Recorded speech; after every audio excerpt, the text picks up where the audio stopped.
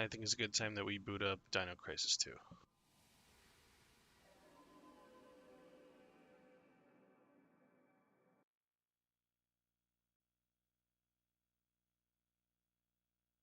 What?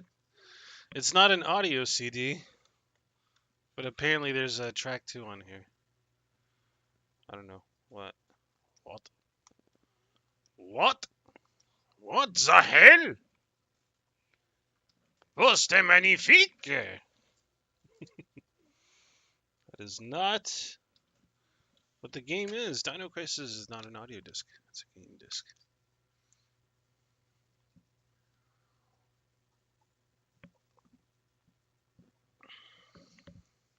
There we go.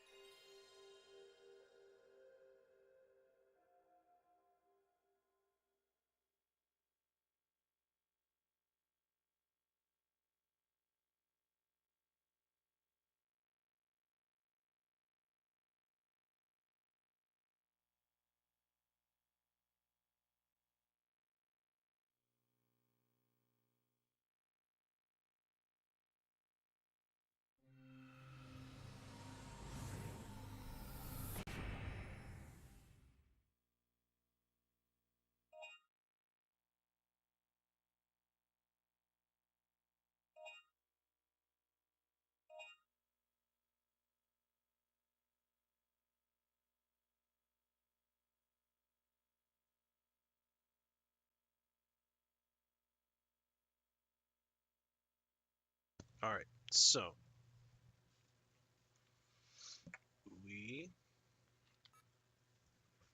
we're at the command center. Is it command center or command station? Inner compound. Making our way towards Edward City.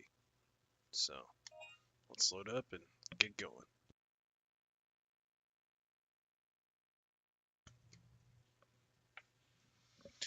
Oh boy. Oh, I don't need those widgets. Cool.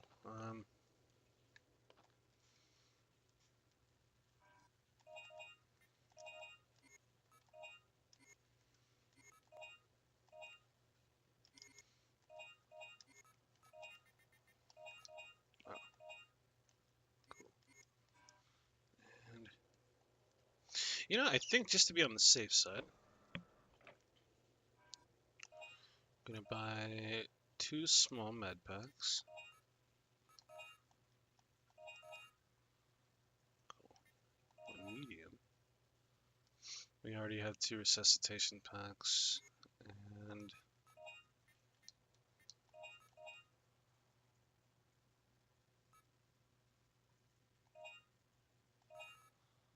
yeah, we'll be fine with that.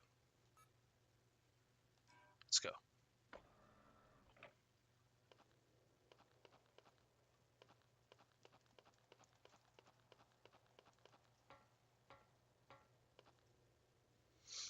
All right.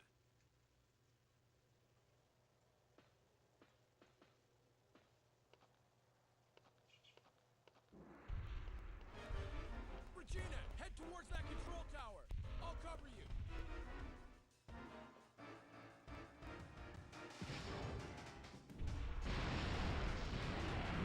Bam!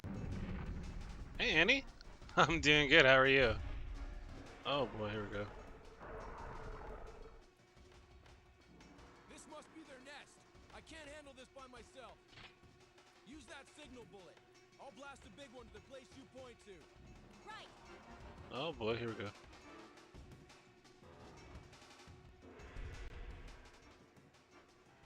So, go through this area with the help of your partner covering you. By using the signal bullet on as your sub-weapon, you'll be able to receive cover from your partner. Oh god!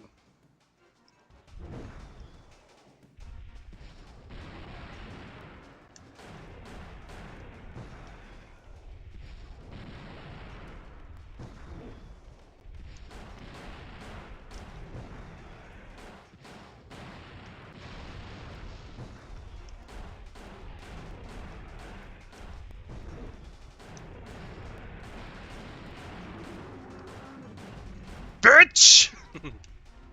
Oh god.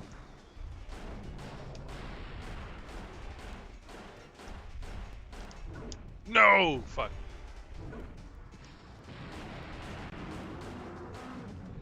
Yeah, motherfucker.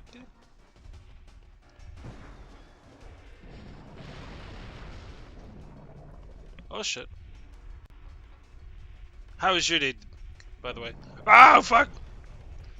Invincibility frame, thank you!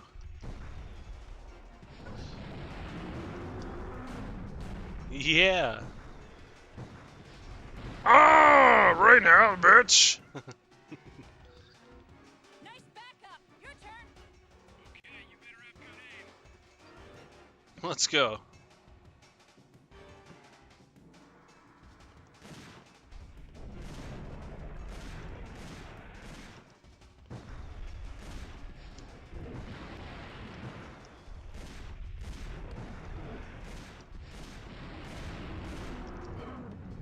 Damn. Let's go.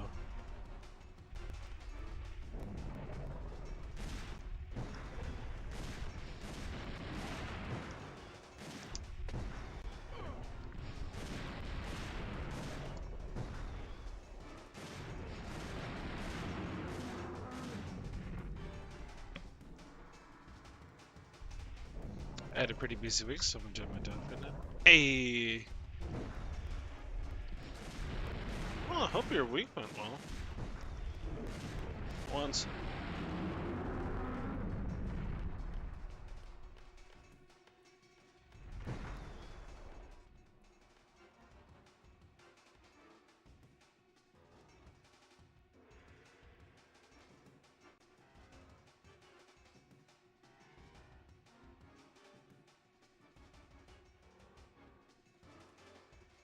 Alright.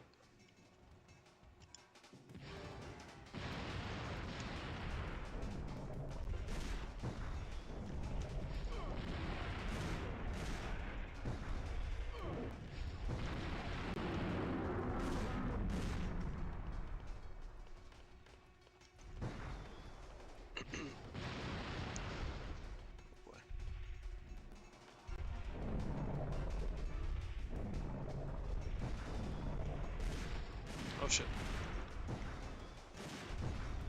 I didn't even know they could jump up here. What? Oh, wait. Ow. Yeah. Shoot you right in the ass.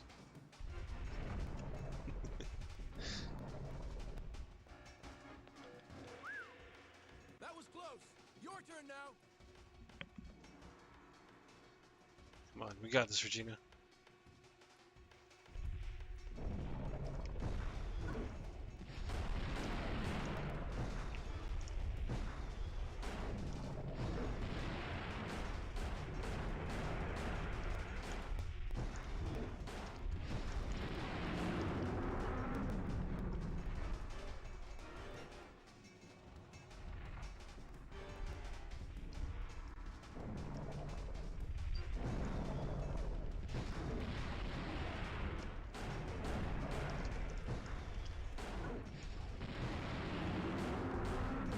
Jeez.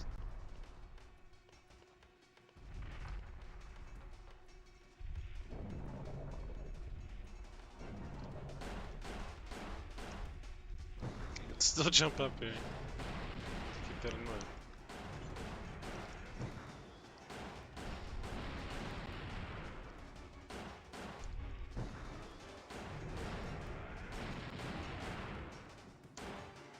Surprised Regina can take one of these guys down, or, you know, at least, like...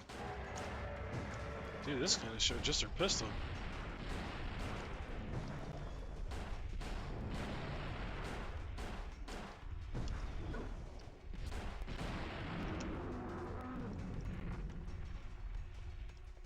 Good job. Whew. Let's go.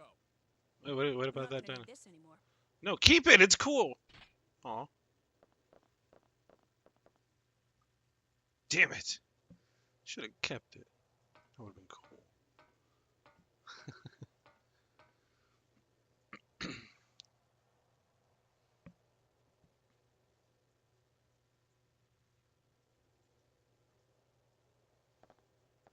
Oh,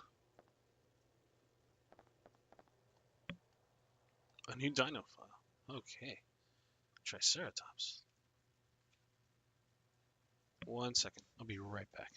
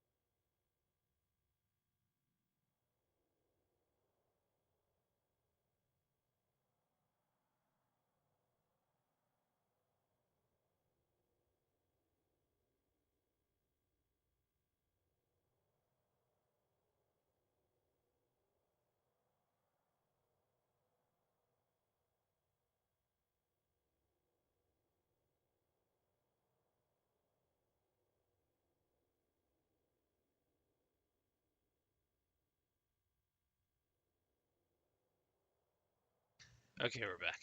Sorry about that. Just had to take care of something. So, Triceratops, meaning three-horned face, 8.5 meters in length and 3.0 meters in height. Wrong controller. I grabbed my PS4 controller. Okay. Observation record. They are herbivores and can be found in the outskirts of the city in the fields. They protect the herd's eggs in herds. They are social dinosaurs. They are very gentle in nature and will not become vicious unless forced to, such as stepping on their eggs. Half a year ago, their attack on the city was unstoppable. A section of the city was completely destroyed. They seem to remember who harmed them. Ever since then, some of our soldiers had to pay their lives for it. Combat notes. If you dare fight them, you have already lost the fight. An angry Triceratops is unstoppable. The only thing that will stop it is an even more angry Triceratops. All we can do against them is to use heavy firearms and aim for their nose and get as far away as possible.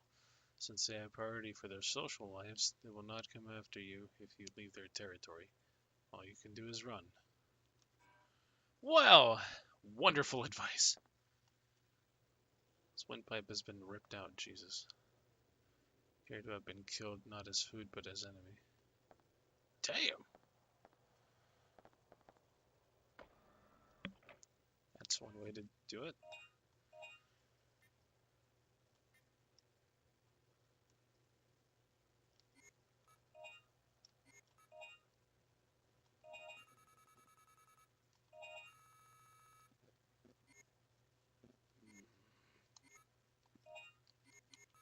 I'm gonna save here.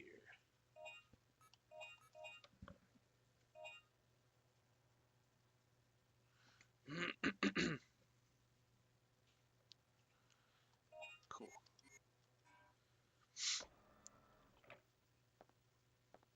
I'm guessing your busy week, or your week was busy with a lot of schoolwork, right? Anything to observe here? No. Oh boy. What's going on?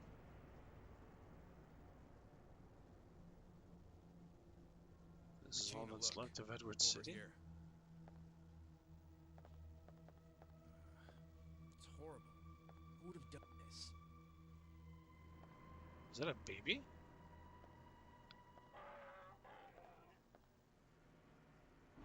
Uh-oh.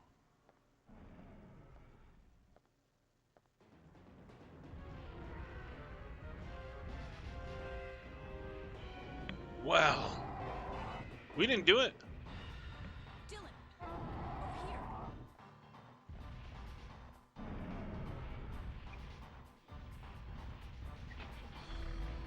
Oh, shit. Oh, boy. Here we go. Suppress the Triceratops attack using the rifle. Let's go!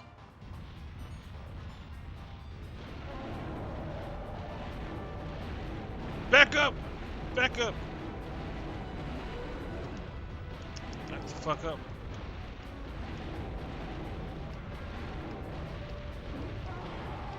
Damn it.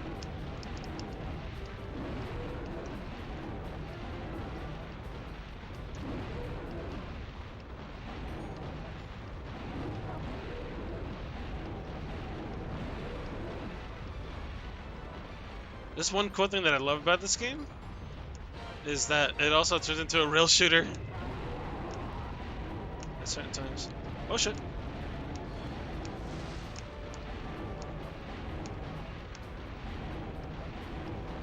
That's what I love about these old school games too. Fuck. Oh, are you? How come? If you don't mind me asking. Unless, of course, you don't want to share, then you don't have to.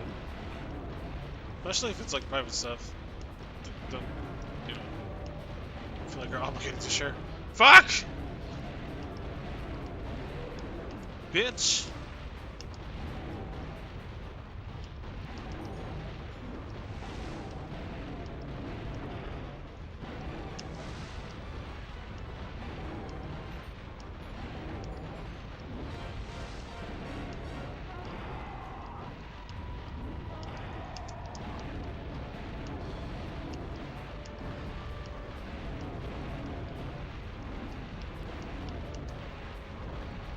Fuck. Alright. Hell yeah.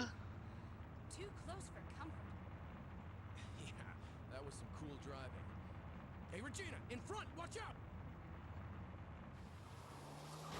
Oh shit.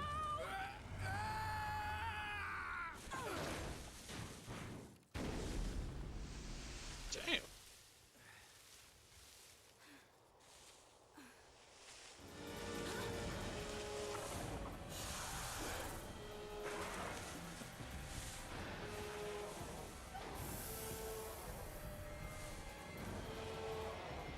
We're surrounded.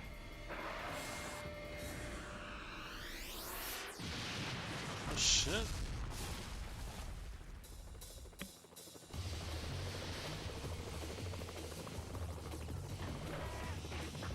Hell yeah, look at that. Let's go. Can we fly one of those?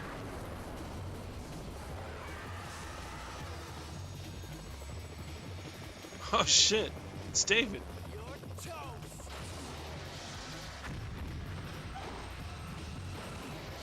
Yeah.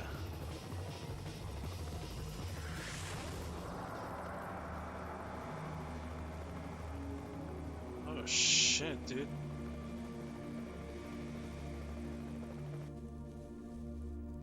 Let's go. Right. Yeah, we gotta get the hell to Edward City now. Oh, I love this game. Dino Crisis is my favorite game. It is one of my favorite games. These people were the only ones left. There aren't any survivors now. So we failed. How could we let everyone die? Look, we still have the mission to retrieve the data on Third Entry Research. It's a little choppy because the game's so To old. get the data, how do we get back to our time? The access for the gate has been destroyed, right? That's why we need data. If we study it, we might be able to build another gate to go back. He makes a fair point. Let's split up and search the town for the data. I'm gonna have to get another copy of this game. Vid? David. Let's go. He called him Vid, though. Not David. Okay. Vid? That's an interesting nickname for David. Vid. Ran out of fuel and crash landed. Damn. I mean, it is a fair point to land it like this. Onto the dead body. A new dino file. Oviraptor. Meaning egg robber. 2.5 meters in length and 1.3 meters in height. Ever since coming to this world, we've encountered many different dinosaurs, but this is the first one we've thought we could handle easily. We soon learned that we were sadly mistaken. They are equipped with two arsenals. One is their sharp beak and the other is their poison. The name Egg Robber was originally given based on misconception, but it turns out that they use their beaks to crack the hard shells of eggs, and to protect themselves they have acidic poison. They are well equipped in both offense and defense. Combat notes. You shouldn't stop moving when you fight them. Some will spit poison and some will jump kick you. You have a better chance surviving if you continue to move around and attack. Their small size makes them a pain. They scamper and attack in groups. They really get on your nerves. See? Exactly. Exactly! To counter them, a weapon which you can blaze away should do the job. Like a flamethrower. Or a rocket launcher. Well, not really blaze away, but yeah.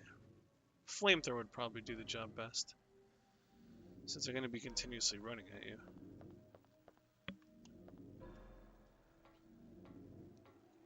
What do we got here? A drugstore sign. Been repainted several times, probably by the owner. Eesh. Signs of humans being eaten as well as raptors. Robson's store. Alright, let's check it out.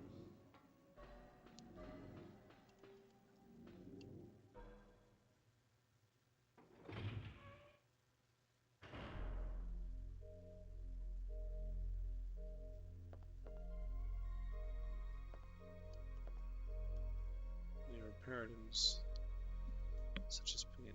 Most of the cans have swollen from age.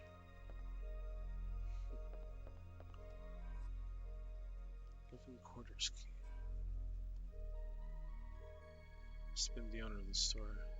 There's a shop on Bransfield. Knives and hammers must have been kept here. Nothing is left. Must have been taken as weapons. Shit, I would have done the same thing. Reinforced glass has been shattered. Dirt and mud on the window frame is a sign of dinosaur intrusion.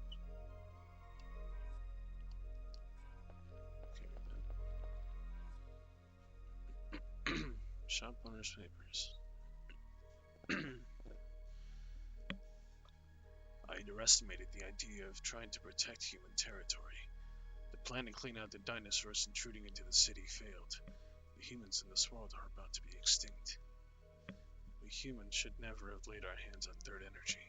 The military folks still don't even get it after all this. Their plan is to fire third energy missiles in this area of the jungle and wipe the whole area out. They plan to take the third energy data disk to the missile silo in the jungle and input the data in the warhead. The missile is scheduled to strike this area at noon tomorrow. It's either the missile strike first, or us. Or us first. Who knows? Damn! So either way, they were planning on striking the jungle, which meant Edward City would have been wiped out either way. Jesus, dude.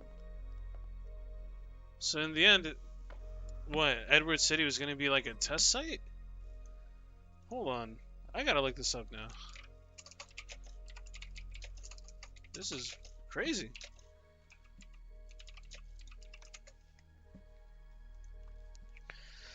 So it says Edward City was a community located somewhere in the United States with a population of about 1,300 people. Built in the 21st century as a planned community for the Third Energy research staff, a local military base, and their families.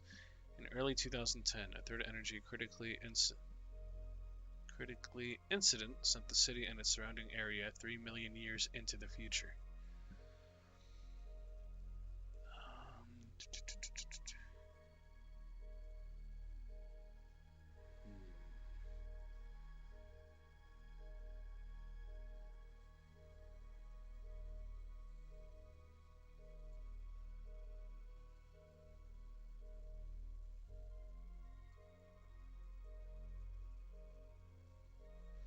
says Edward City also shares some similarities to that of Raccoon City and the Resident Evil video game series as well. Mainly the unusually narrow streets and yards that are uncommon in typical American city planning. It has also shared the aforementioned city's fate, overrun and almost completely depopulated. That is true. That is very true. Ah, the city was named in honor of Edward Kirk, the pioneer of the third energy theory. I'm trying to find... here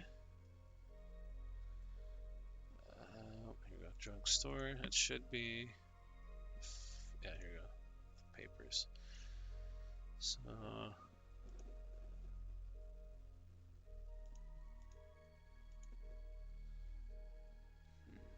Doesn't really say much of anything other than that, but... Yeah, either way, it seems to me like it wouldn't have mattered. Or, you know, to him, it seems like it wouldn't have mattered what he had done. Because either way, it's either they fight for their life against the dinosaurs, or, you know, and even if they win, they would have been wiped out by the missiles regardless. But who knows? You know, maybe that's why he decided to take his life. He's like, it's better if I die by my own hand than be ripped apart by dinosaurs. Or to get blasted away by a warhead. Oh, fuck. No. Fuck off. Can't even do anything with that.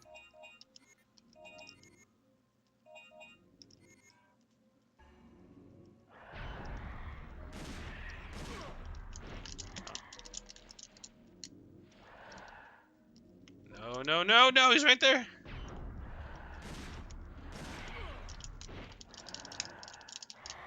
This doesn't even do much of anything. Oh, fuck. Damn you! Ooh. Ow. You know what's another really good game? Red Dead Redemption. And Red Dead Revolver, but I never got my hands on that one. I should though. Bitch!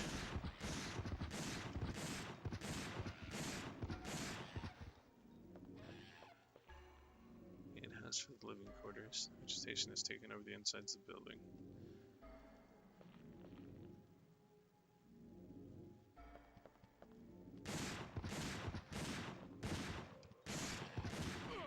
Fuck.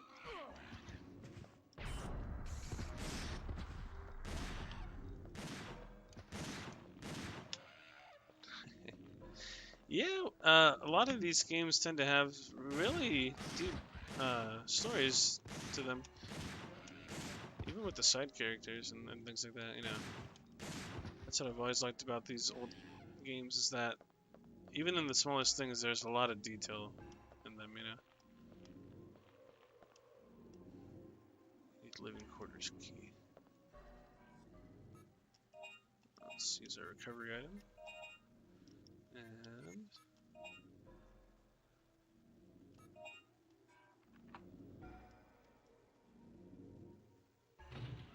also, of course, the animation is the same as Resident Evil.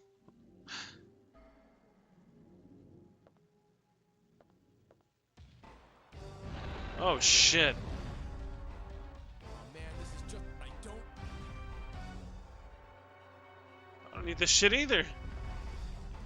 Run, Dylan! Ooh. Yeah, look at that, your new best friend. Okay, I got a surprise for you.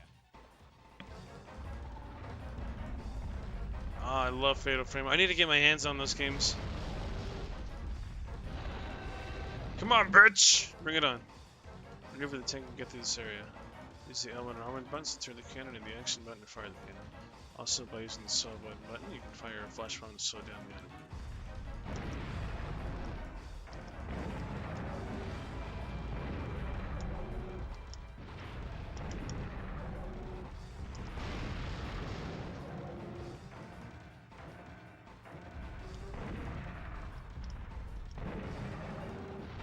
Fuck off.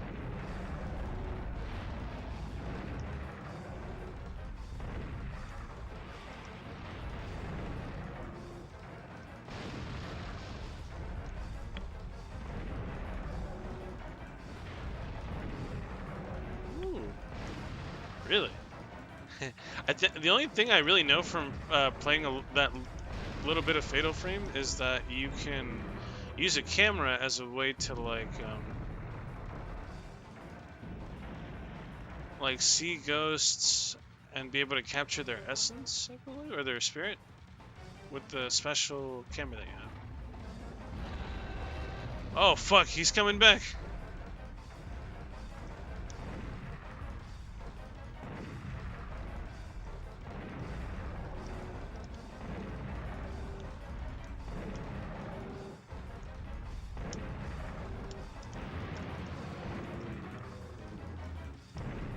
Haha, bitch!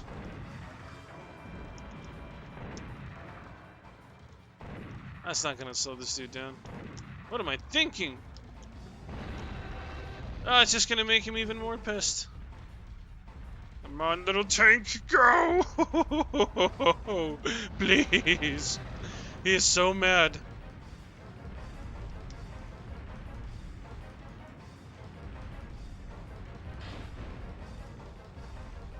Oh shit.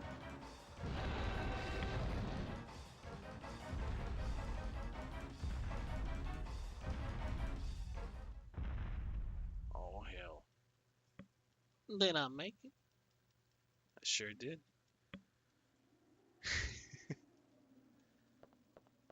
Oh, thank God. What is that? Gas mask. Ooh. Now we can head to the missile silo. Oh shit.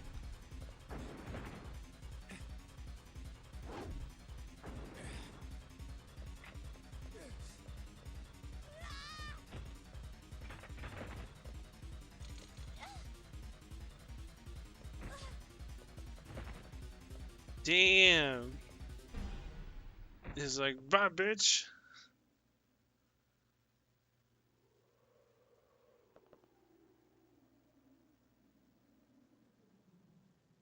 Damn.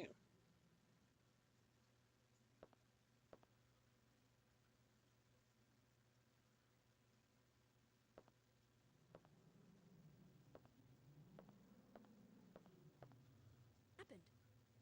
My sister's necklace. This necklace belonged to my sister who passed away. What? Can't be possible. It looks so much like the one my sister used to wear. What do you mean? Well, a very different person before I joined the army. Just a worthless street thug.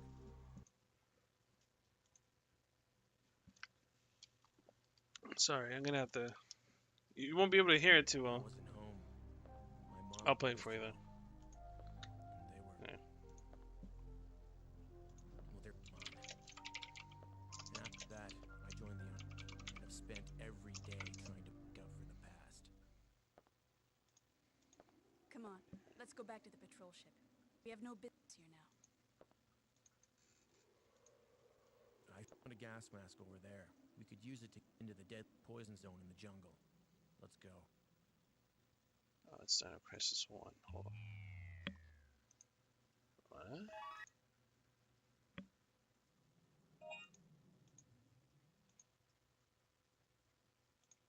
Oh look, I landed exactly where I wanted to land. Sweet.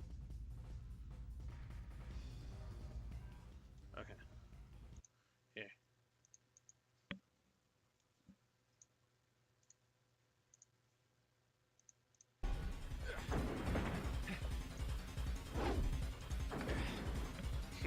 Trust me, it works better this way.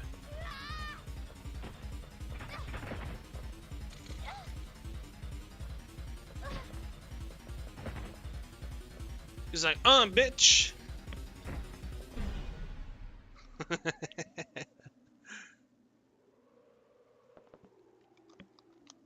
Alright. Enjoy.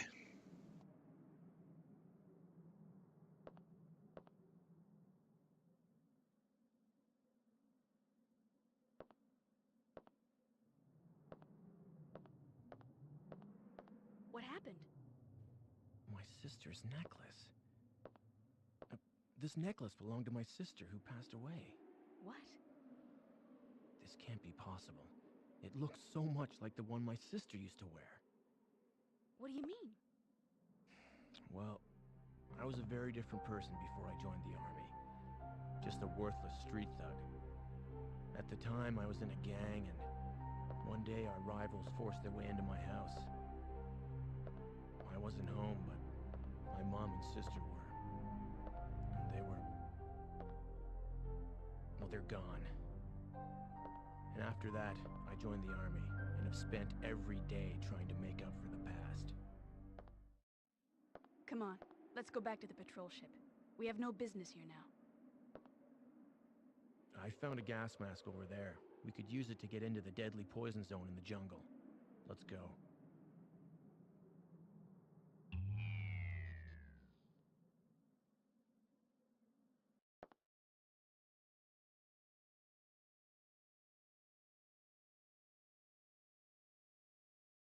I'm pretty sure that made the experience a lot better. So I'm probably going to be doing that when it comes to cutscenes. I'll just pause it and actually, you know, play the one that is from YouTube. So it's a lot better that way.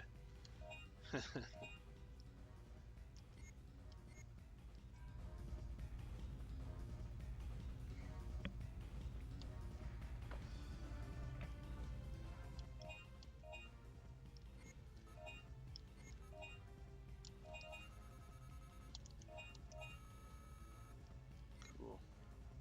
Touch that.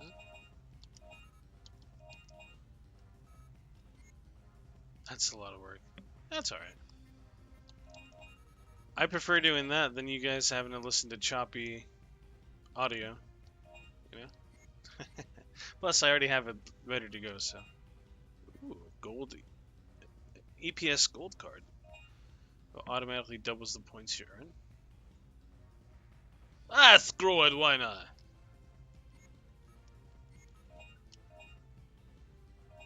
If it doubles my points, sure.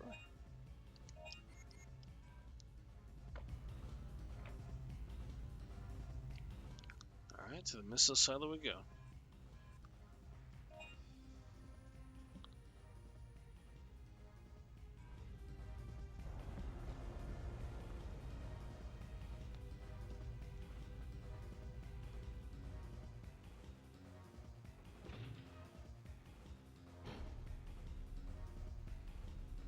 Definitely ship's coming on.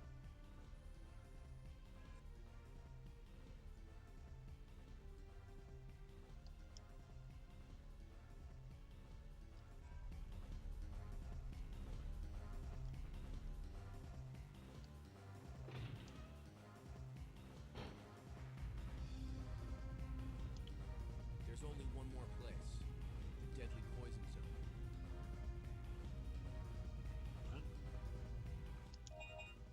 Actually, I'm gonna need that stun gun real quick. And I have my missile pod, so we should be A-okay.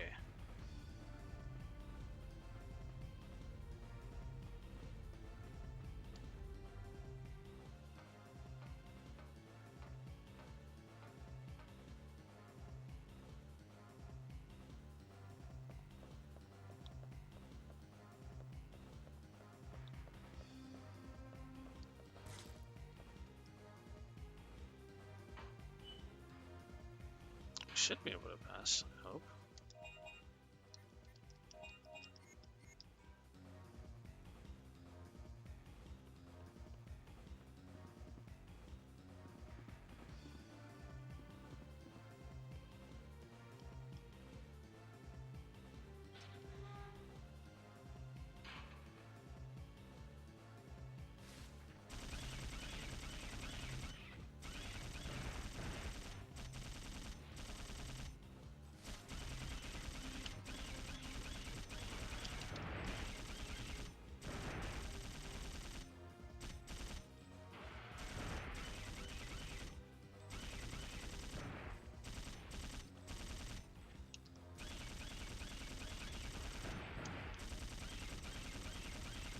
Jeez.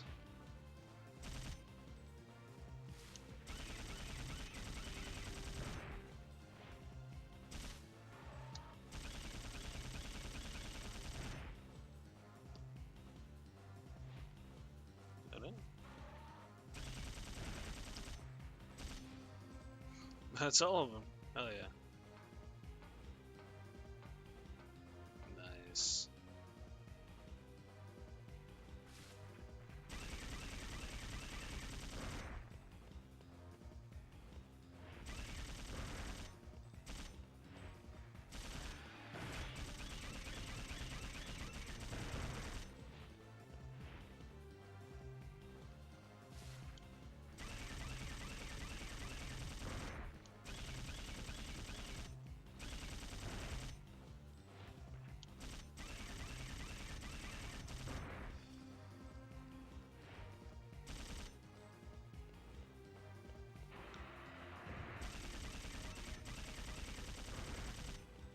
missile silos down this way.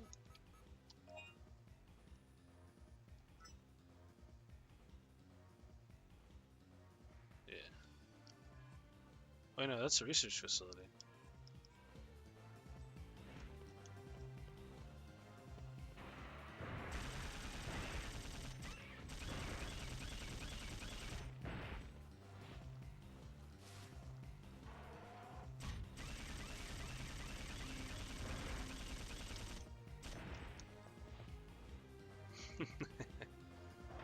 There we go, that's what we need to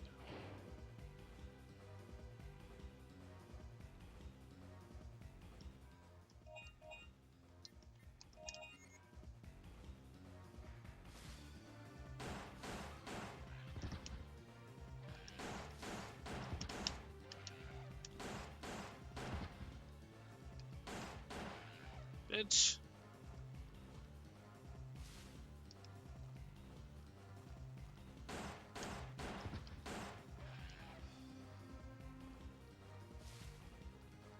What?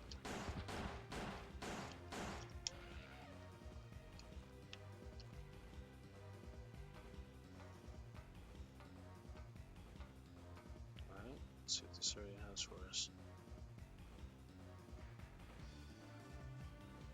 Hey, Regina looks pretty sick with the gas mask on too.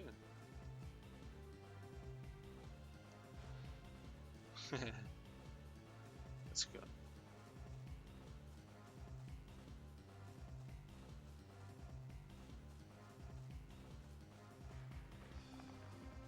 Ugh.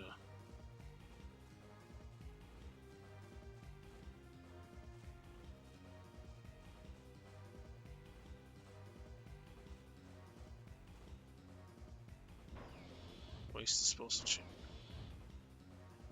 Huh. Hey, save point. Let's go.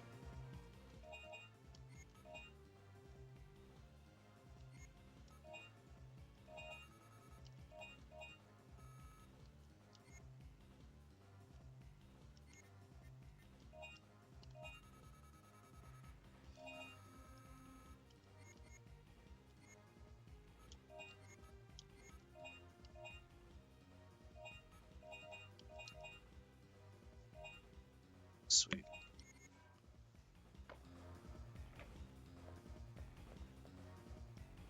Diaries and other things that the research staff are scattered everywhere. Right? Control system for the waste disposal system. Control terminal. To dispose of this world. Serve large waste.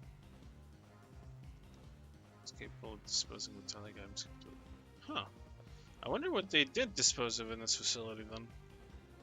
They didn't really know what to dispose of.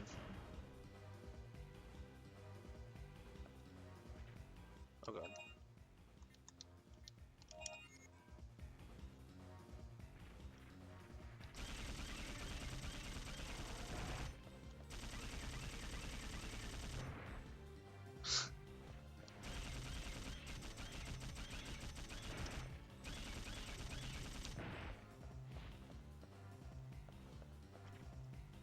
Control device to operate the power machine. That's it.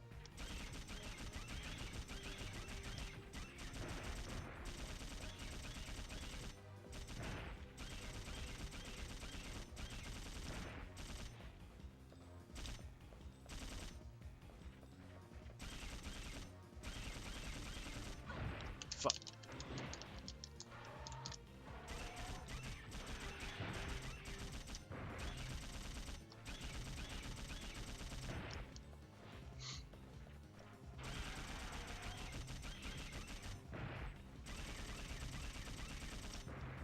It's over here.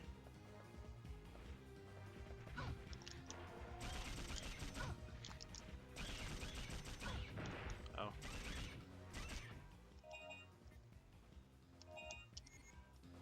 Fuck it.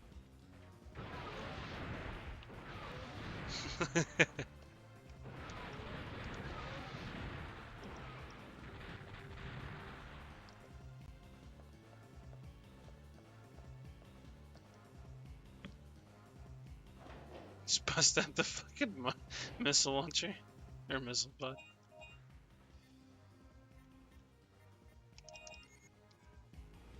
So many options to choose from. What's this? What's power? Alright. Third energy disk.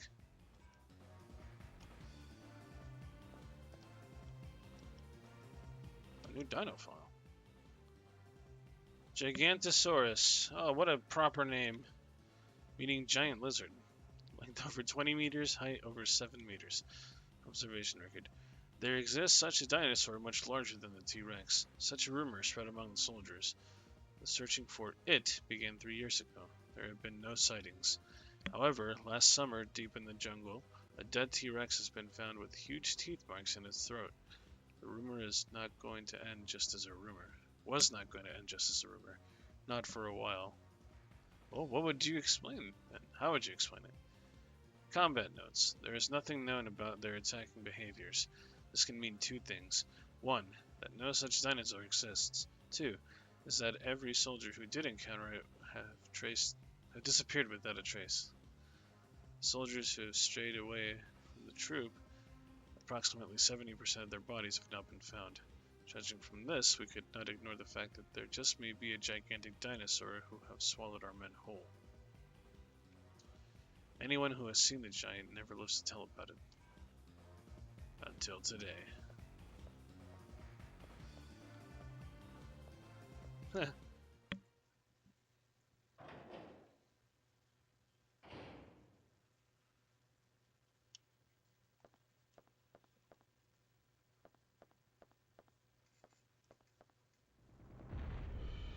Oh boy. You again? Persistent thing, aren't you?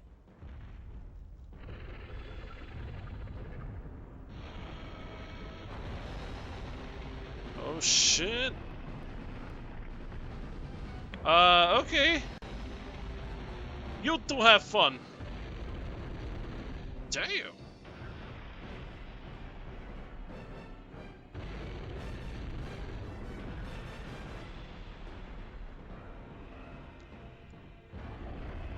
You think that little chomp is gonna do anything? That's just gonna piss him off.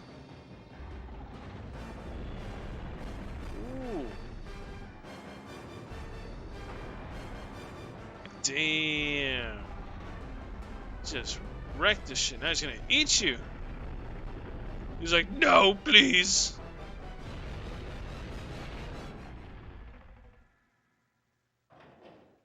Oh shit. What are we gonna do in the data control room? We can't even get out of here. We're fucked.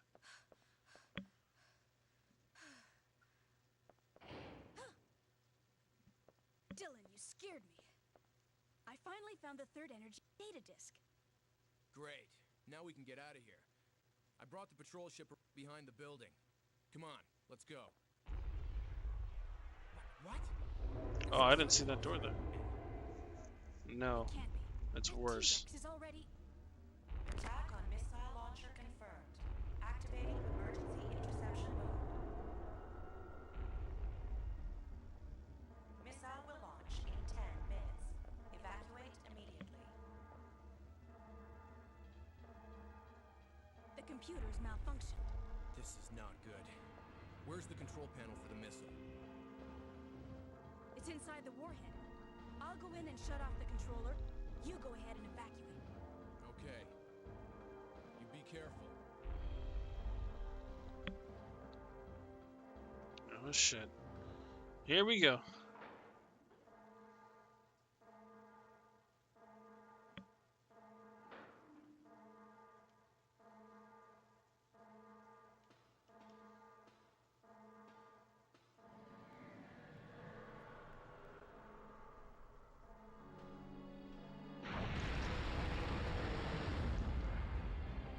Oh hell.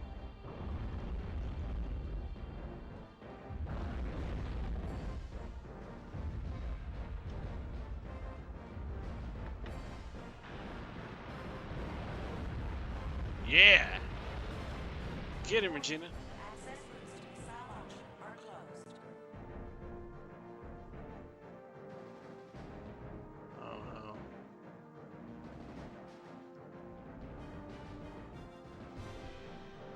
I love the music to this game too. It's so good. Oh boy, here we go, here we go.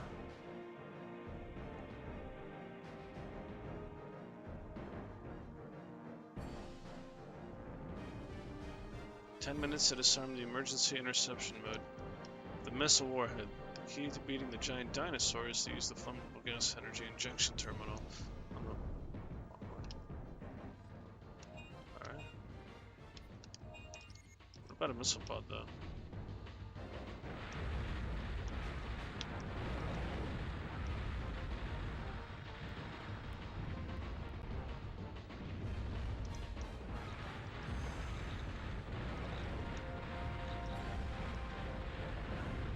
Oh shit.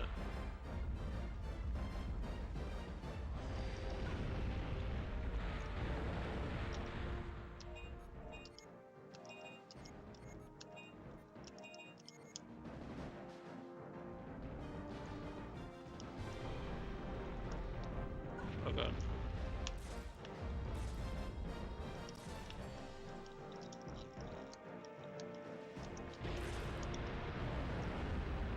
There we go.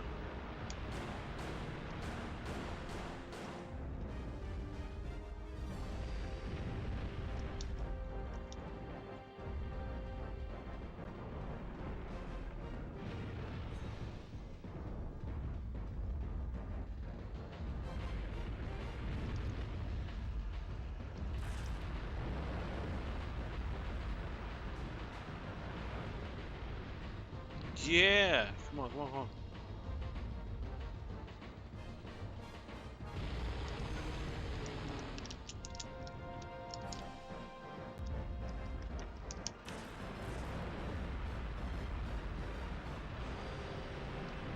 Oh god, oh god.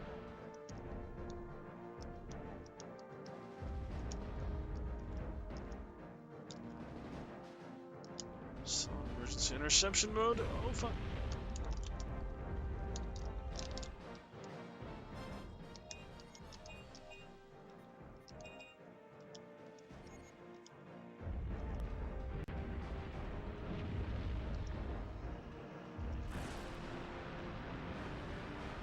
Touch it, touch it! There we go.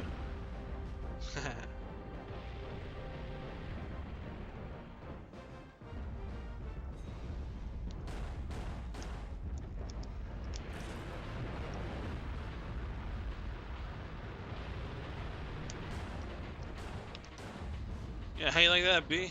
Come on.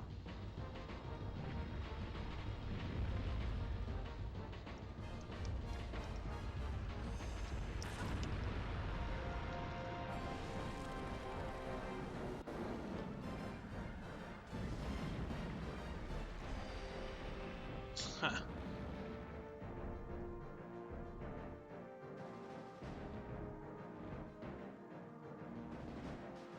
Attention. Access to missile launcher are open. Maybe down, but not out. I don't think he's gonna go down that easy. We gotta hurry though.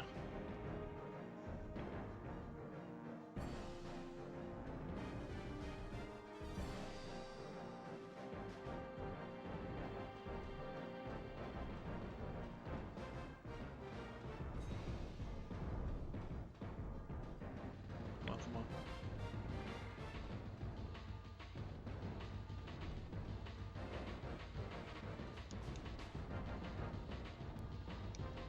Oh, great. Yes, we gotta do the restart program.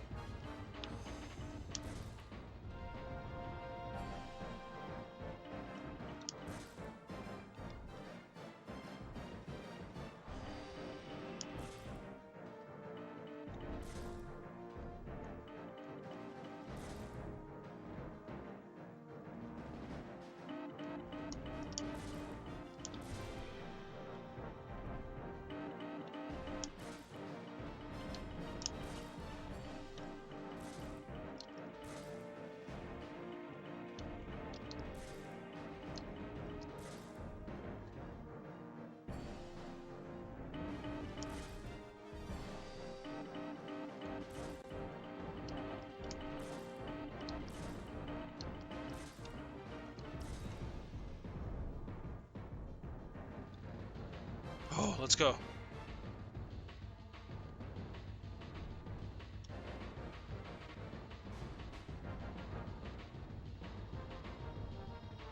Oh god. Don't tell me it's freezing. No.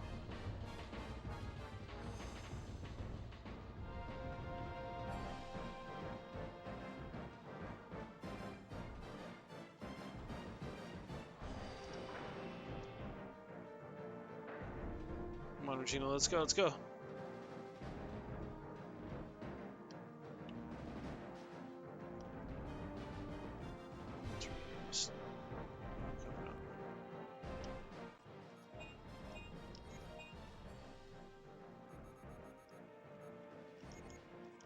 Well, how the fuck am I gonna open it? Oh. Yes.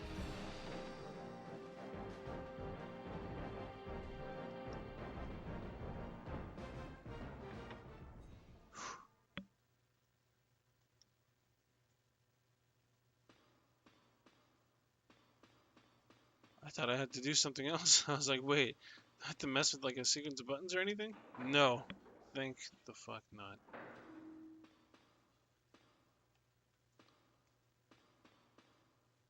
Not that's over.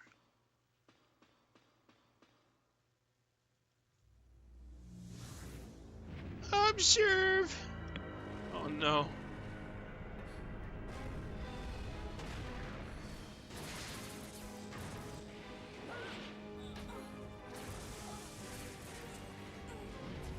Come on, Regina, go!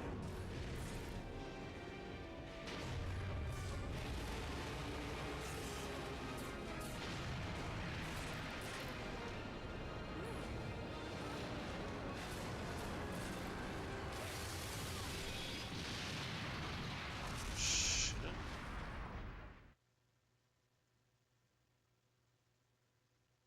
Now we're at the launch control room. Wow, we survived. Attention, missile destroyed. What? Warning, warhead armed. Evacuate immediately. I thought we stopped it. Oh shit.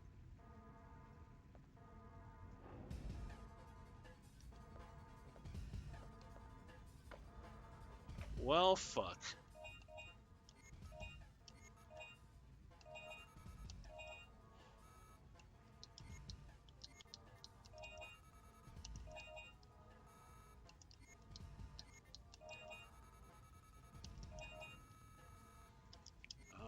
Fuck.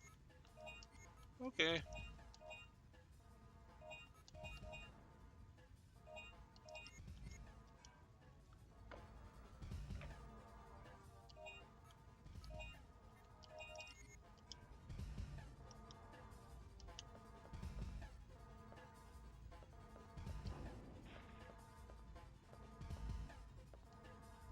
What the hell?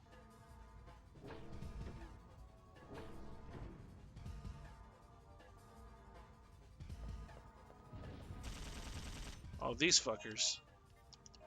Missile pod work on them? Of course. Fuck.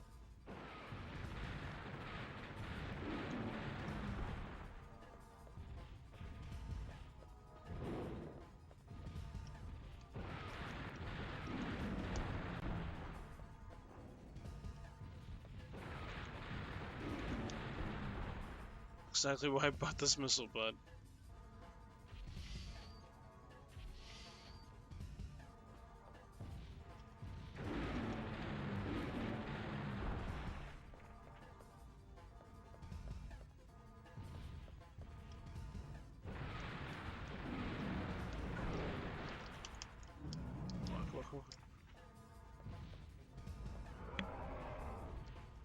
We don't necessarily have to kill them all, but still.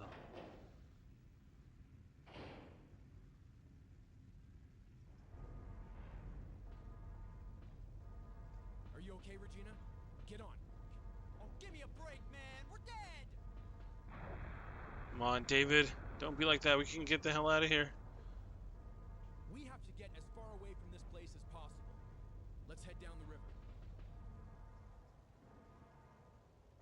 David's just like, nah, man, we're dead. We're dead. We're so screwed.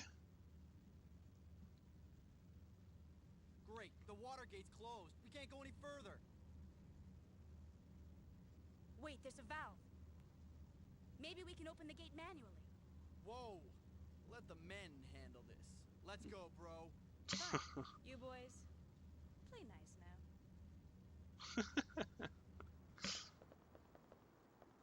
Okay. David's up got there. some big guns, so yeah, probably take him less time to do it. Well, here goes.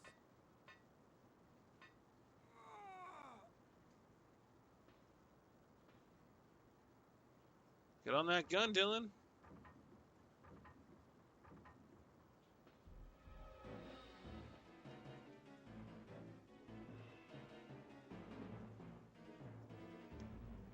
David is operating the water gate. Cover for him using gun on top of the guard tower.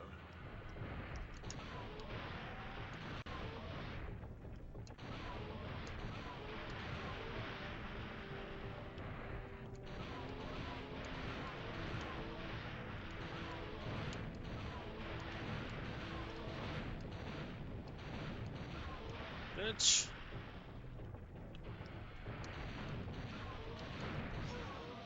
Fuck.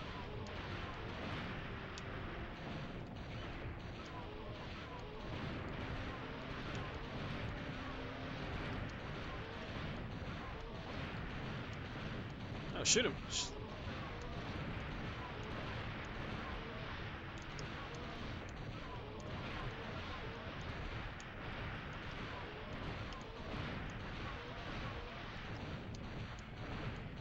Leave my friend David alone, fuckers. Let's go. I rule! Bingo! Dylan, let's go back. Watch out! Oh, shit.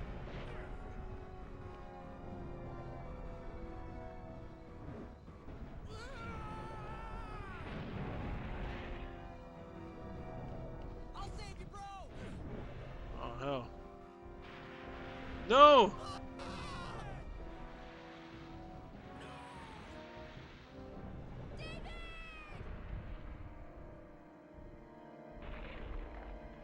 Oh, shit, dude.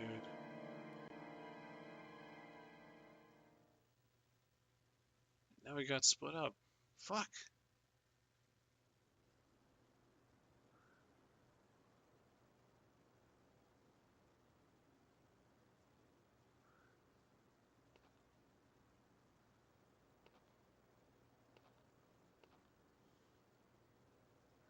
You?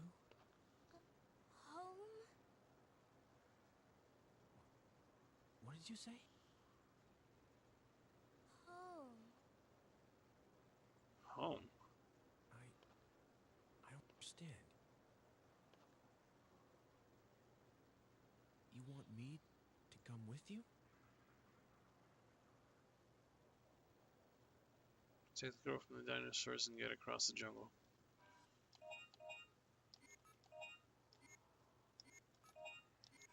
Alright.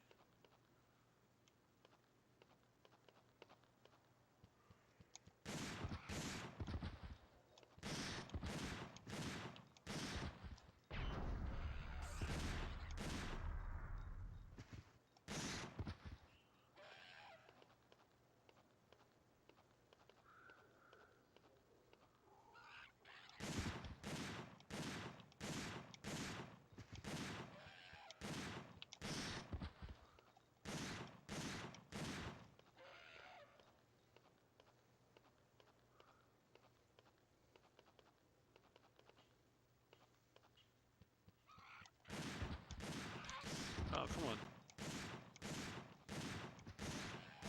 Little fuckers.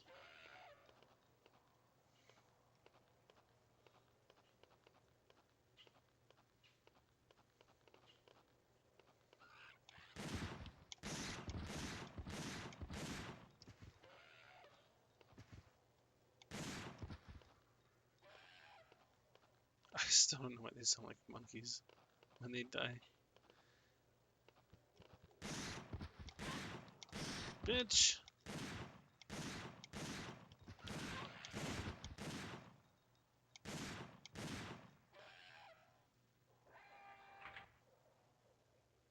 Hell. The hell's this? Wait.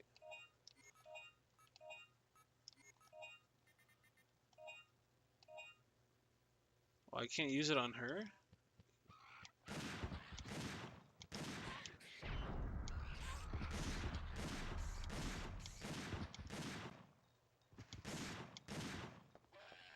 Bro, what the hell? Come on.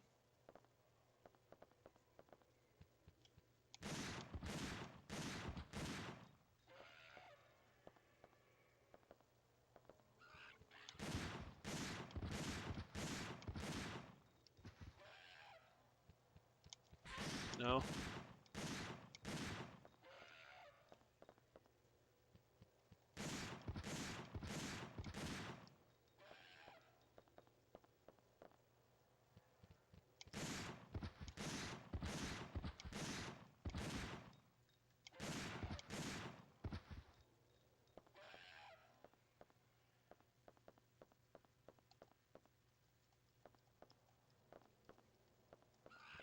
Oh no, oh no, oh no, oh no.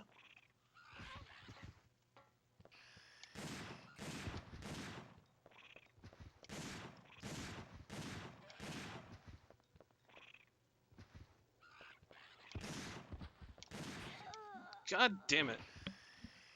I didn't aim the right way. No. Yes. Resuscitation.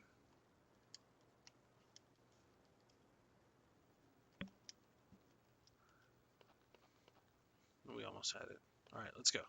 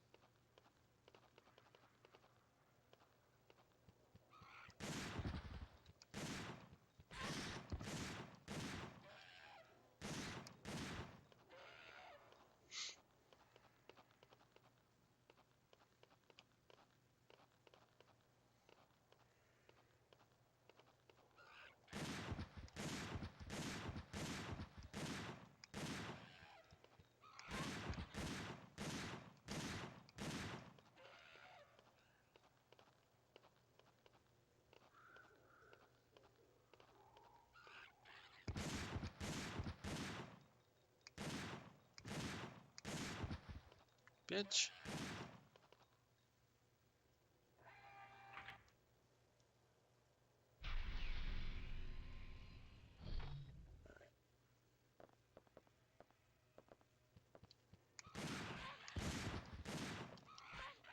Bro.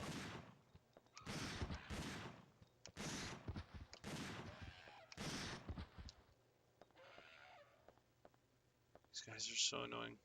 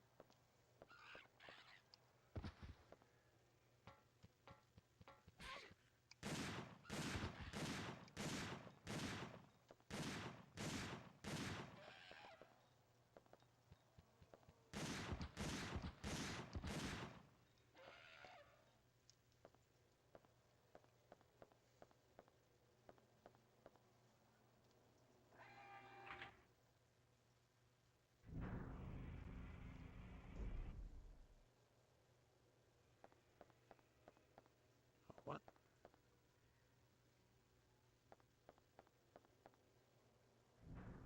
How'd she go?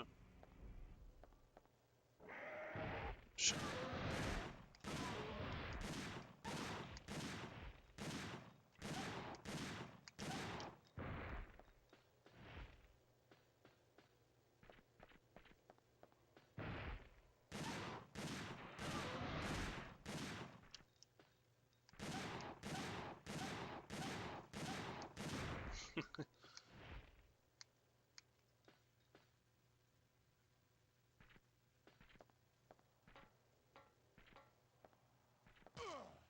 Oh. Control terminal for the laser shutter. Currently, 4 backup locks are active. Alright.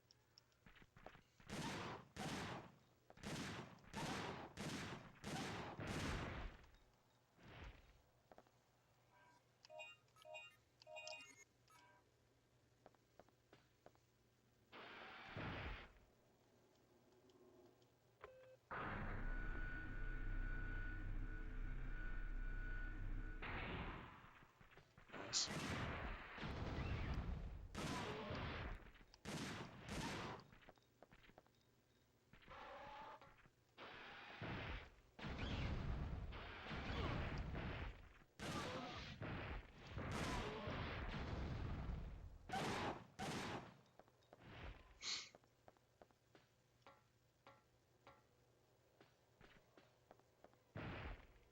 Alright, let's do the red one.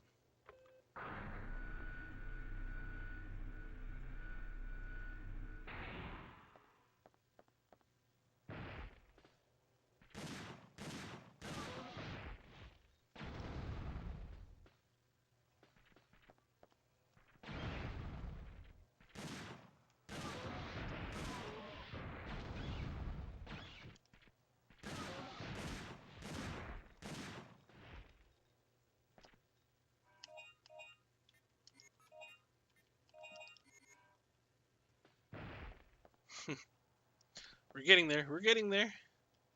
Yes. One more lock to go. Bitch! Oh.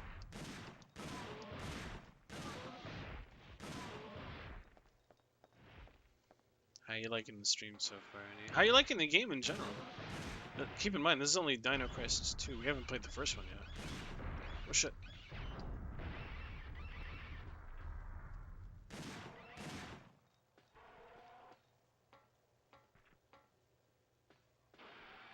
The last one here.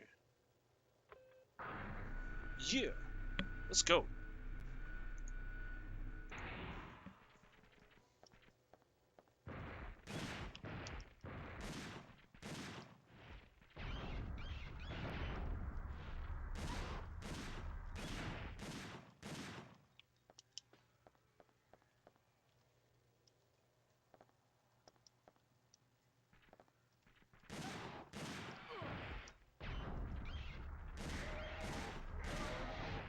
Bitch. And this should be it.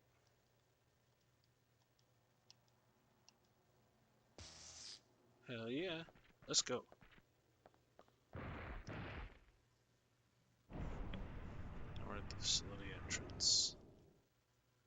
What's this? Superintendent's will. I knew it would all come to this. There's no way humans and dinosaurs could ever coexist. But if we sacrifice our lives now, we would leave a chance for the existence of the human race.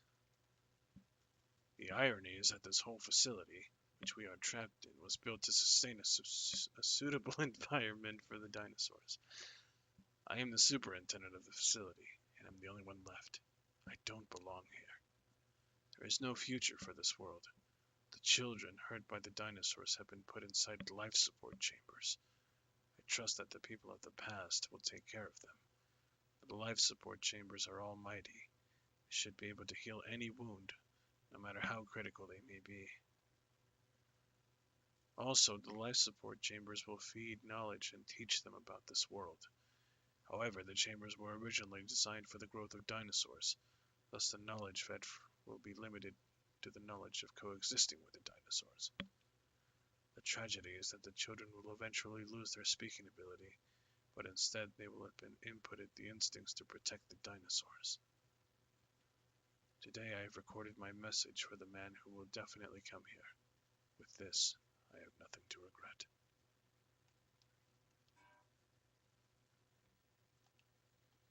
Facilities perimeter environment data is imaged. The image shows that there used to be a jungle where Edward City is now. Huh. So it was a message from me all along. The whole wall is lit by indicators of instruments and devices never seen before. I'm still wondering what the hell this place is.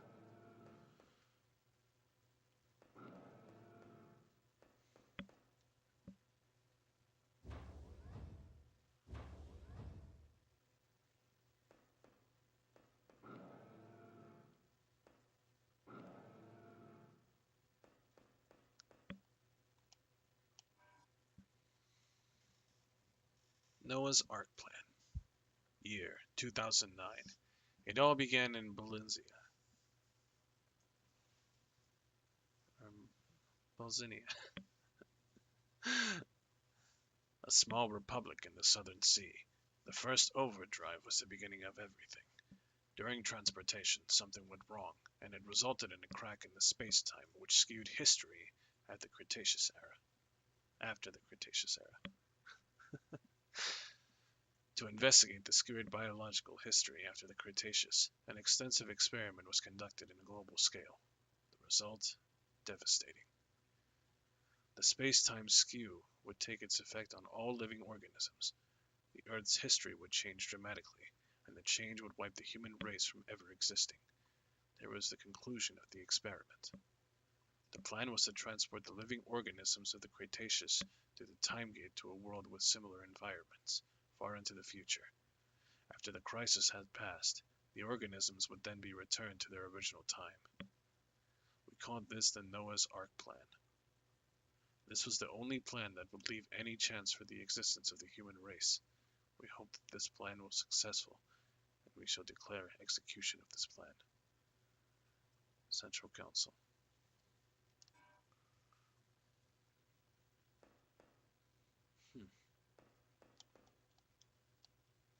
Many computers are installed for data analysis of experiments.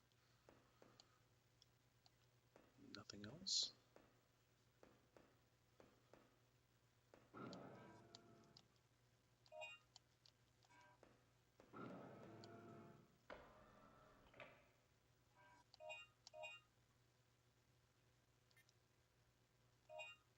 I do have enough for the rocket launcher.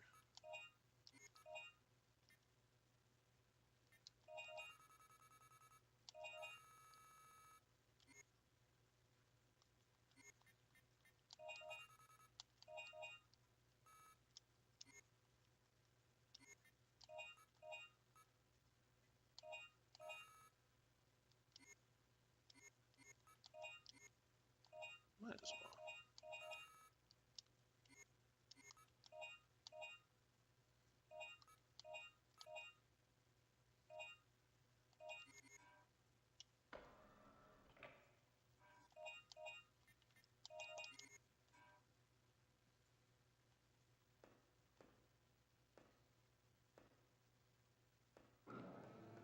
Let's get out of here. Pretty sure it's a resuscitation pack. Is it? Yes, it is. I think we'll be okay.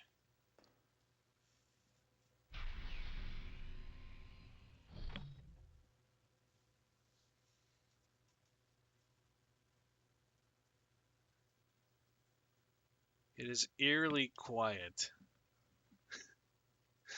Very, very quiet. My goodness.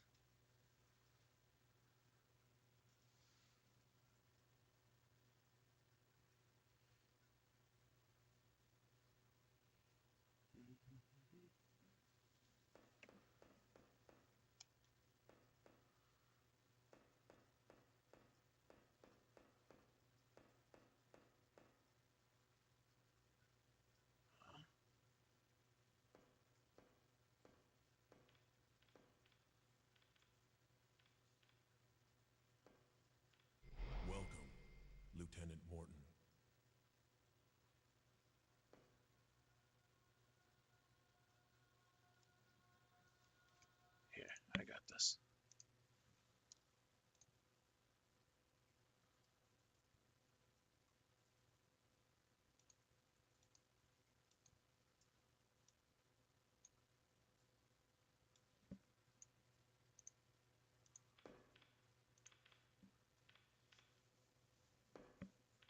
Welcome, Lieutenant Morton.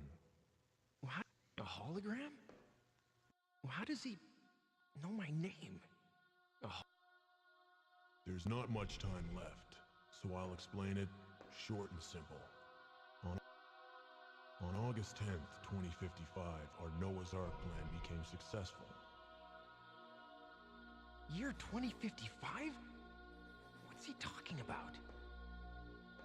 To save the dinosaurs, we transferred the dinosaurs to this time, 3 million years ahead of our time. What? 3 million years?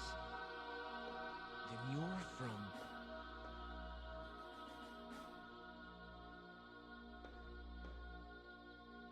But there was another accident when we were about to go back. The gate disappeared and we were stranded in this time. Then this is the future. There was no way for us to survive in this world, where dinosaurs now rule. We, the remaining survivors, hurried to recover the gate. But it's too late now. My wife, Julia, was killed by the dinosaurs. And my loving child, she was hurt. Badly. Paula. Paula?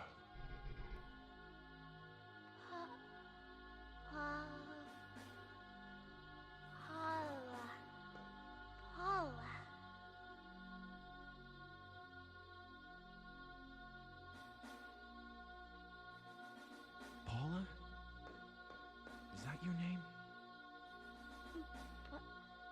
Papa. My only mission now is to protect my group. I have kept Paula and the other children safe by putting them inside life support chambers.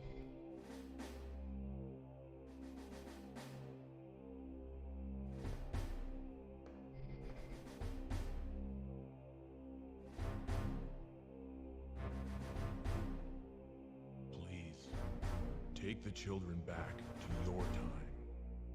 And now, I should introduce myself. I am former Special Forces Strat member, Colonel Dylan Moore. What? You're myself in the future?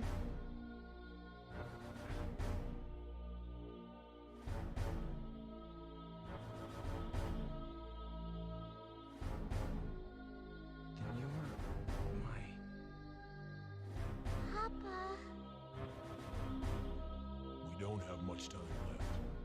There's a gate behind the door. You can use it to return to your time.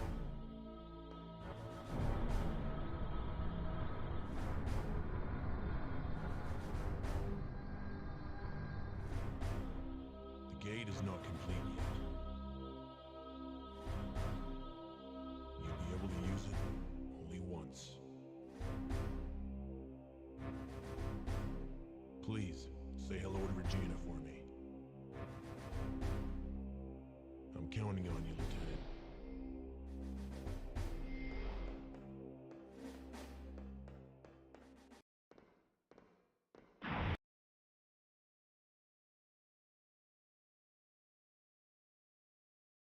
That is a lot to take in.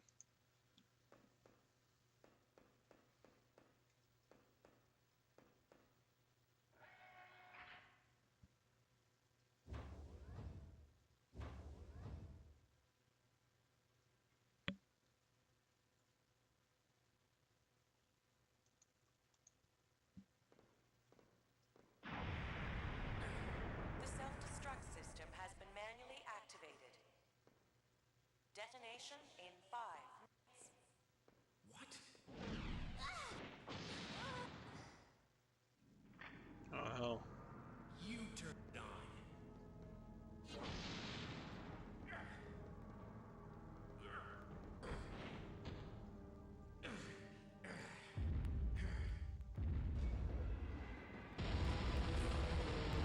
Oh, lovely. Not now.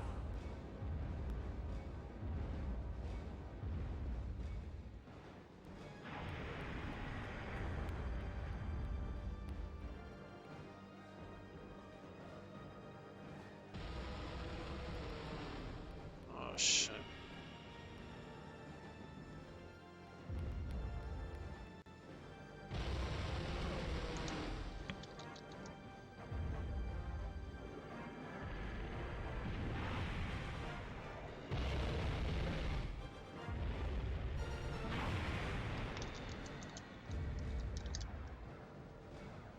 Damage confirmed at oversized transport area. Immediate shutdown. Great.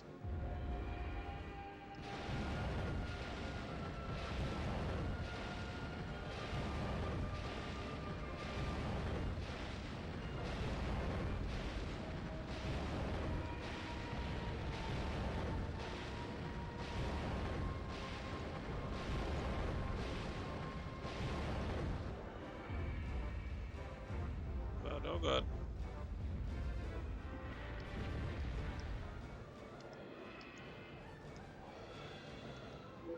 Communication line is now connected.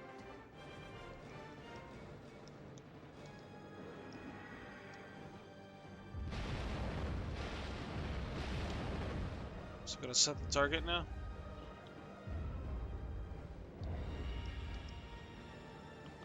I need to open the communication line and set the target. Oh god.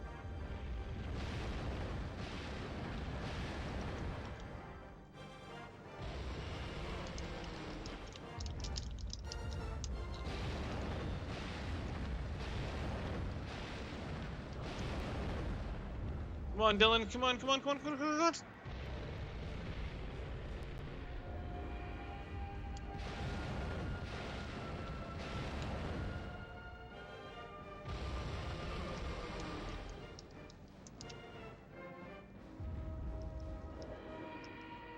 Target control panel to set the target. Target has been set for the gigantic dinosaur. Send the data to the satellite. Yes. Target is set. Let's go.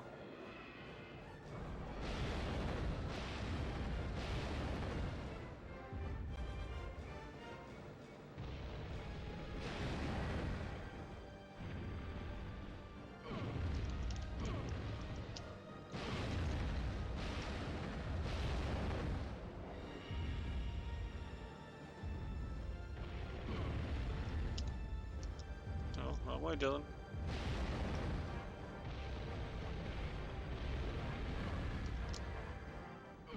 What?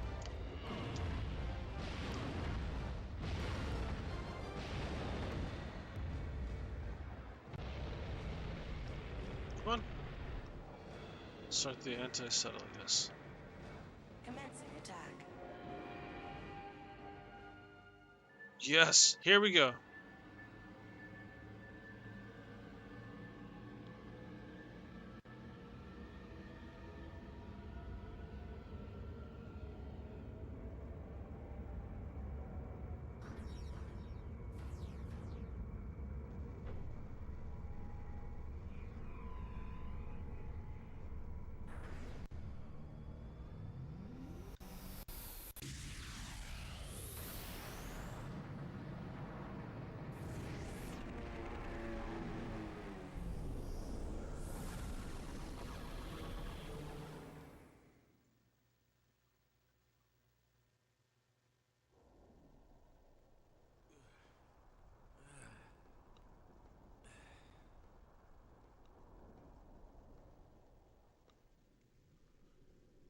Damn.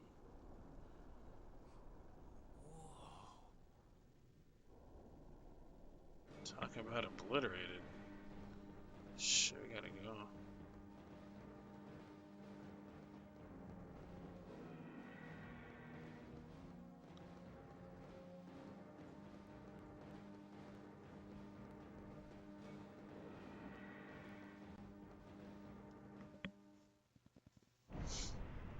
Where the gate development map.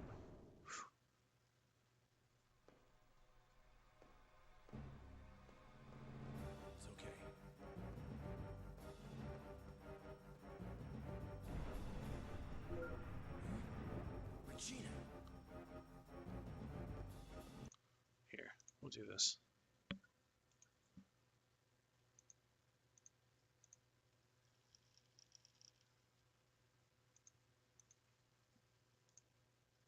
Oops. Sorry.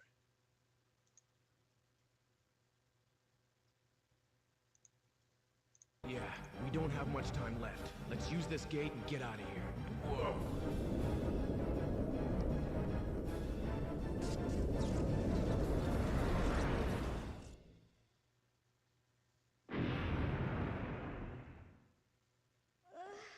Paula!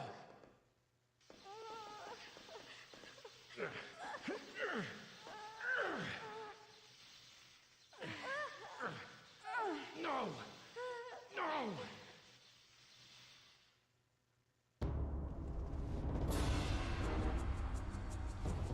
Papa. Paula. Dylan, what are we gonna do? If we don't go now, we'll never get back.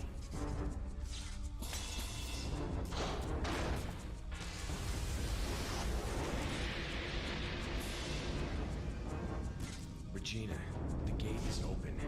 I know you don't want to, but you have to go back by yourself. I won't leave Paula. Are you crazy? Just go, please. You have the third energy data, right? When you get back to our original time, use the data to learn about third energy. Then build a perfect gate and come pick us up for the last time. Dylan. I will. I promise. Final warning. 10 seconds to detonation. Don't forget, you still owe me one. Well then, you better get back quick.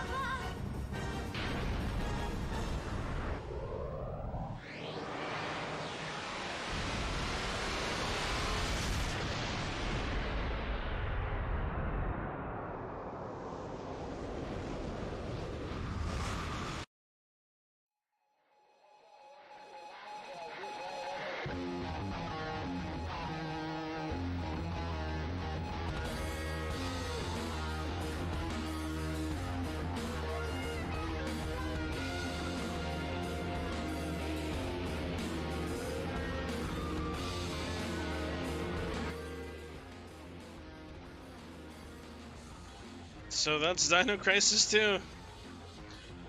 It ends on a cliffhanger.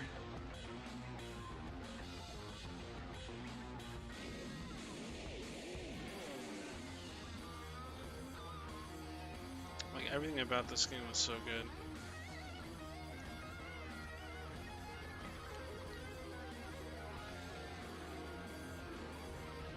Yeah, see? 1 and 2 are connected, but the third one is unfortunately a different scenario which takes place in space and alien dinosaurs.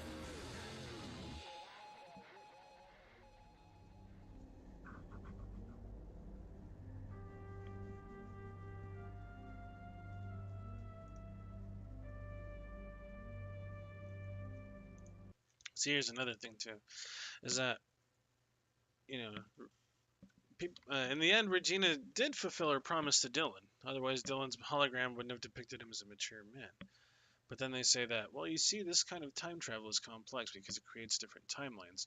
Apparently, in future, Dylan never, the Dylan there, never was the third energy. There never was a third energy accident. So he directed the Noah's Ark plan, and then things messed up. So, actually, what?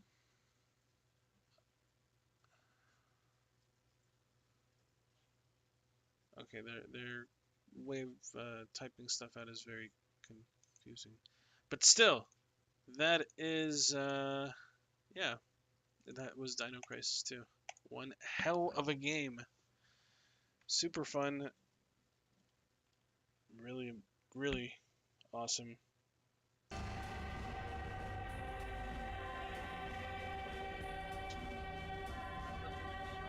Sí, ahorita va. Sorry.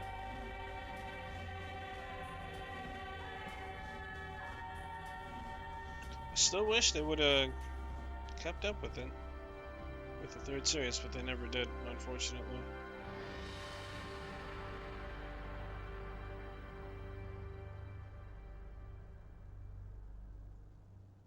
This game was so good, though. I love it. Hey, Dylan in a sports car, baby. Got a B rank.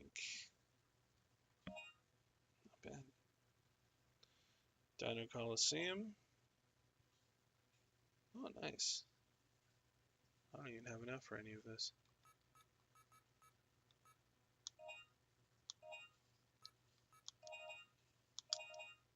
Cool.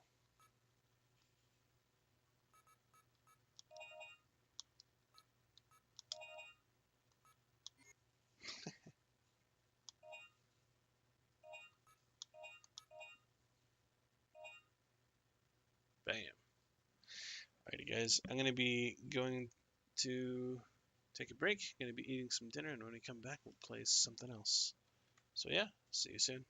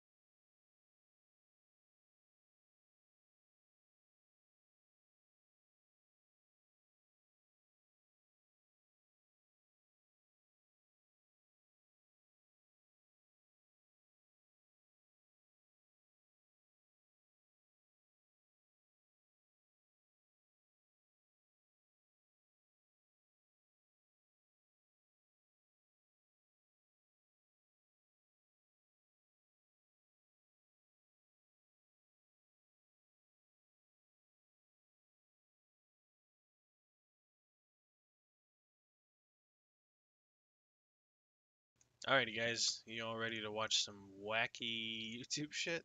Here you go.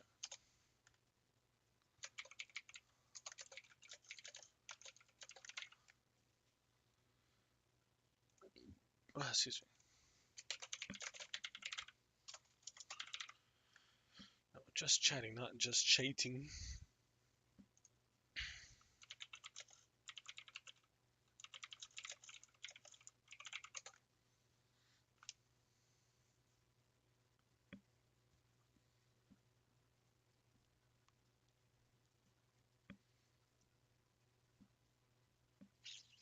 Ow. Let's see.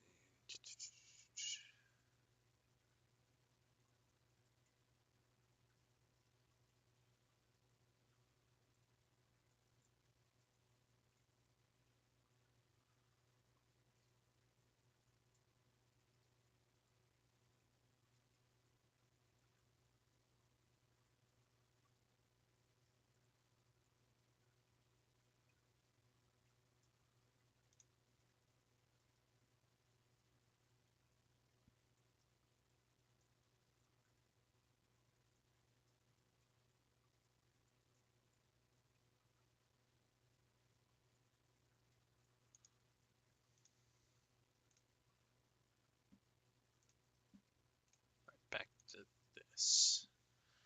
Let's see. Oh yeah, Ghost Adventures, Djibouti dubs. I love this. Ghost Adventures. So here we are at the Hellfire Caves. Pretty fucking tight. Who's there? What's that? Oh, I'm getting a bad feeling about this room, guys. I feel like something terrible must have happened in here. No, not really. This is just where we store all the Christmas decorations. Are they evil? Nope, they just, sing to baby Jesus. Guys, before we leave, I just want to say that I feel a strange energy coming from... Oh, fucking shit.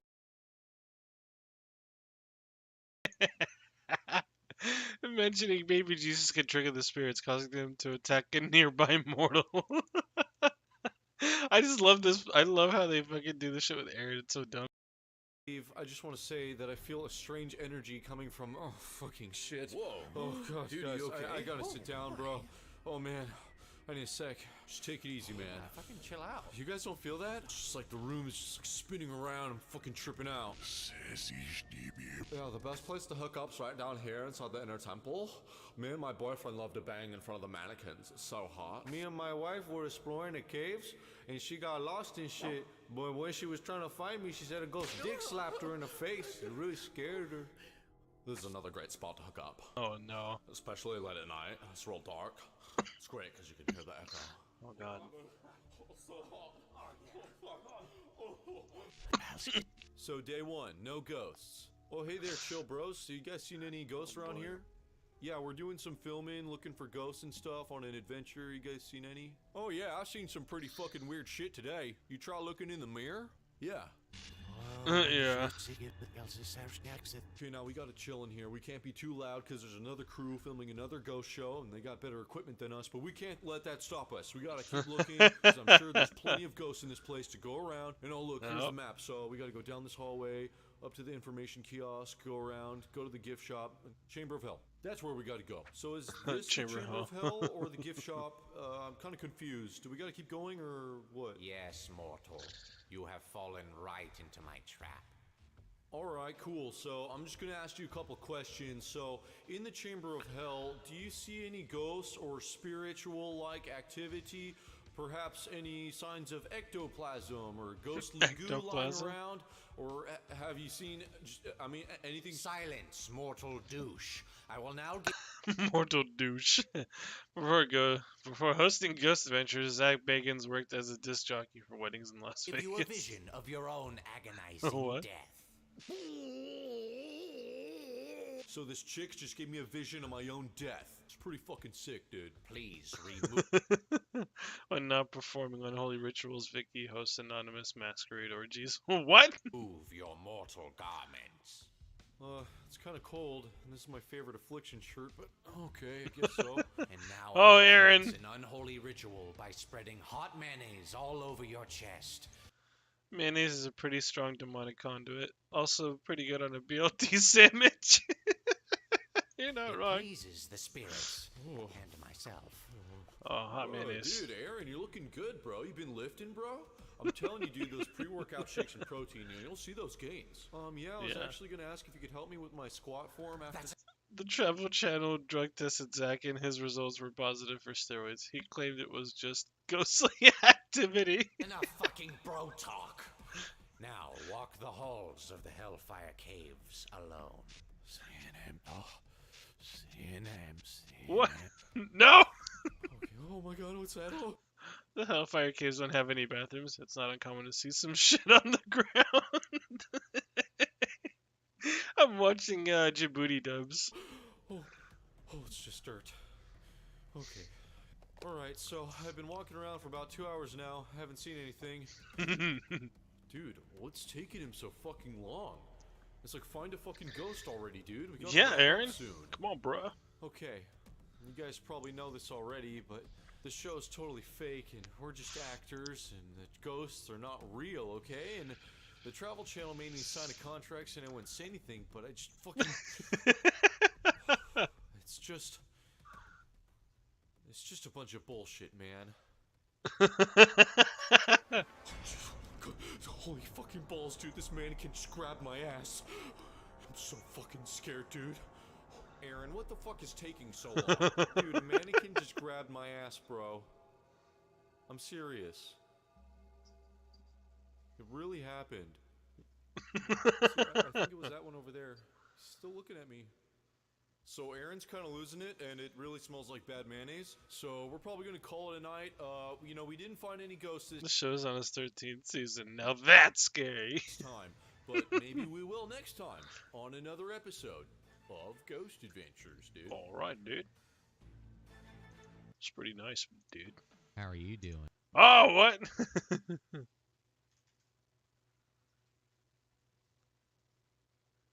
Damn, son. I think, doesn't Djibouti Dubs also do yeah. Oh god, the Art of Fieri Fu. Oh god. Triple D in the house, boys. You already know what it is. We're out here in Ipukapaw, which reminds Ipukapaw? me of my college frat days. I was a part of Delta Delta Delta. And for initiation, you had to throw up every single meal and learn how to survive off your own vomit. It taught me how to regurgitate, and it taught me how to be the man that I am today. With that said, let's go get your What? grub, bro. Welcome to the alley. Not only is it a Oh, dude, I can't wait to try this gnarly stuff. restaurant, but it's a bowling alley. Here is your 3-strike turkey plate. Stuff me like a bowling ball. What? Damn. A bowling alley?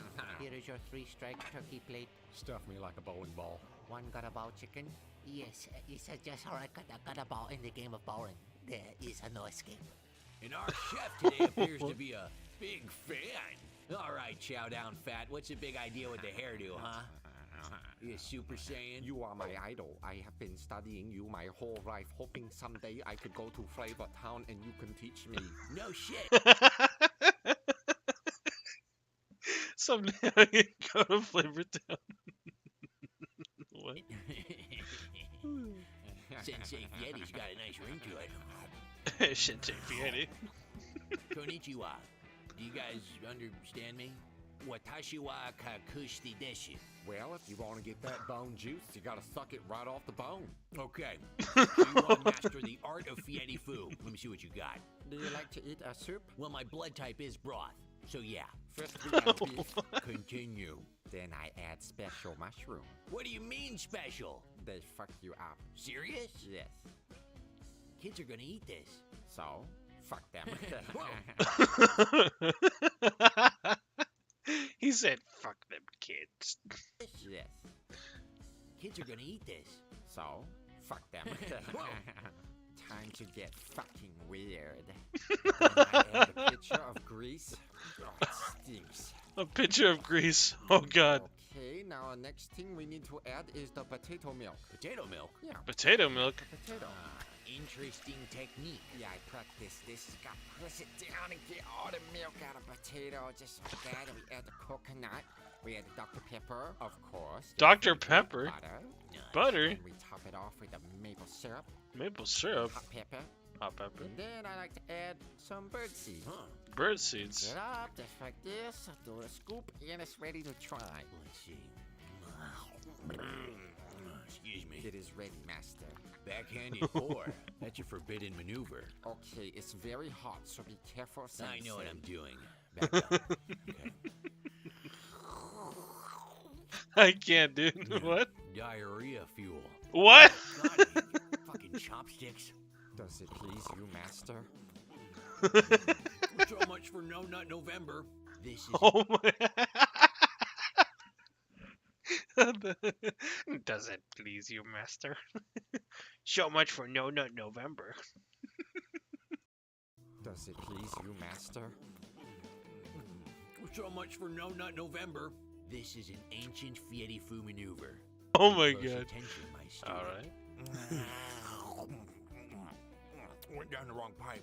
Which way am I gonna go? Oh no, now I'm in the soup. Don't blink, you're gonna fucking miss it. I'm starting to feel those mushrooms, by the way. I don't know what's coming over me. There's just so many flavors in this bowl. Stay back. Go away. There is only one way to get big dick energy. That's big dick flavor. The price. Oh! Only one way to get big dick energy? Big dick flavor, baby. Oh my god. This is just too good.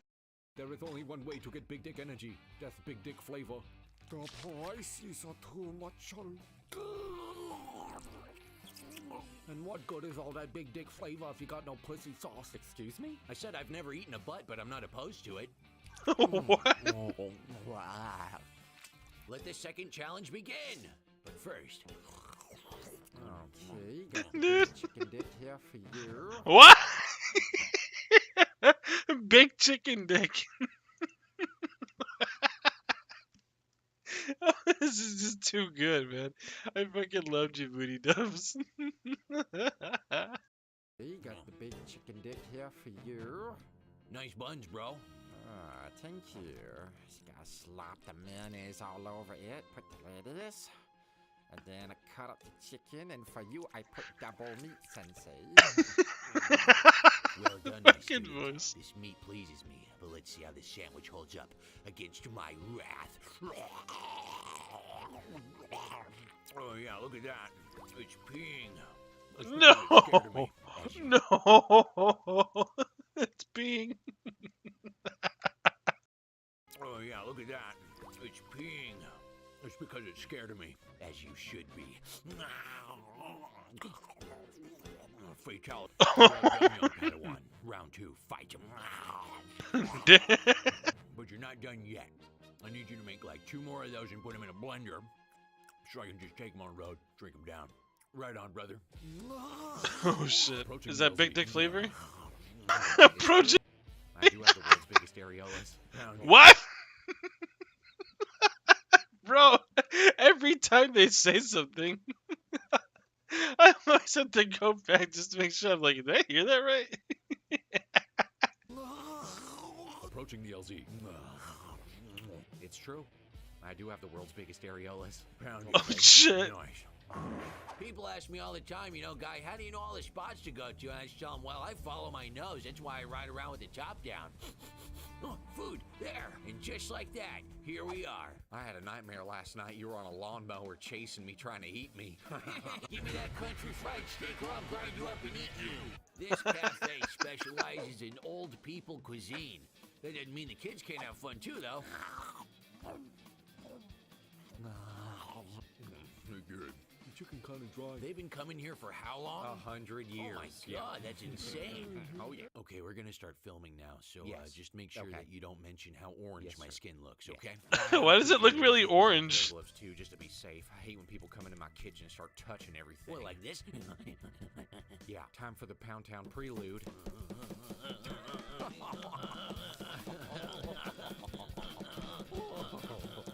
Okay. I gotta stab this motherfucker. I'll show him. Why are you stabbing your chicken like that? The Doesn't have a Pound little Town penetration. prelude. Yeah, duh. My uncle taught me all about penetration. Wait, no. No. Oh Dump this no. fucking bird. Where's your gloves? Oh, I forgot them in the bathroom. Wait, what? It's okay. I just sat down on the toilet bowl and farted. I didn't Oh, you poop just or had to let nothing out some like that. gas. Yep. Oh, yeah. Sometimes a big fart feels like a shit. Yeah, that's right. Oh, this is great. I feel like I'm at the gym. Look at that lightweight, boys. You're so strong, guy. Don't use a timer. You're supposed to bite into it to see if it's done. Oh, fuck me in the ass. What? Get it wet for you. No, no. Be honest.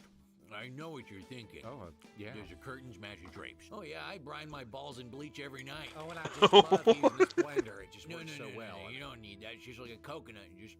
Okay. Oh, yeah, just gotta press this down real good. Birds up. Nice breath. Oh, that bird. Oh, yeah.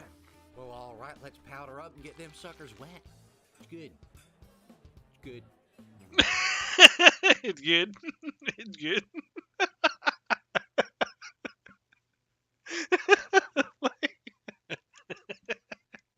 I want to read some of the comments.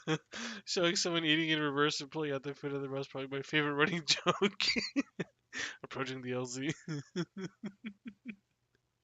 There's only one way to get big dick energy, and that's big dick flavor. Oh my god. Dude, so dumb.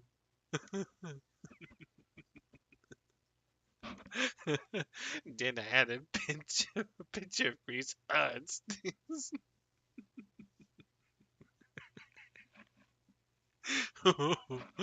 Oh my god.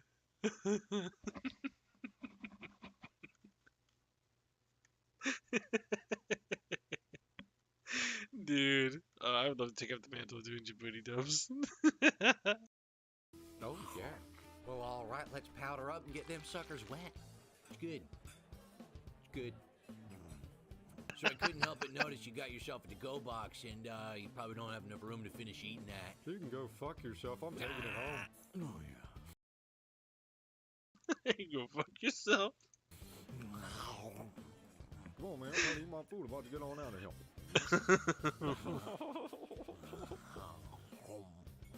What? If you look right over here, you can see it's really raw right there. It's not cooked. Oh, yeah, sorry But it's about not that. going to stop me, though. I got a lot of enzymes in my stomach that can break it up just fine. Oh, fuck. I love that gravy. Shit's so random, dude. A lot of enzymes in my stomach that can break it up just fine. Oh, fuck. I love that gravy. You guys mind if I watch you eat? Oh my god.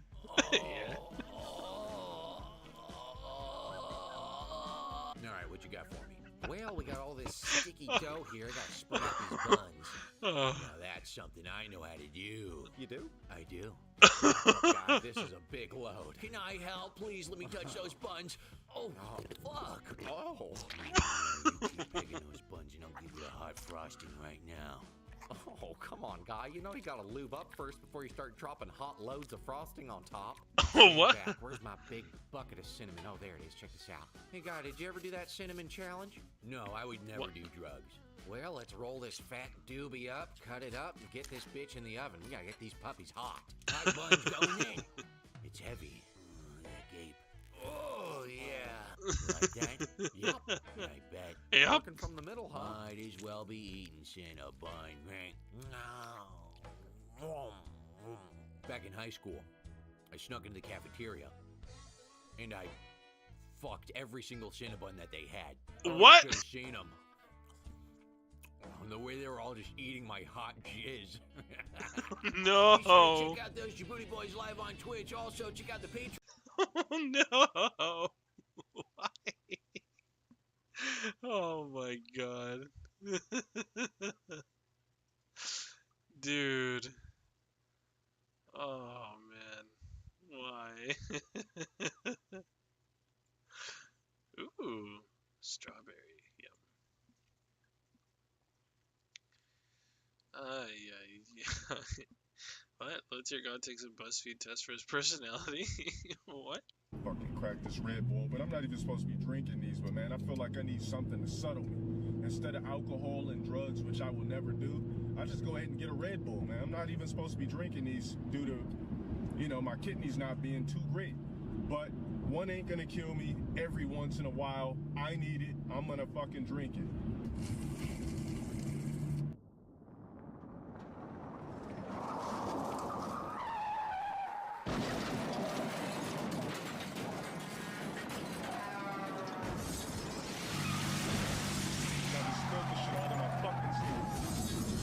Let me know right there. I shouldn't have fucking had to rinse it. Wow. What? What a waste of liquid crack.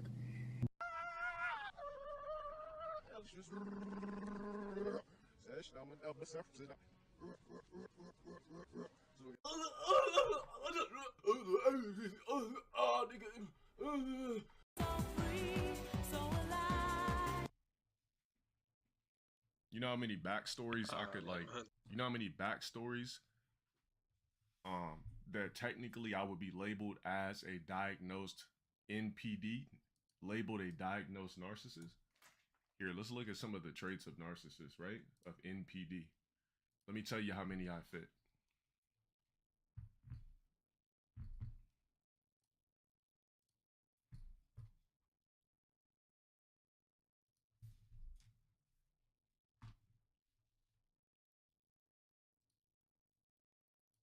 Well, I personally do believe that I have NPD, but I don't believe it's a disorder. All right. I be having like my on and my off days. Today was one of my off days. Anybody ever have those type of days where like, yo, shout out Revenge for the 6 months. Standy, thank you for the 2. Stupid boy, thank you for the sub. Anybody have those type of days where it's like, and I do believe in that, narcissism equals success, facts. Anybody have those type of days where you just like look at the world like, just everything's like a blur, like the cars around you, the people, like everybody's just NPCs. And it's just like, you just looking around, you're looking around and it's just like, goddamn, this is the earth. And you're just, and your face can't make no expression, you have no emotion, but you're just bland to this shit. You're just looking around like, this is earth. Like, you're just driving. Why the fuck does he keep like banging on his desk? God damn. A 2-seated wheelchair. What? Killing floor. Ooh, killing floor is good. Oh shit, her lies get exposed? What? So, do you know that Mary unplugged her Wi-Fi, turned off her phone, to go hang out many other time with us? It's finally come out. Damn, Mary's son. been exposed for going behind Brandon's back to hang out with her male friends. That despite the fact that she's banned him from talking to other That's fucked up. women, That is or beyond fucked even up. going round to see his own mum or sister. It's incredibly hypocritical, and given all that Brandon's given up to be with Mary, he can't believe what he's hearing. I'm just like, what the like, That's if fucked I would up. ever do that to her, she would never forgive me. That's true. Brandon, Mary leave, would dude. 100% have broken up with him for that. Leave. So how's Brandon going to react? Well, before we get to the revelations and Brandon's reaction, before we get to asking for permission and being treated like a little kid, let's quickly catch up on where we left the no. So, having been daydreaming and fantasizing for months about what their first night together was going to be like, the time had finally come for Brandon and Mary to share a bed. Only it wasn't quite like Brandon imagined. There was no intimacy of any kind. Now, Brandon is still hoping that may just be down to nerves. He hopes that as Mary gets more comfortable with him, she might be willing to bend her grandparents' rules, as she has before. Only what Brandon doesn't realise, what Mary has forgotten to tell him, is she doesn't believe in sex before marriage. I was very uncomfortable for a couple of reasons. It was head to toe, and we'd always talk about like our first night together, but it was totally, completely different than what I thought it was going to be. Yeah, you can understand why that's completely different to what Brandon was imagining. Now, when we join them the next morning, Mary's acting a little strange. She tells Brandon she's fine, but alone to the cameras, it's a different story.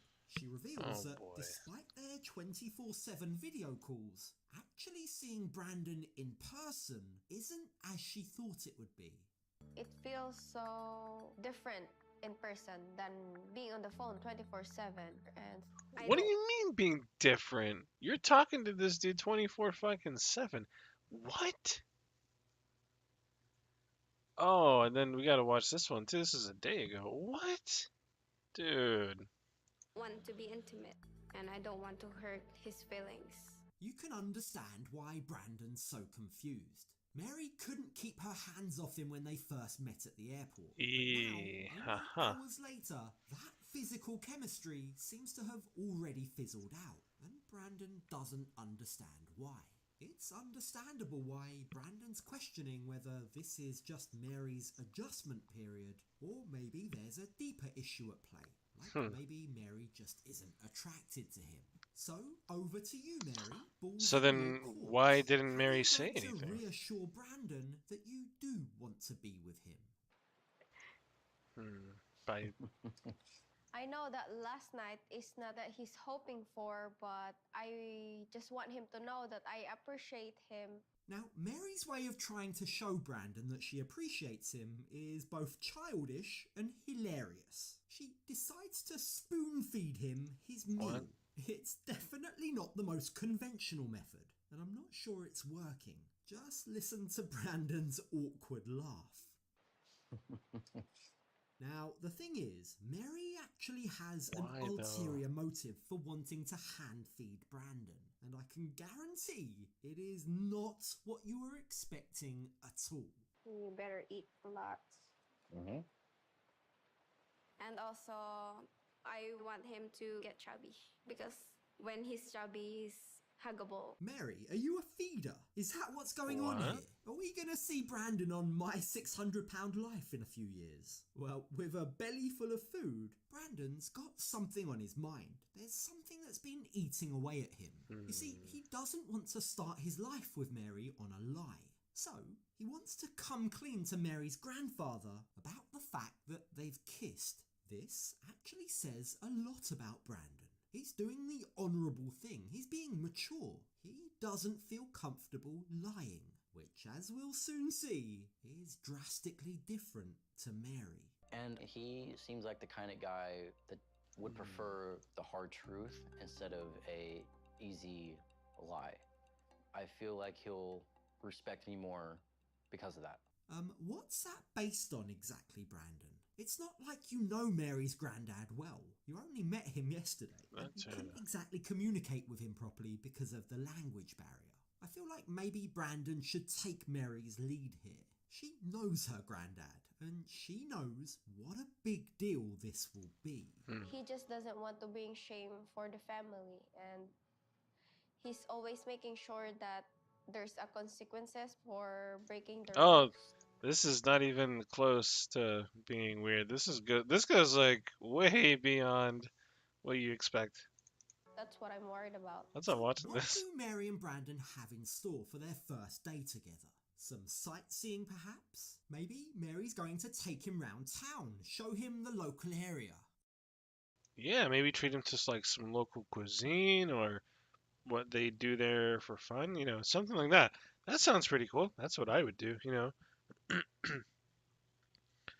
My advice for like visiting a foreign country is like, you know, do what the locals do. I saw people attacking her for not telling her grandfather. Really? Where?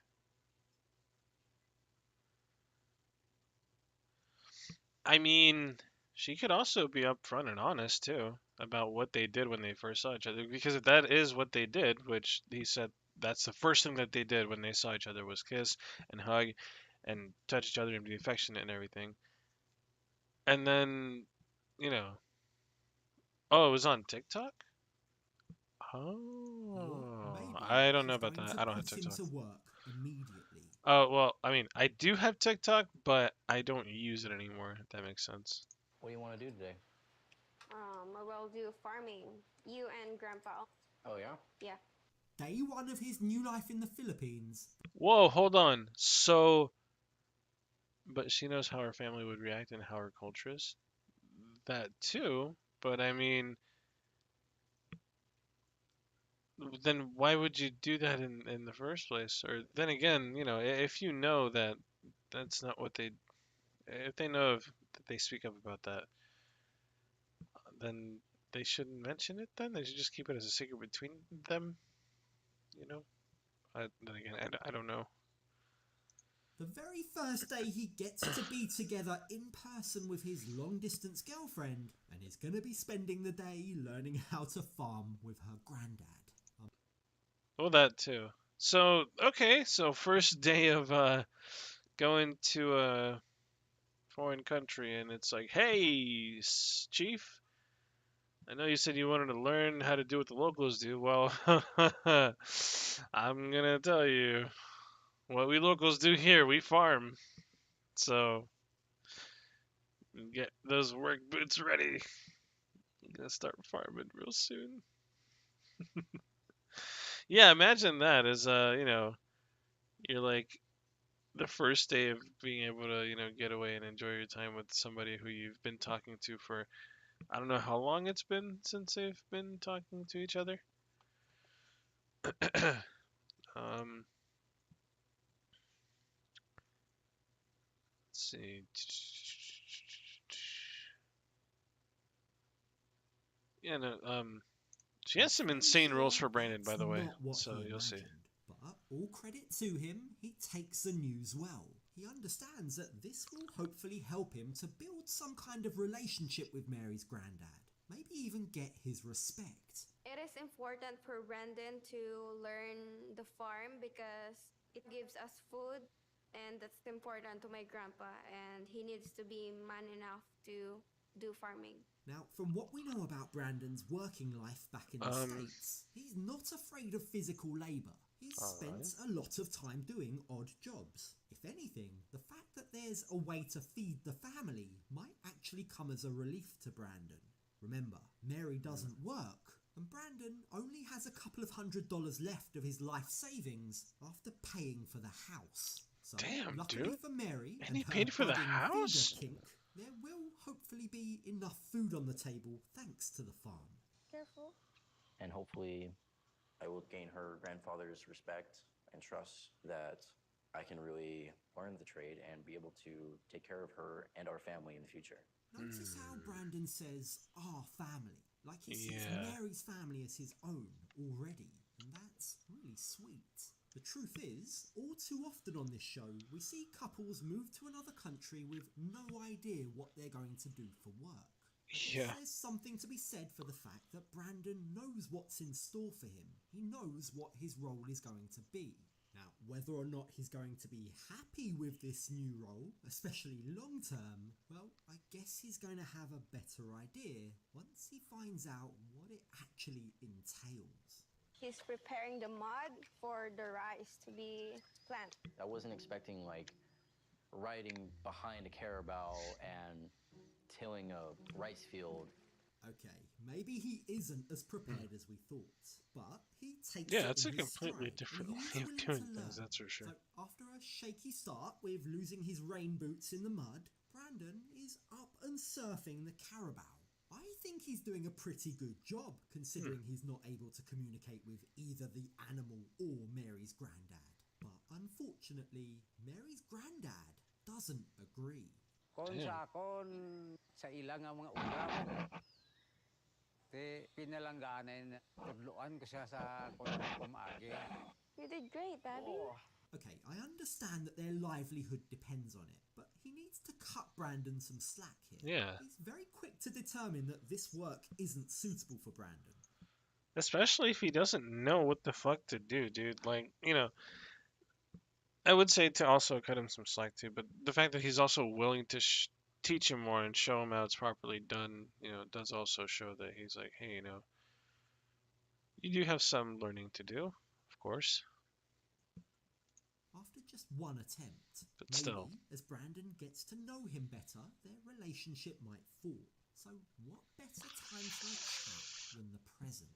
Oh, the three of them boy. sit down for a conversation. Brandon tells Mary that in order to be a respectful man, he needs to be honest. And immediately it becomes very obvious Here we go. that Mary's uncomfortable with what's about to happen. We kissed.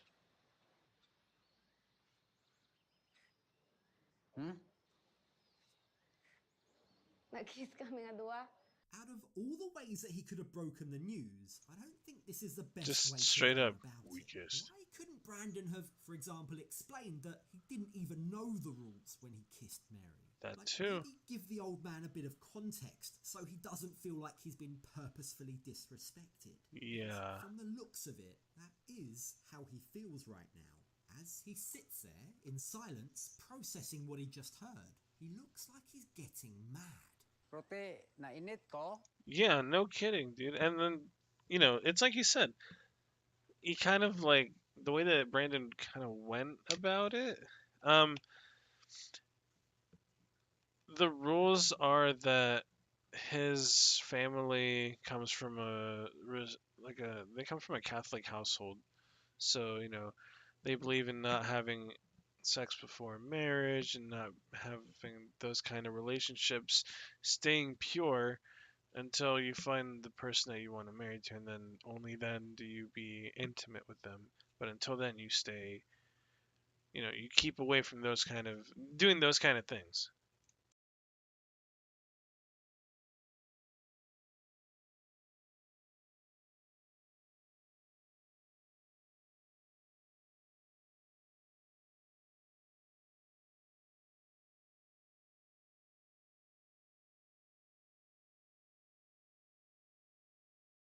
But yeah, that's why the dad is angry about that. I'm pretty sure he'll explain more as we keep watching, but you'll see.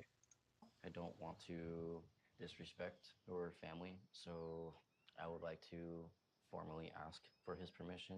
Seeing as Mary knows her grandpa, she knows how to pacify him, she knows the language, maybe she should pipe in with more of an explanation. But she doesn't. She sits there in silence. It's starting to feel like Mary has a complicated relationship with her granddad. He seems to rule the home with an iron fist. Mary seems to respect him, but she's also fearful of him, fearful of his anger. Kung pro masawahay na lang.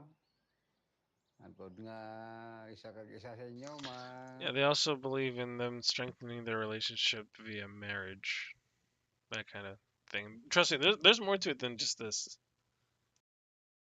magbakod ng inyong pag-inupdanay. What? There's nothing like a shotgun marriage because of a kiss. Wow. I mean, talk Jeez, about that too. overreaction. Now, while Brandon has spoken about his intentions to marry Mary, this is still his first full day in the Philippines. He's known Mary in person for less than 24 hours. And hearing how quickly her granddad wants to schedule a date has And his already, head spinning. Jesus. To be fair to her, Mary also doesn't seem impressed. Because of how Mary kind of is. I mean, we all know that Brandon himself is also a broken individual, but Mary takes it to a very, very high extreme. You'll see in a few. This is her face the entire exchange.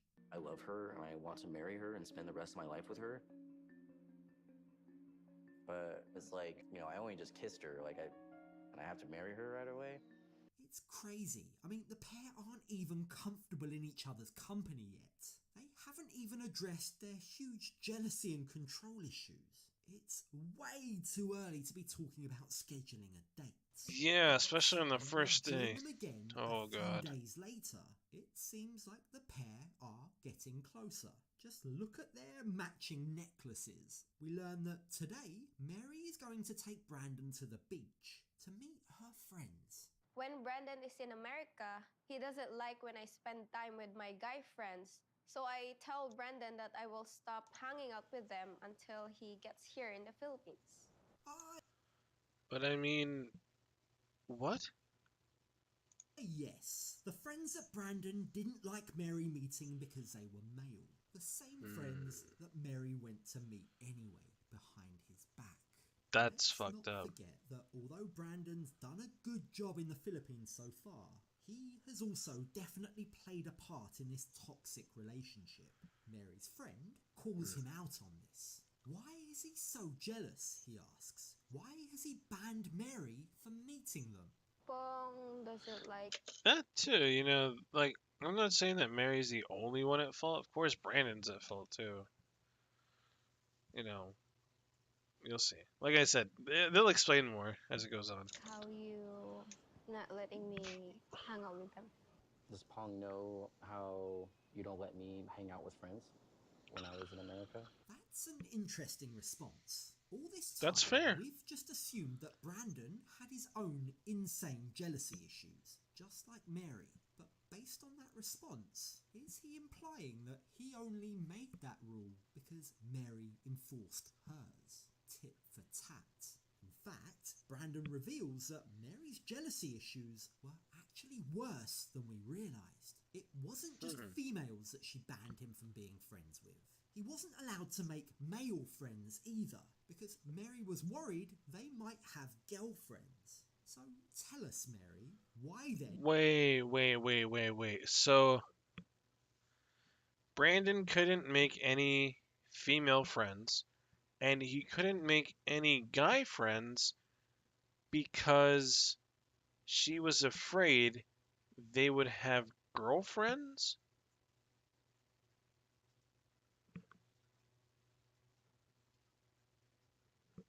I need to hear that one more time. I'm sorry. What? Because Mary enforced hers. Tit for tat. In fact, Brandon reveals. See, if he did it for that reason, right? Because she enforced all these very strict rules onto Brandon even before they went out to meet each other. They were basically, like I said, they were basically on video calls 24/7. She did not want to leave his side. Like, I could sort of play the beginning so you get a better understanding of the whole dynamic of what we're watching here. But yeah, I mean, I'll do that too before we watch this. But jealousy issues were actually worse than we realised. It wasn't just females that she banned him from being friends with. He wasn't allowed to make male friends either, because Mary was worried they might have girlfriends. So tell us, Mary, why then, based on these strict rules that you have for Brandon, are the rules for you so different? Well, I met them before I met you. that's not fair. What about all the friends that Brandon made before he met you? Are you saying he can't say the same? Or that it's not okay for him to say the same? Or for him to do the same? That's also a fair point to make. You know, why are the rules different for him, and then why are the rules different for you? They should be equal. You both should be on equal terms with stuff. And the people you met, you just met them. Well, to me, that doesn't make a difference. So, based on that then, what's her problem with him hanging out with his own mum and sister? It's He can't even hang out with his own mom and sister?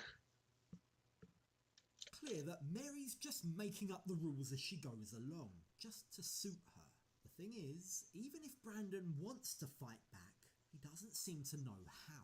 He wants to just focus on winning over Mary's friends. So what else do her friends... I think that's what they said in the beginning, right? One's like... I think it showed their age.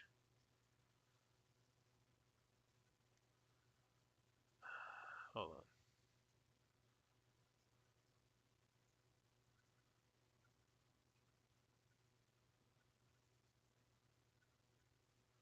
I showed it here somewhere. They're like, what, 21? 23? I think. want to know about him? Well, remarkably, one of the very first questions one of them asks is what date they're getting married. But this... What?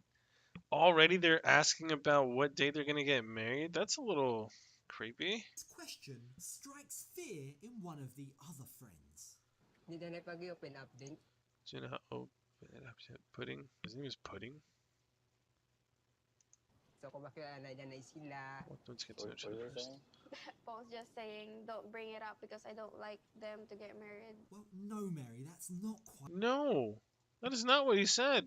Accurate, is it? What he actually said was he wants you both to get to know each other first. Maybe that error in translating is a genuine innocent mistake by Mary. But that's the sort of error that's going to make Brandon feel like her friends aren't on their side. Yeah. It's the sort of thing that's only going to feed his insecurity. Well, we're taking our time getting married. There's a lot of being jealous and insecure. Well, yeah, but I mean, everyone's like pushing it on you guys really fucking hard, especially the grandparents. One day! And already they're like, yeah, you guys kiss? Well, you guys should already get married so you guys could form a stronger bond. What the fuck? Secure, but we do know each other very well, and we don't hide secrets. Now, Brandon Oh boy. confirms that they're going to take their time to sort out both of their issues before they commit to getting married.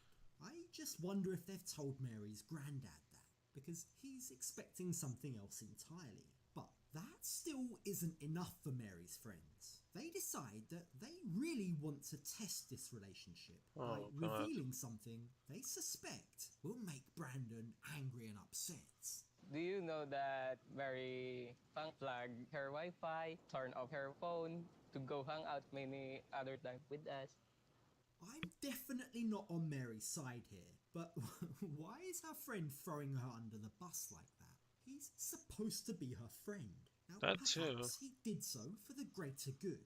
Maybe he's trying to force Mary to be honest. Or That could also be a fair point too, right? You know, it could also be that, you know, hey, you should also have a right to know, especially when you guys have been on, you know, doing video calls 24/7.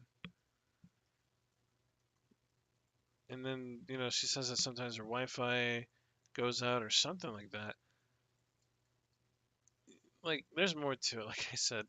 maybe he's trying to shake Brandon's confidence. Whatever the truth, it is about time that Mary faced the consequences for her hypocrisy. I just hope that Brandon doesn't let her off too easily. What? Did you? Oh yeah, na. Yeah. Mary's what? What? Did you? And her laughter there is actually quite triggering. Maybe it's a nervous laughter. After all, she has just been exposed. But whether or not that's the case, it comes across as though she's laughing it off. As though she doesn't care. This isn't helped by the fact that her friends are also smirking and sniggering. Brandon must feel really alone here. He's in shock. I'm just like, what the Like, if I were to ever do that to her, she would never forgive me. Now, given his reaction, Mary realizes that this isn't a joking matter. She can see how hurt Brandon really is. So, does she apologize? Well, yes, but only half-heartedly. I'm sorry, she says, before immediately turning it round and making herself the victim. I'm sorry. I'm with them since I was a kid. I can't just throw them away. You can't just throw them away, Mary. That's a bit rich, considering you expected Brandon to throw away his relationship with his mum and sister. You can't come see me because I live in a house with females. You can't spend time with your siblings because she's a female. Her hypocrisy, the way she's trying to justify herself, the way she's trying to play victim is really bad.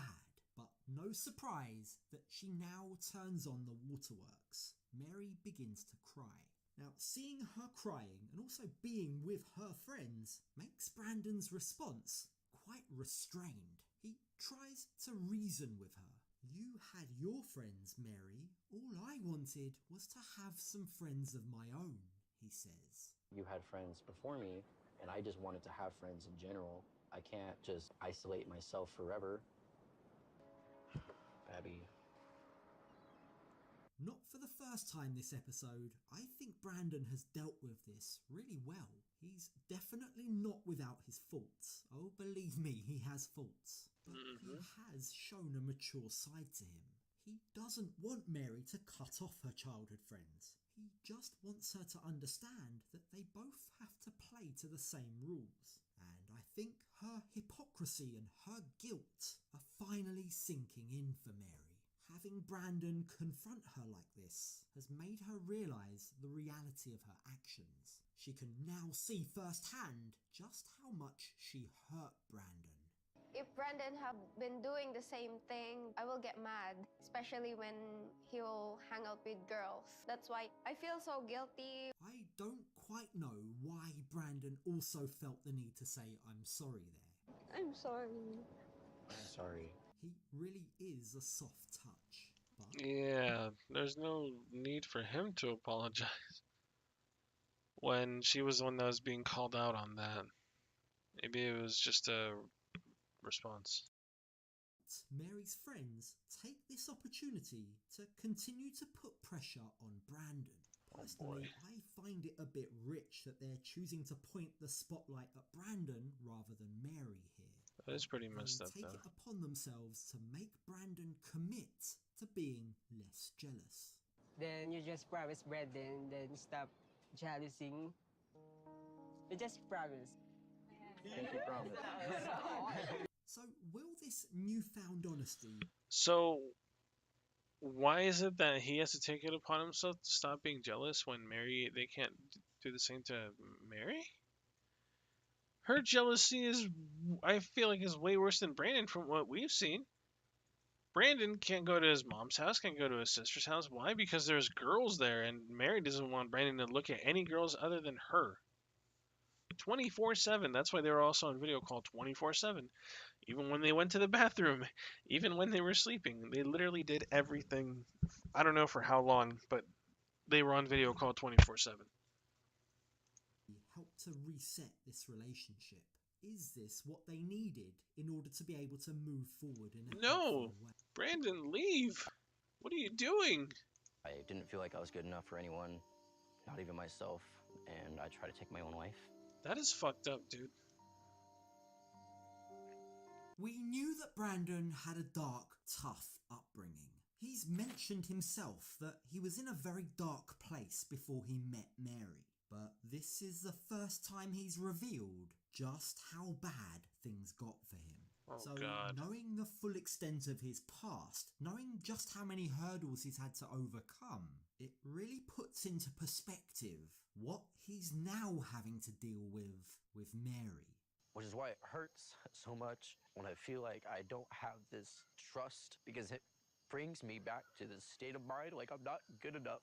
Thankfully, Brandon got through those darkest of times. He's clearly come a very long way since. But Mary's behaviour has really concerned him. Now, before we dive into all of this, let's rewind back to the start of this.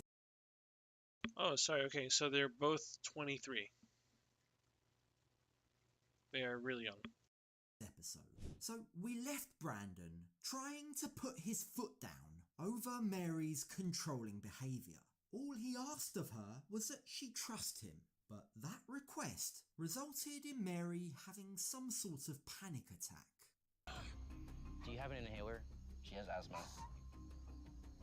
So while an on-set medic was called and Mary did eventually calm down, what's really frustrating, especially from Brandon's point of view, is that before Mary's panic attack, they were actually in the middle of a really important conversation. A conversation about her behaviour. But now, he feels like he's the bad guy for pushing her too far. I just feel bad. I feel like I could have tried to confront her a little bit more gently. More gently? Sorry, let's just look back to what Brandon actually said to Mary that left her gasping for air. I'm telling you that even in person, I feel like I'm still not good enough for your trust. What do you want me to do, please? He's literally just explaining to her how her actions make him feel. He's not attacking her. How could he possibly have been more gentle about that? It really does hurt me because when I met Mary, I was in a point in my life where I was like done with everything. The sad thing is, Brandon is clearly a man with low self-esteem, low self-worth. That is why he finds himself in this situation, in this relationship. Now, he explains that when he met Mary, he'd just come out of a relationship with an ex who'd cheated on him. It was at the same time his mum was ravaged by a drug addiction. It was a very, very dark place for him, and this was only 2.5 years ago. I didn't feel like I was good enough for anyone, not even myself. Dude, that shit was over 2.5 years ago, and that's not even that long ago. My God. And then, what? 2.5 years down the line, or a year down the line, this happens? Fuck, dude. And I try to take my own life. So this helps us to understand Brandon's headspace when he first met Mary. He feels abandoned. He doesn't feel good enough.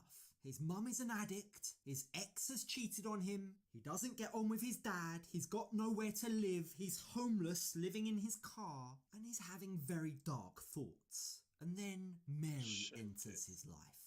That is why he was willing to put up with so much of Mary's bad behaviour. Because that's what he felt he deserved. He didn't feel worthy of any better, which is so sad. But that's the reality of it. This relationship comes from a very intense trauma bond. And that's precisely why it's not going to be easy for Brandon to pack his bags and leave, despite how badly Mary's acting. Yeah, dude, despite all of this shit, and despite how hurt Brandon is, he just can't seem to. He's willing to put up with that shit because, he doesn't, like I said, he doesn't think that highly of himself. He has extremely low self-esteem, and it's a huge roller coaster. I'm just saying. Oh my goodness. We reached out for the first time. Let's just say it was like the literal definition of a life changer. I clung on so hard. Brandon might have come a long way from where he was 2.5 years ago, but without proper professional help, his insecurities are just simmering away, and Mary's distrusting behaviour, whether intentionally or not, is bringing these feelings back to the surface for Brandon. In fact, this whole argument with Mary seems to have triggered Brandon back to those dark times in his life. Oh no, dude, no. God, okay, just give me a few minutes. I'll be right back. Dude. Boy. Here we go.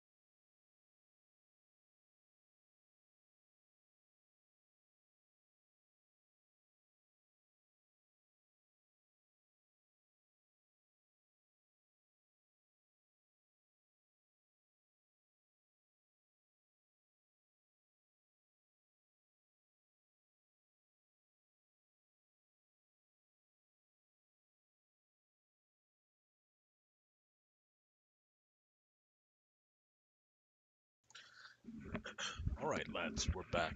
You guys ready? Let's finish this video. Taking him back to that dark place that he used to be, dude. Making him feel worthless, making him feel like he's nothing, making him feel... And she's breaking down because he's explaining that to her. She's like having a panic attack because of it, or an asthma attack because of that shit? What? Which is why it hurts so much when I feel like I don't have this trust, because it brings me back to this state of mind like I'm not good enough. After years of devoting himself to her, following her rules, doing whatever he needed to make her happy, he's finally realizing that maybe he needs to pay more attention to himself. Yeah, dude. Sacrificing who you are as an individual, ripping pieces of yourself apart in order to maintain somebody else whole, is not something that anybody should do or has to go through. If you have to, you know, basically change who you are as an individual in order to appease to somebody, that is not going to be a healthy relationship at all. And it could be for something extremely small too. It could be something for really, it could be something, you know, small, but either way, it doesn't matter how small the thing is, you know. But unless it's some type of negative trait, I believe, unless something negative about yourself, then I believe, then yeah.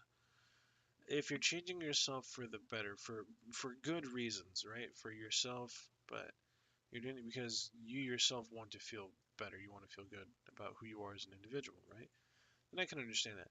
But you having to, you know, like completely like change your personality, like change your mindset, change your way of thinking, you know, changing your way of how you are able to like express yourself and your individuality as a person,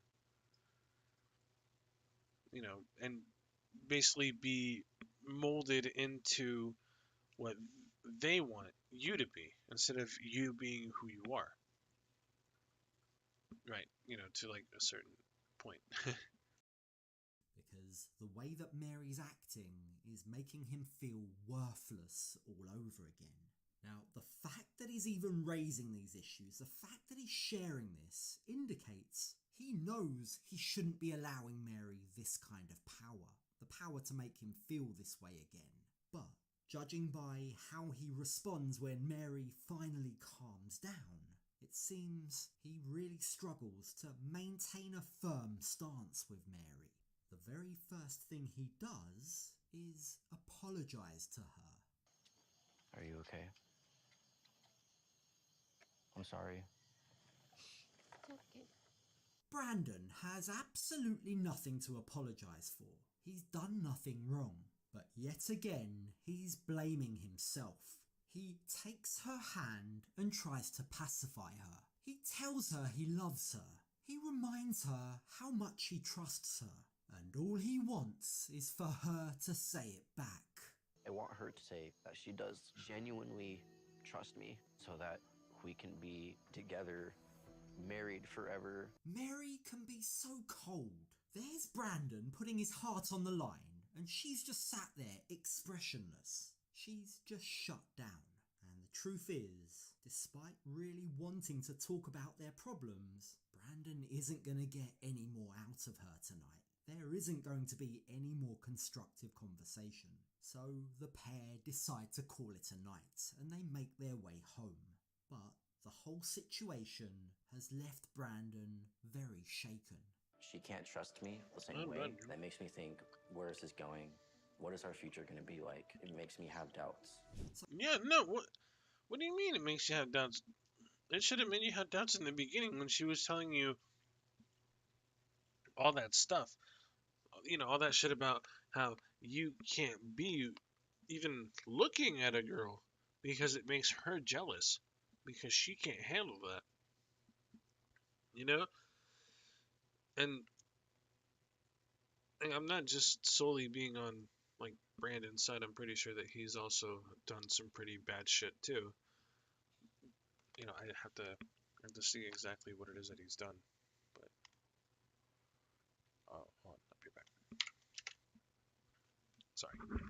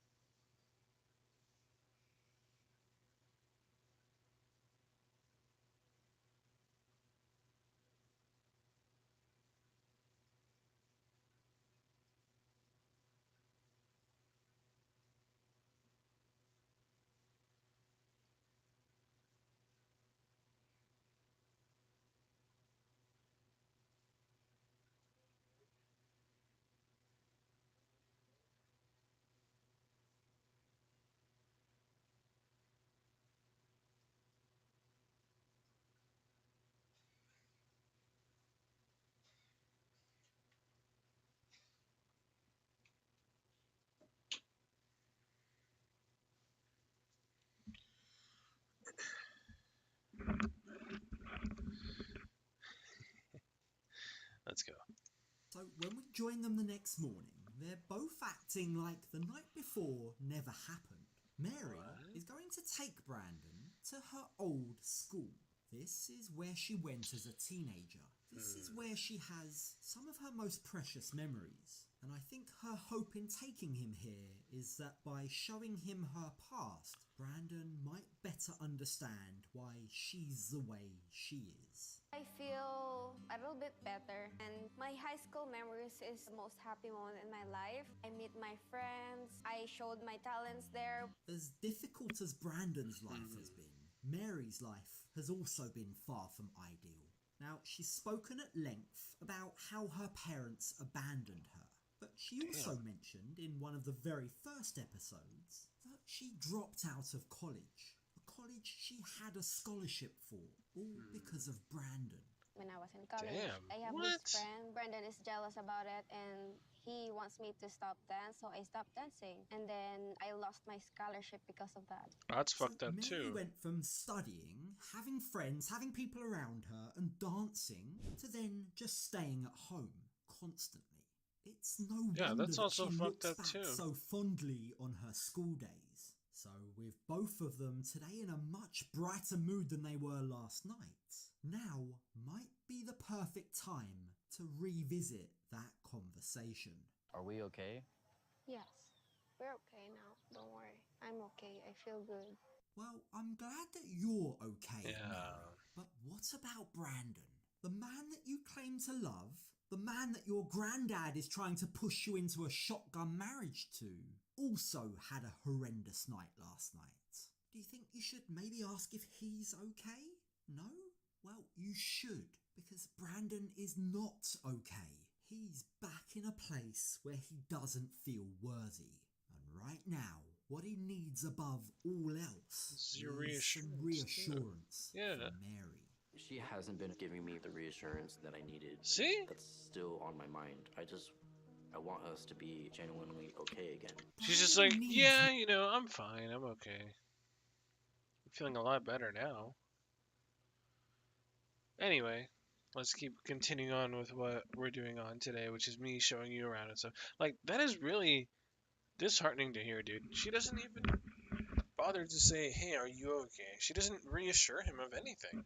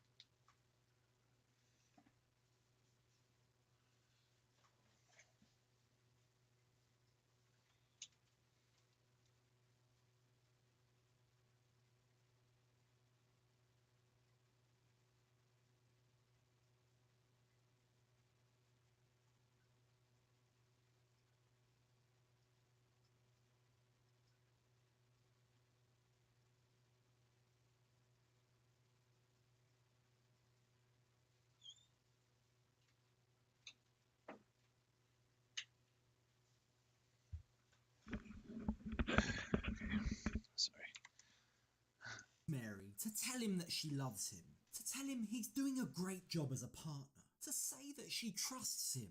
But she just can't. She can't say it. And in fact, she asks him for more time. More time. Can you believe it? Brandon's already given her over 2 years of his life.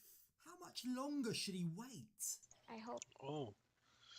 So they were doing video calling 24/7 for 2 years. And yes, 24/7. Literally everything that they did was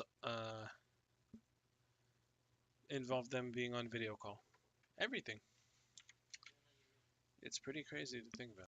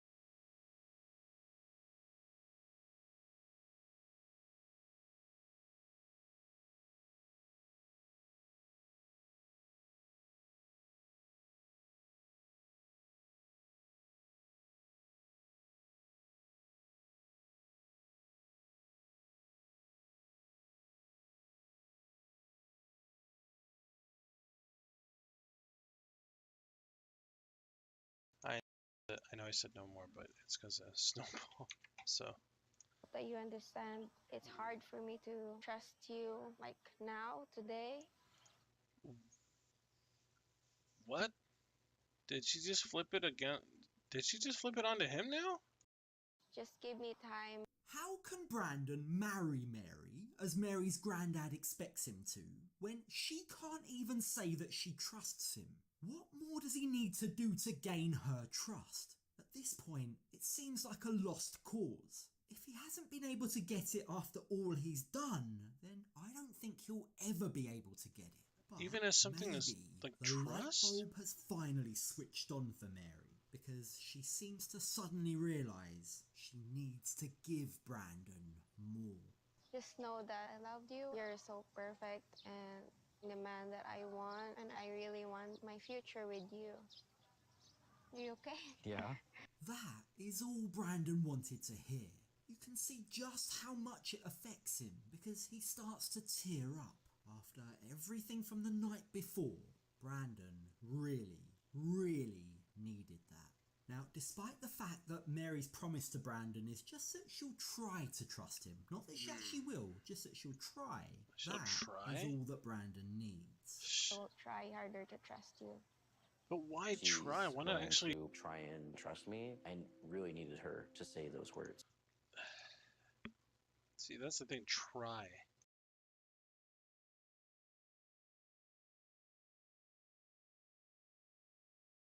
Oh God. What is this? Supermarket deli food. Ooh. Greetings, food surfers. I'm Eric Surf 6. Welcome to Eric Mealtime. And in this one, we're heading to the supermarket, the Yaomasa supermarket. Let's get some.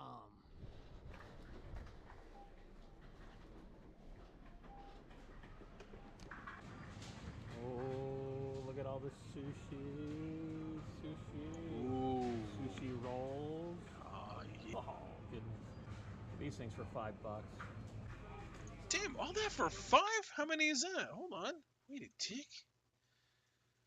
3, 6, 9. You get 10 rolls for like $5. Dude. And you get 4 of these. I forgot what these are called. But basically it's like tofu skin, like sweet tofu skin. And rice. I forgot what the name is. I know I should know this one, but I'm pretty interested in trying this one because usually these, it sounds interesting, and these, like the rice, sometimes I guess it could be plain, but sometimes they fill it with like sort of meat or vegetables and things like that. So I'm kind of excited. Excuse me, but still, this for $5, dude. Oh, oh. These things for $5.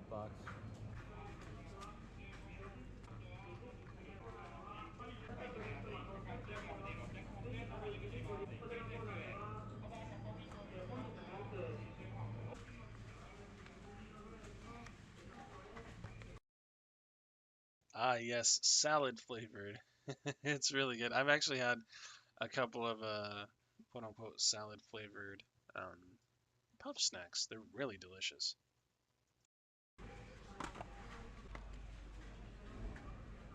I need to get those. Oh, I want to get those so bad. Those are really popular chocolates.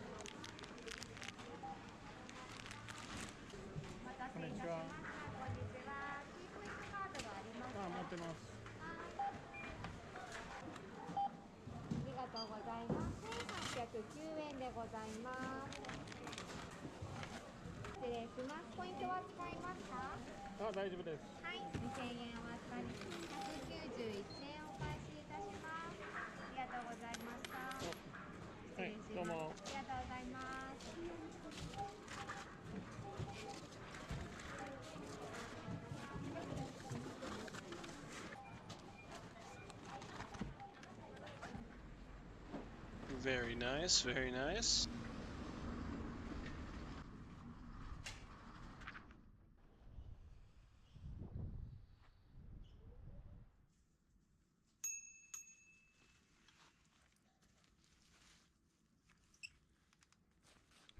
Alrighty, this looks like a good place to eat right here.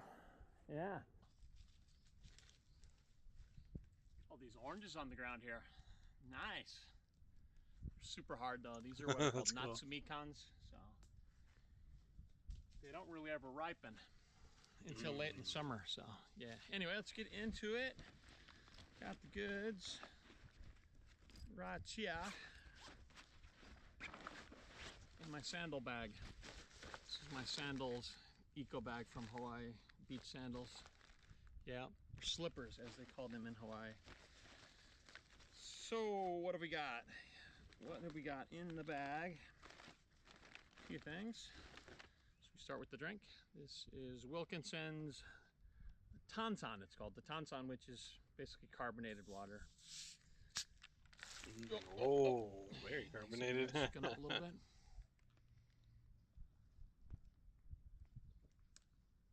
Oh yeah, that's refreshing. For sure. Yes. And let's shall we eat first. Let's look at the bill first. See what the damage is. And the cost for all this is 1,809 yen. Yaomasa Supermarket. So what's that about? $16 US. Okay. Let's go for the exotic first, shall we? For all that. This year, I believe this is octopus. These are what's called otsumami, or is it like the drinking suction snacks. Chewy seafood snacks. Let's see what it says here. Yeah, taco. It's octopus. Okay, dried octopus. It looks like they're individually wrapped. Is that right? Yeah, they are. But I didn't lose one. So there we go. That's what the single snack looks like. I'm using a GoPro camera today. 77% battery. I gotta keep an eye on that. I think we should be all right. I don't use this camera very often. Okay, there it is. It's going for the smell test. Oh, no. Maybe this isn't the way to start off a meal. Or you need a beer or something.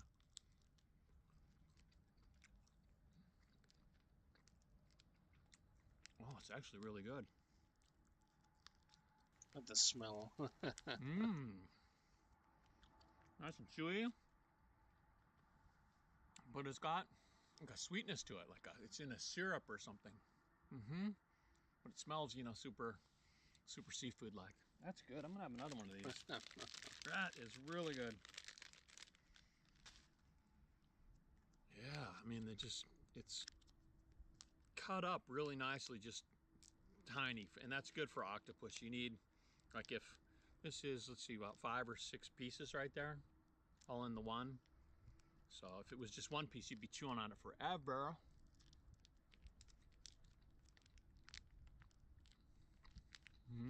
Interesting. I want to try this.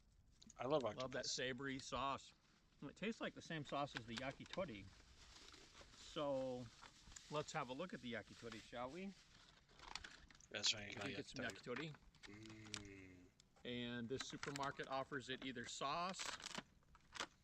with sauce, or you can get it salted. So I went with the sauce. I prefer of course, sauce. the sauce is boss.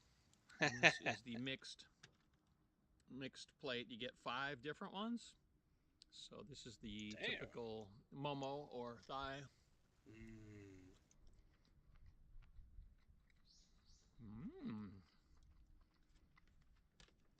Chicken thigh, that's nice. And this one looks like it's chicken skin. Ooh, I prefer crispy chicken skin. Oh yeah. And this one's bursting with flavor. Love me some chicken skin. And then this one's called negima. You know, because it's got the onion. So chicken and onion mixed together. That sounds really good.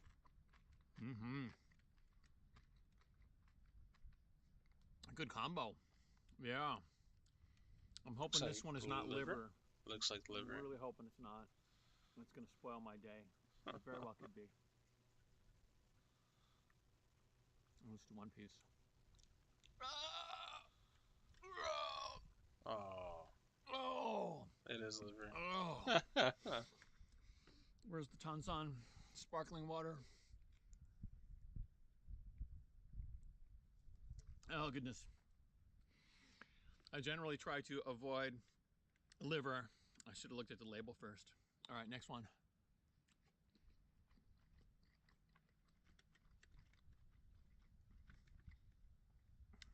And this is just basic, I guess, huh?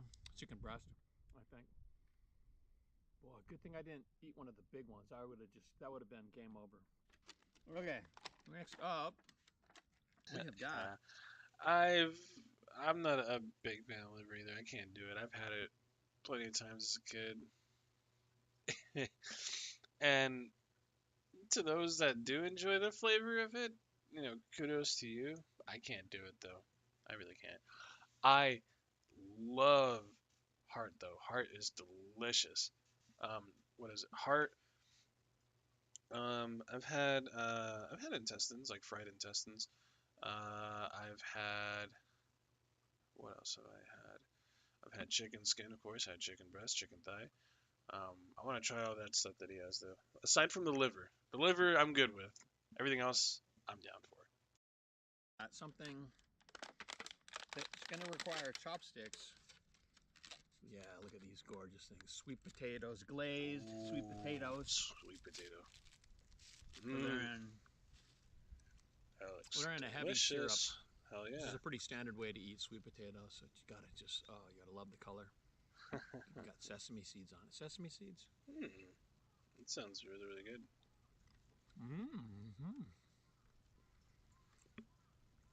Very sweet. And the sauce on them as well makes them sweet tura. That would, like, I can imagine like getting myself like 2, maybe like what? I would probably go 2 containers of the yakitori. Yeah, yakitori. No liver, of course. Every other meat is perfectly fine. And maybe like a thing of sweet potatoes, and like maybe like a puff snack, sweet, and a tea and a water. That would probably be like what I would get. But I don't know. There's just like so many things to choose from. I'd want to try everything. Wow. Yeah, that's a healthy snack right there. Mm-hmm. Tasty. Oh, can't stop eating them. Got some snack food here.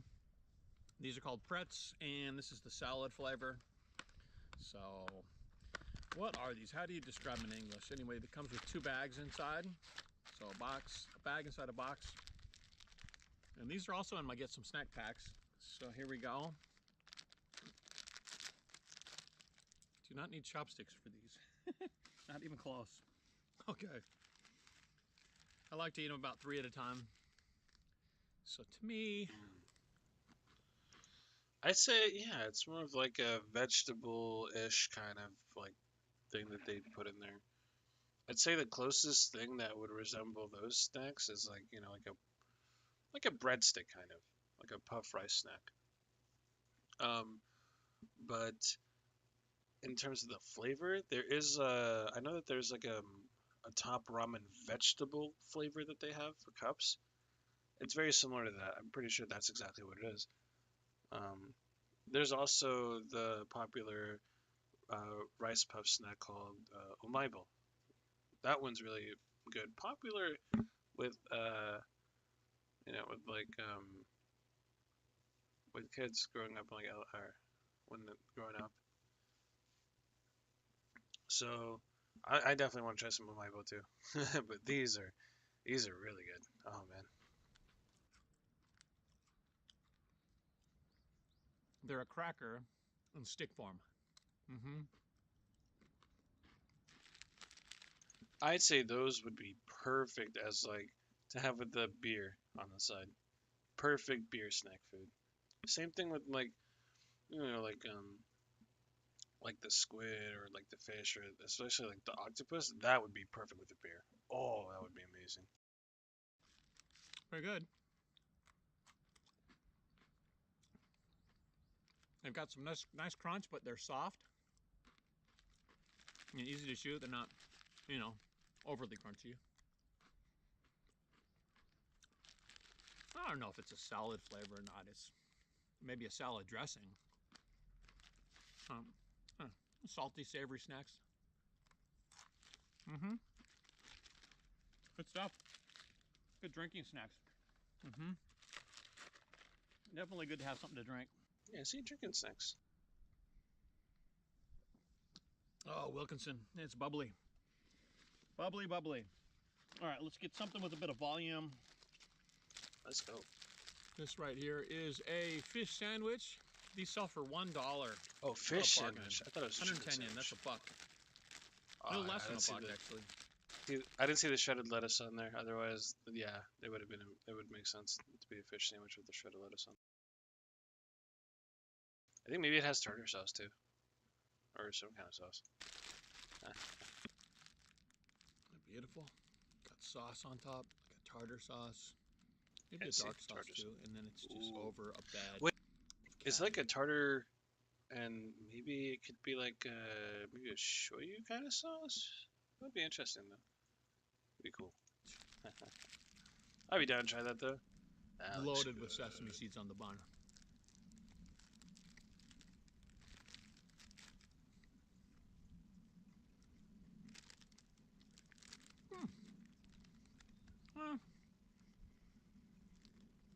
Tasted mostly bun.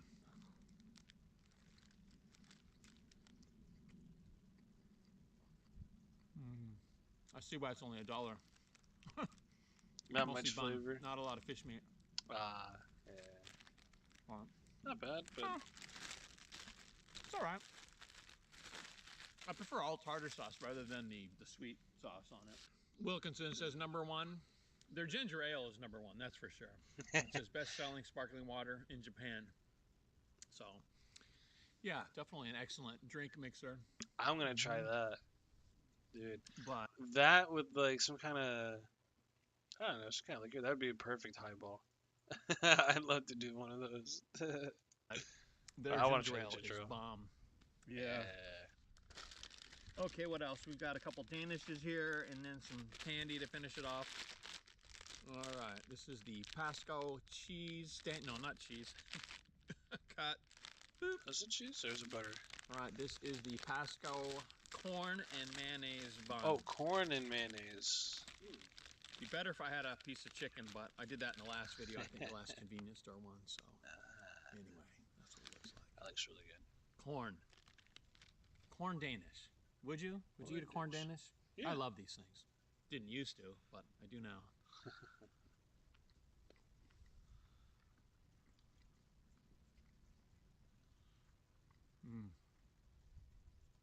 That's how I know I've been in Japan a long time, because I can eat a corn and mayonnaise, on bread, basically, soft bread. I could probably eat it too. Corn and mayonnaise sounds really good. Especially when it's like fresh baked bread. Oh, that sounds delicious. Plenty of corn. It's a sweet mayonnaise. Keep it mayo, right? Should have got the chicken to put on top. Next up, we got a sweet Danish. This is, I guess it's a chocolate Danish. This is also 110 yen, so $1, a little less than $1. So it's got chocolate on top. See if it has any chocolate and powdered sugar on top, on the bottom too. And is there anything inside? If there's cream inside, I will be really happy. Oh, there's chocolate though. Inside. Okay, that works too. Nice.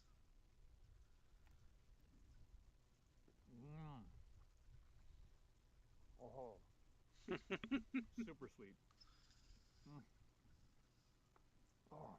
But well worth it, it looks like. It's so fresh. It's a croissant. Ah, yeah. Oh, look, see, if it's a croissant, Jimmy, I'm definitely going to have to go for it. You know? I love croissants. Nice crunch to the outer shell. Look how flaky it is, dude. Oh. And just really super, super soft on the inside. It's lit, yo. Oh, man. Possibly my favorite thing so far. Way to go, Yaomasa Supermarket. And last but not least, Kinoko no Yama. These are probably my favorite sweets in Japan. I haven't had these. Oh, that's, yeah. I don't think my friend sent me those, Kinoko no Yama. Yeah, Kinoko no Yama. I don't think my friend got a chance to send me those. I should have asked them about it though. I'm like, please, any popular snacks. I will definitely have to get these though. These in a while, so it was time. Maybe little chocolate biscuit kind of things. And what these are, we've got chocolate cookies shaped like mushrooms. Look at that, huh? Super cute.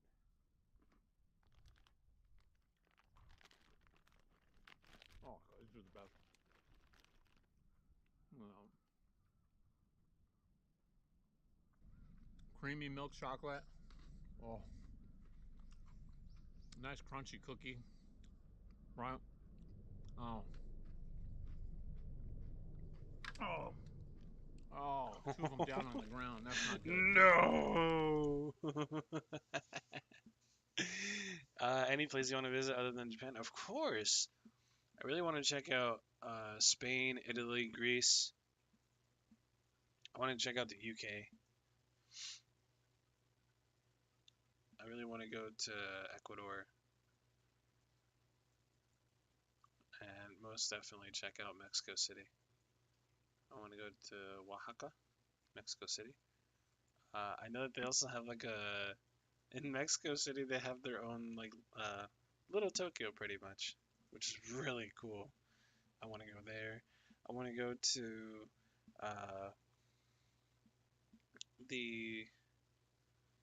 I think it's called Tlaxcala, which I believe it used to be called Tenochtitlan.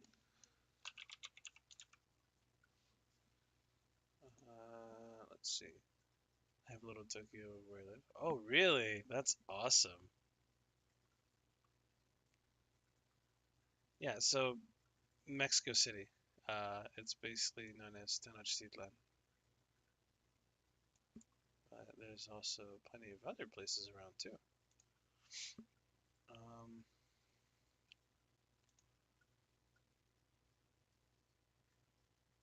But yeah, I want to check out those places too. I also want to check out Germany.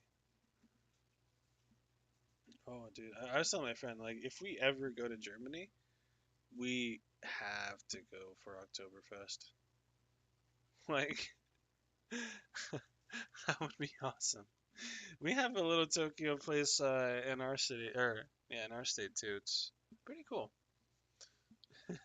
I like it. It's nice.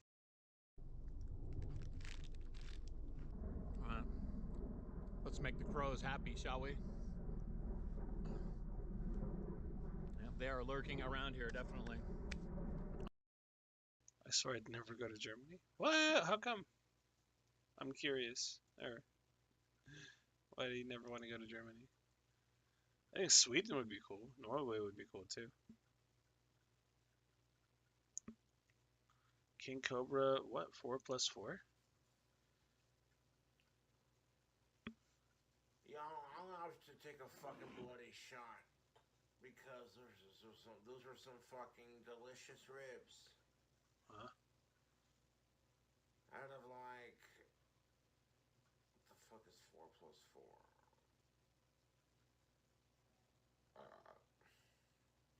8.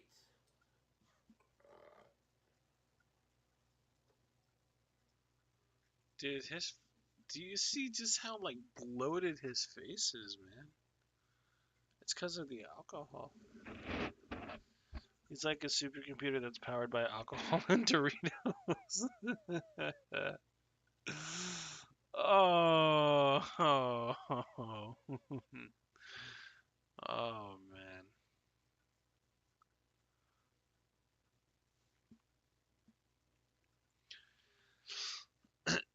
Lame food, and there's nothing exciting for me to see.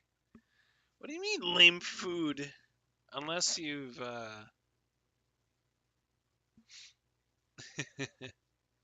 unless you're already experiencing that, which you know. That I can kind of understand. It's like well, trying every Milo product. Isn't Milo like the best kind of thing you could use for chocolate milk? To buy the full Milo. So glad my mother was Malaysian. I've been drinking Milo ever since, or Milo. Drinking Milo. I want to say Milo. I drink Milo since I was born. My blood, body, and soul are now made of Milo. Oh my god, dude.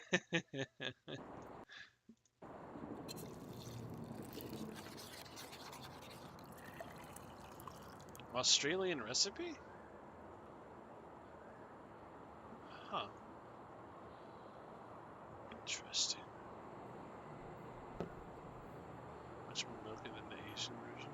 Asian version. Huh. 3-in-1 Australian version? Hot water? Why not use milk?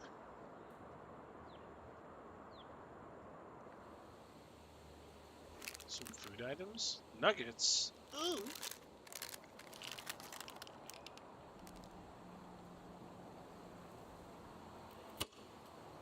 Damn, son.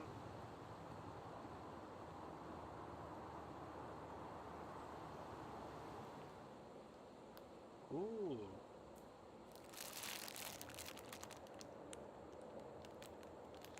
Well, they probably don't use milk out in Australia, and I don't know. Some people make chocolate milk with water. I don't know why, but I mean, LTG believes in eating cereal with water. So there's that. Interesting, though. They'd probably be really delicious cookies.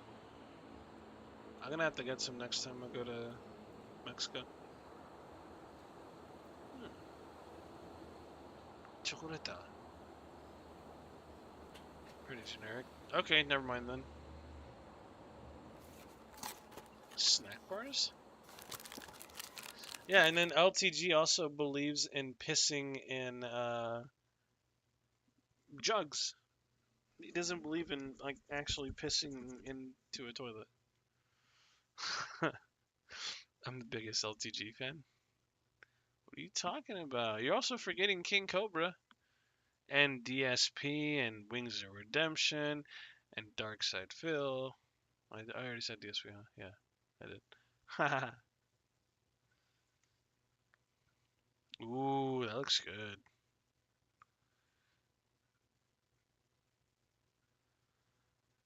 All of Japan's dumb illegal things in 4 minutes? Eh? Oh, it's totally cheap. 遊びに行こうぜ。いいよ。でも僕、アメリカ人だからパスポートを持っていく。飛行機に乗るわけじゃねえんだから、そんなんいらねえって。いや、パスポート持ってない。I'm get arrested if I have my passport 捕まる outside. んだけど。はいお前、外国人がパス It is illegal for foreigners to go out without carrying their. ポートを持たずに外に出るのは違法。この無知が外国人。この無知が。何これ? But you love LTG? Nah. I think that's you, girl. I think you love LTG. Actually, no. I'm sorry. I forgot. No. You don't love LTG. You love King Cobra JFS. You love the Boglin Wizard. I'm sorry. I forgot. Your heart belongs to King Cobra, not LTG. LTG's like, what? You don't love this peanut butter complexion? Get that ass banned. Number 1. Foreigners going out without carrying their passports is illegal. What? パスポートを持たずに出るのは違法。罰金20万円をWhat? 命じられることがある。理由、違法滞在者か。To check for illegal residents? Oh, that makes sense. Oh man, I'm thinking I'm gonna be carrying my book with me everywhere I go. 確認するため、その2。なあ。俺から東京行かね？おいいね。行こうぜ。東京でショッピングしたいし、箱とか開けるためにハサミ持ってくか。はいお前、8センチ以上の長さのハサミを携帯。Carrying scissors longer than 8 centimeters is illegal? What? するのは違法。なんで？仕事以外で持ち歩いてることが発覚すれば逮捕される。この無知が8センチ以上の。この無知が。I can't remember password everywhere with me when I'm traveling. True. I'm waiting to get my card back. I just need to get my book. Carrying scissors longer than 8 centimeters is illegal? Yeah. ハサミを持ち運ぶのは違法。もしくは6センチ以上のカッターを持ち運ぶのは違法。理由、危ないから。危ないから。That makes sense. その3。なあ、お前、なんかうざくね？は？お前の方がうざいし。は？じゃあお前、俺と明日喧嘩しようぜ。いいよ。じゃあ明日の朝、8時にここに集合な。よし。じゃあ明日ここで喧嘩しようぜ。はいお前ら。Arranging a fight is called crime of dueling. What? 喧嘩の約束をするのは決闘罪と呼ばれ違法。なんで喧嘩をPlanning to fight itself is legal even if the actual fight does not take place. The person who planned it, the witness, and anyone involved can still all be arrested. Obviously, sports don't count, such as boxing and MMA. この無知が。することで得られるこの無知がなんてないし危ないだけだろ。この無知が。Arranging a fight is called a crime of dueling is illegal. EU. 罪というものがあり、喧嘩の約束をすると違法。理由、喧嘩をしても危ないだけだから。その4。おい、酒買ってきたぞ。おう、いいね。ってまだ昼の2時だぞ。これ飲みながら歩いて駅まで行こうぜ。で、電車でも飲んで東京行くんだよ。は？お前何言ってんの？外とか電車で酒飲んでいいわけねえだろ。はいお前、外で飲酒をする。Drinking alcohol outside and on trains is not こ legal. ともしくは電車で飲酒をすることは違法ではない。ああ、電車で酔っ You see drunk people on trains sometimes. Oh. 払ってるおじさん、たまに見るだろ。花見の時。 People drink alcohol during hanami. 外で酒飲んでるだろうが。このムチが。Drinking alcohol outside and on trains. 電車で飲酒可能。これは違法では To make sure this is legal. Ah. なく、意味のわからない合法なもの。理由、花見があった。 Drinking outside and on the train is part of the culture. Ah. 文化的に外でお酒を飲むのが許されてるから、その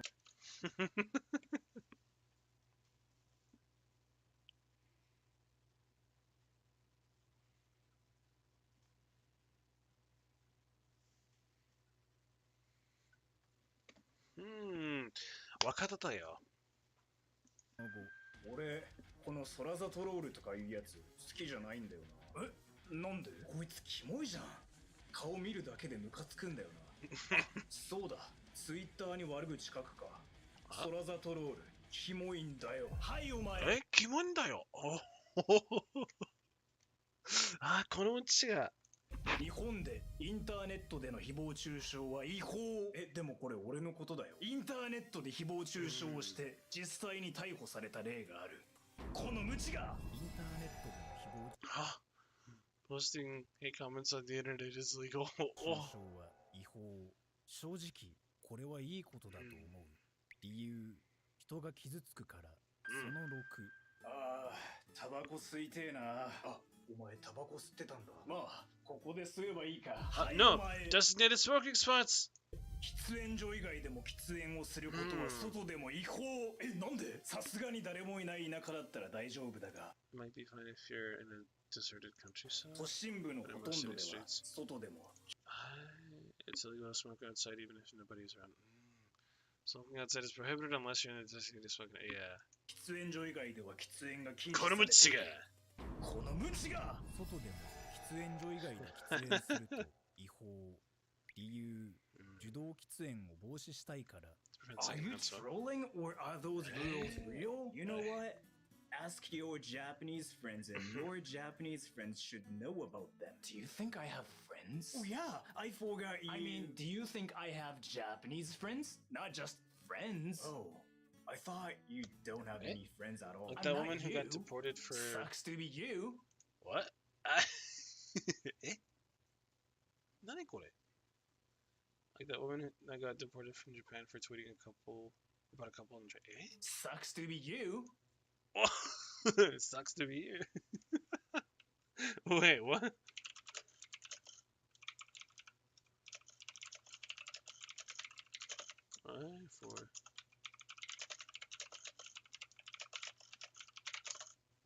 Trian.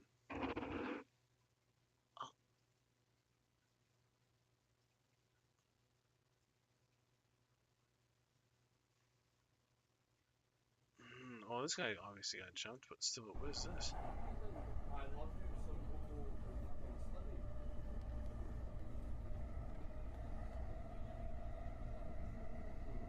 Do you know what's really funny? You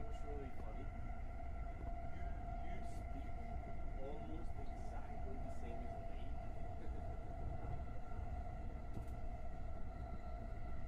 No, you shout.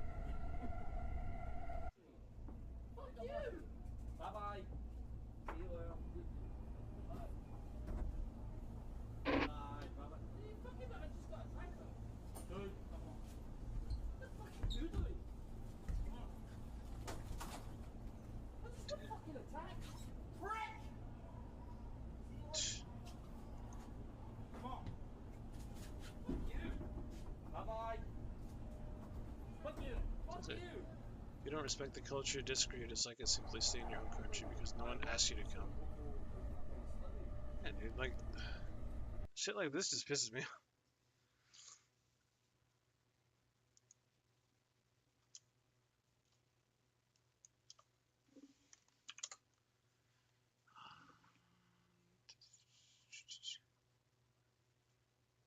Let's see if I find it.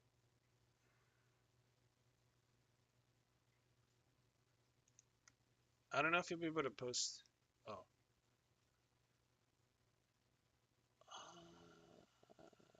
Hold on. Take a look at this.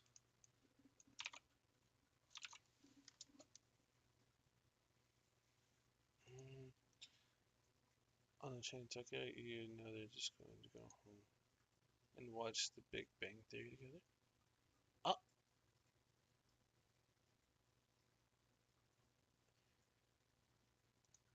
Wait.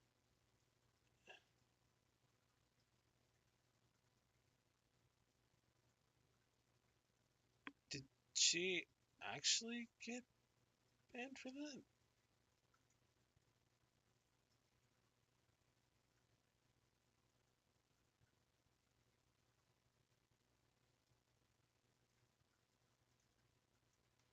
I think this is probably like a troll account or some shit. Because what the fuck are they even saying?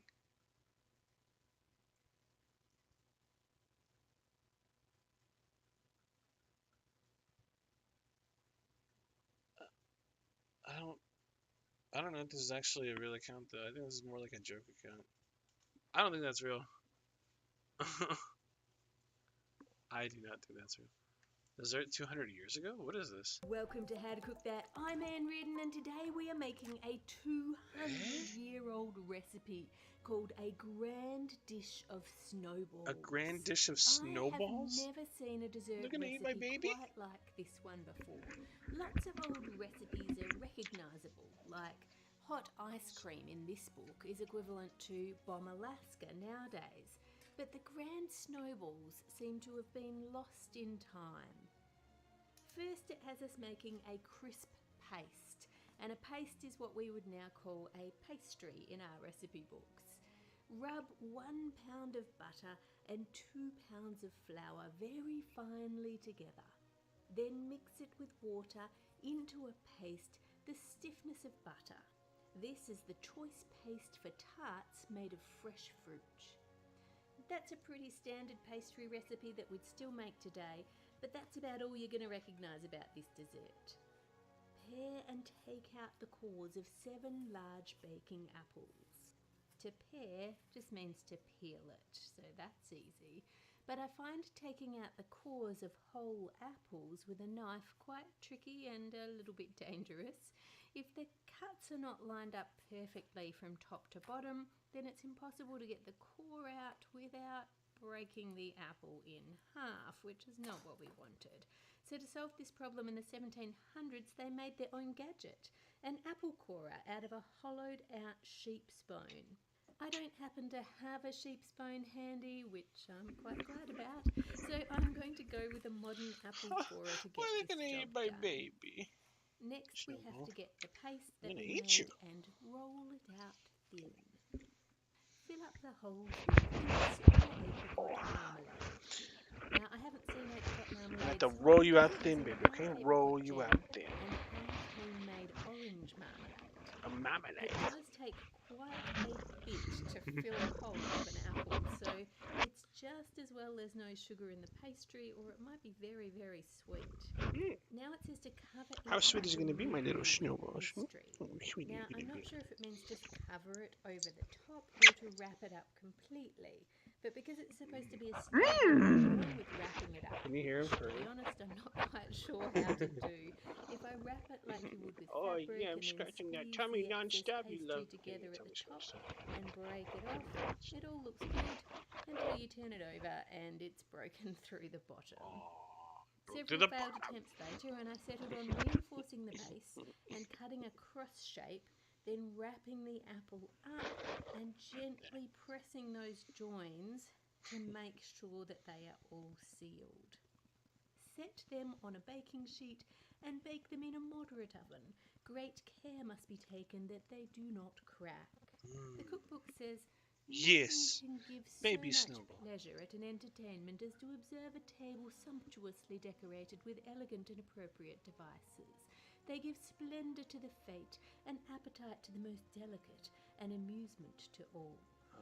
This cookbook, A Treatise on Confectionery, was written by Joseph Bell in 1817. There is no information that I could find about Joseph or who his family were or when he was born. His book says that he was formerly confectioner to their Royal Highnesses, the Prince of Wales and the Duke of York. When the book was written, King George III was on the throne, so that would mean the Prince of Wales at that time was his eldest son and heir to the throne, George IV. And the Duke of York was, of course, his brother, Prince Frederick, who you may know from the nursery rhyme. No. I don't know about the nursery rhyme. The author Joseph I don't know Bell that tells us nursery that rhyme. he himself had 35 years of experience working as a confectioner. I searched the Royal Household Archives and the only Mr. Bell that I could find for that time period was a William Bell who worked as the first coachman. Now they did have a confectioner listed, but his name was Mr. France, and there was even an assistant to the confectioner, Juliet France. Now, according to the records, they held those positions for decades. I imagine working in the royal household was quite a prized job. Joseph does mention in the book that he had a shop in Scarborough, but that's a long way from Buckingham Palace, so I don't know if royalty ever ate this dessert or not, but we'll keep following the recipe. Some of my pastry has split right open, but most of them are still sealed because it was overlapping. Now it says to prepare some icing as by former instructions. Icing? The recipe they have for Got my icing icing right is here. egg white and sugar whipped until stiff, so Whipped basically until a meringue stiff. mixture. A meringue. It says when the apples are nearly cold, cover each with the icing in as neat a manner as you can. I'm just going to use some baking paper to smooth it out and make it look like a Smooth it out.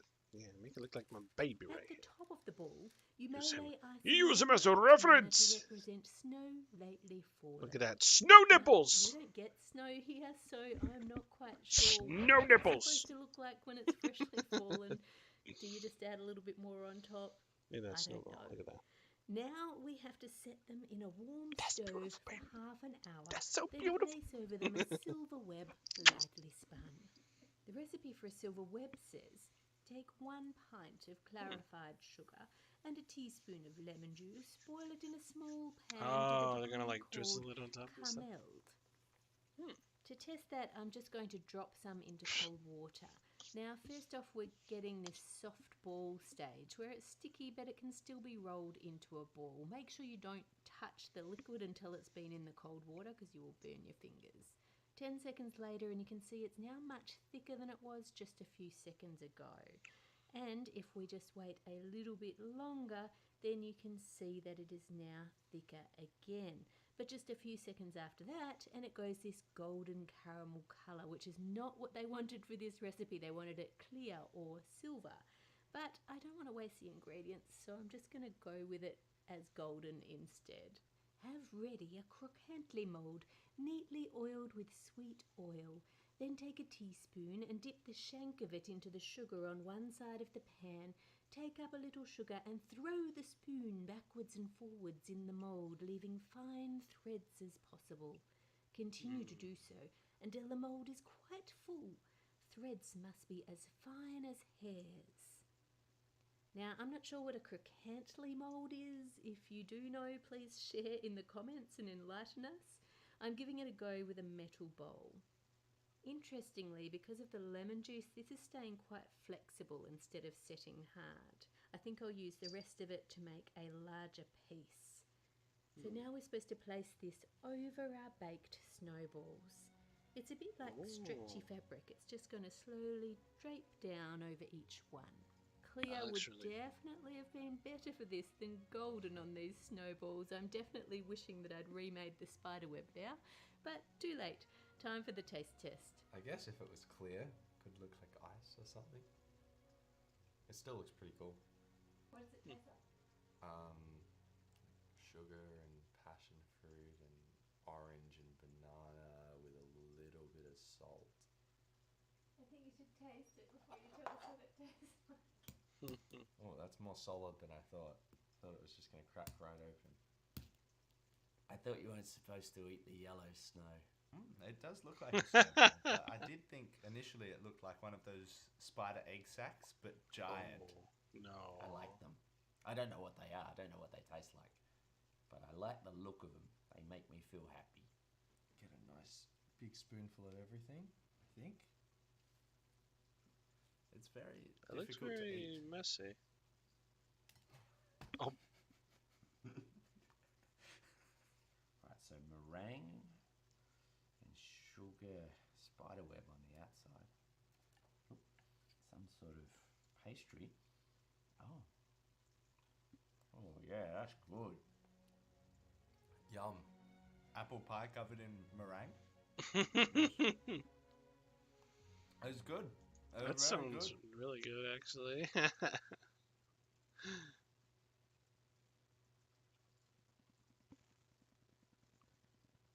Ooh. I'm curious as to what that is. That looks really good. Risky Thai street food? Oh, good. Mmm. Don't want to try that.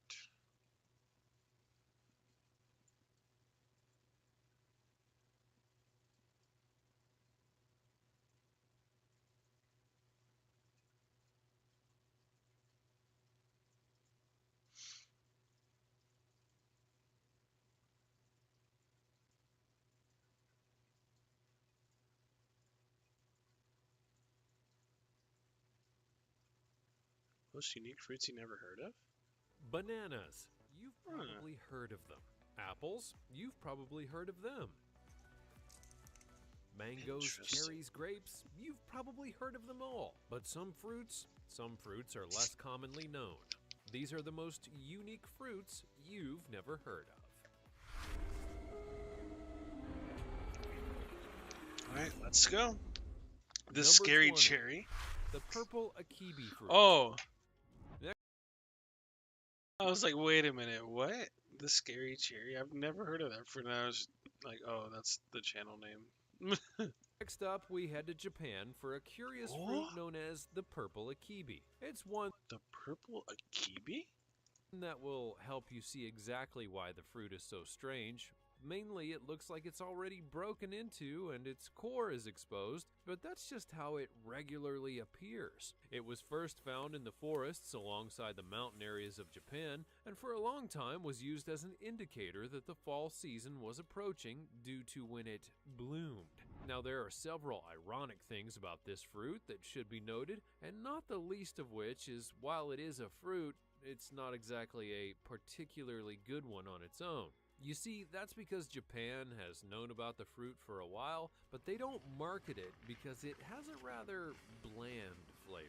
And to be honest, we have enough bland things in our life, so why add another? Add to that, the purple akibi has a rough life while in storage, so it's not that practical in a lot of ways. But then a twist came along. Specifically, someone went and cultivated the fruit in such a way that it became a popular exotic item. So much so that the newly remade purple akibi is a popular item for tourists and those who want a rare fruit. It gives an interesting twist to the phrase, "One man's trash is another man's treasure." Before we go on, like this video, smash the subscribe I button, got on my way and to click find a the purple notification akibi. bell Why not? right now, or this centipede will crawl on your face when you're sleeping. Number 19, Jabuticaba. Now, first up on the Jabuticaba? unique fruits list is the Jabuticaba, and there's honestly a very simple reason you've never heard of it. It's from Brazil. Now, that in and of itself is not exactly a deal breaker per se, as places like the United States have trade agreements with Brazil and various other countries from South America, but with this fruit, the reason you haven't heard of it, or even likely tasted it, is that it's highly perishable. It isn't even shipped out of the nations that it's grown in, because as we all know, you don't really want to buy a fruit that's going to die within a day or two of purchase in case you forget to eat it. You're going to want something that at the very least will last a while, but the Jabuticaba, that's just not the case if you're trying to eat it outside of South America. Thankfully, though, we do know some things about it, including what it's supposed to taste like, and in this case, it's grapes, which I personally love, to be honest. The jabuticaba is said to not just have a fruity So taste, they're but also basically a gigantic grape? a flowery one, which makes sense okay, given flowery. that the tree this fruit grows from also happens to grow flowers alongside it. So you won't be able to go and So just it's like get it floral yourself grape more than kind of likely, flavor. but if you're ever in Brazil, look it up. You might just like what you taste. Number 18, Buddha's hand. If you were to go and look I at heard the about Buddha's this, and this hand, one's really you creepy. might think It looks really weird. It's more of like an ornament kind of fruit rather than actually eating one. It is from the citron family, so that's really cool.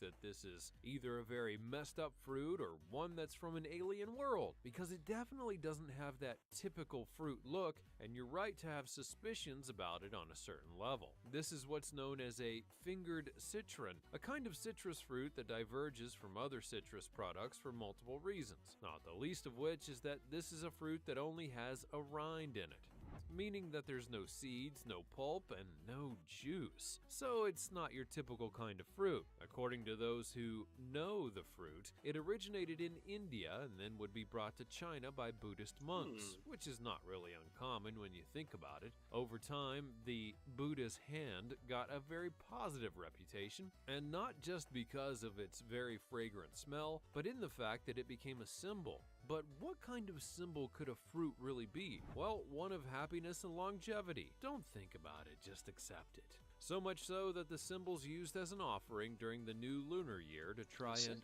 grow the happiness and longevity of the people. Oh, and here's a fun fact. Before the fruit can be sold, it has to be cleaned, and the shape makes that hard to do, so it can actually take about 30 minutes to clean just one of them. Good luck with that. Number 17, durian. Ah, good old durian fruit, aka well, I would say the smelliest fruit, but I believe that also belongs to the noni as well. The noni is also known as like the garbage fruit, or the one that smells like raw sewage. Or no, sorry, the noni fruit is known as the vomit fruit. Durian is the one that smells like garbage, or people say that it has very reminiscent taste of like custard and sweet onions or something like that. If there were two of these fruits next to each other, would it be durian? Just like Duran.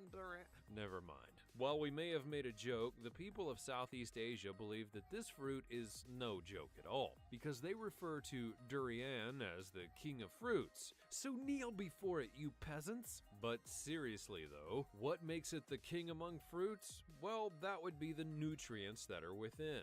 All fruits have some kind of positive nutrients that are good for your body. That's why they're healthy foods most of the time. But in the case of your body and the durian, it has more nutritional content than pretty much all other fruits out there that we currently know of. The catch though, well, first of all, while it may be kingly in its state and its taste, it does have a very prickly exterior, which you could argue most kings have. Not to mention the smell of the fruit. You can add your own joke to that one. It's said to be rather strong, so it's not going to exactly appeal to everyone on visuals alone. However, the taste apparently makes up for it. Just as important is the size of the fruit, as it can get to be about a foot in length and 6 inches wide. So it might just be the king after all, and you can decide after you taste it. Number 16, Cherimoya. Cherimoya is another unique fruit that you'll likely not have heard of, but I've actually had cherimoya once here. It's a very interesting fruit. It's kind of like a white, fleshy-ish kind of fruit. It reminds me of rambutan for some reason. one look at it and you're But not likely it's really to good, forget. actually.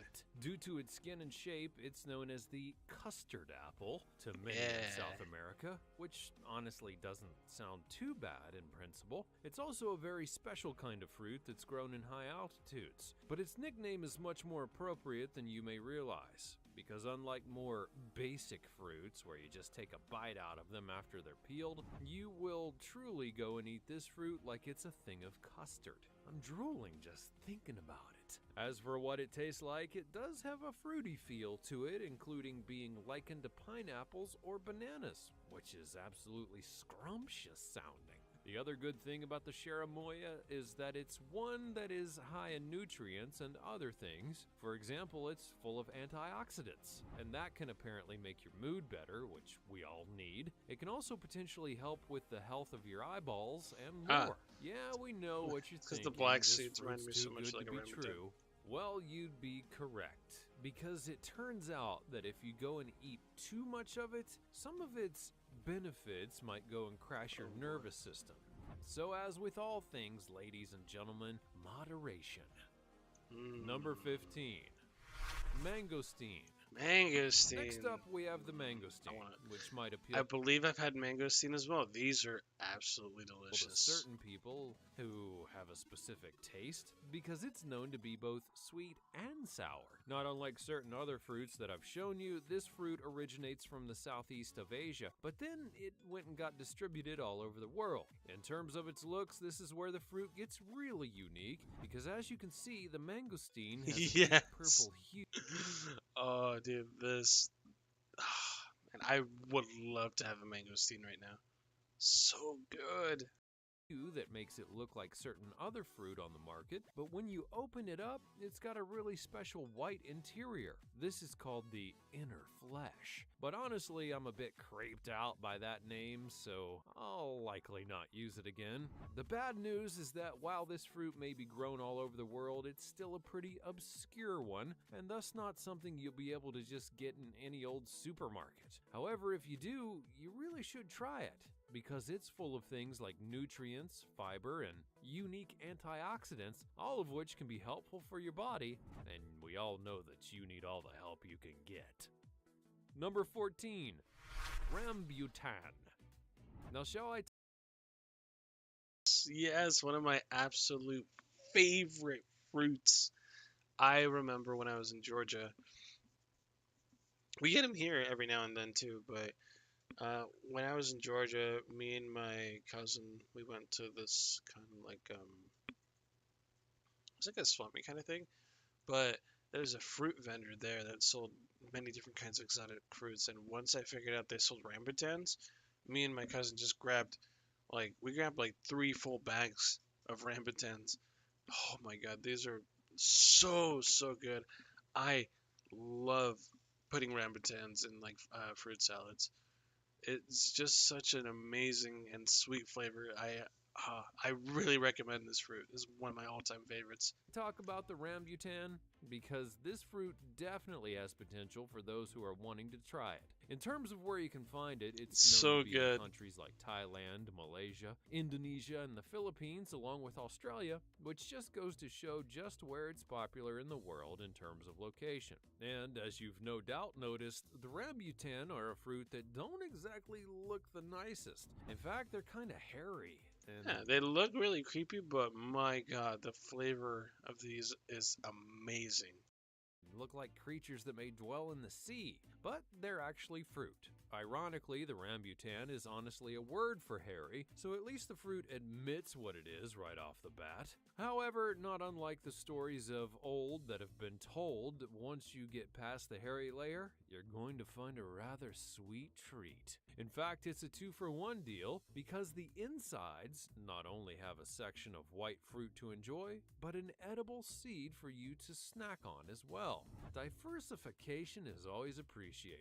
I didn't know you What's could eat more, the if seeds. you do find one of these in the wild and they're actually ripe, they'll usually be red and sometimes yellow, then you'll be able to eat them after you peel them with no cooking required. They apparently taste like strawberries, They're and they're really super nice good. to smell. Number 13, The rambutan. mamonchilo. Mamonchilo. The I don't mamonchilo think I've are had also this known as Spanish limes, so now you have a good indication of what lies ahead for you in this entry.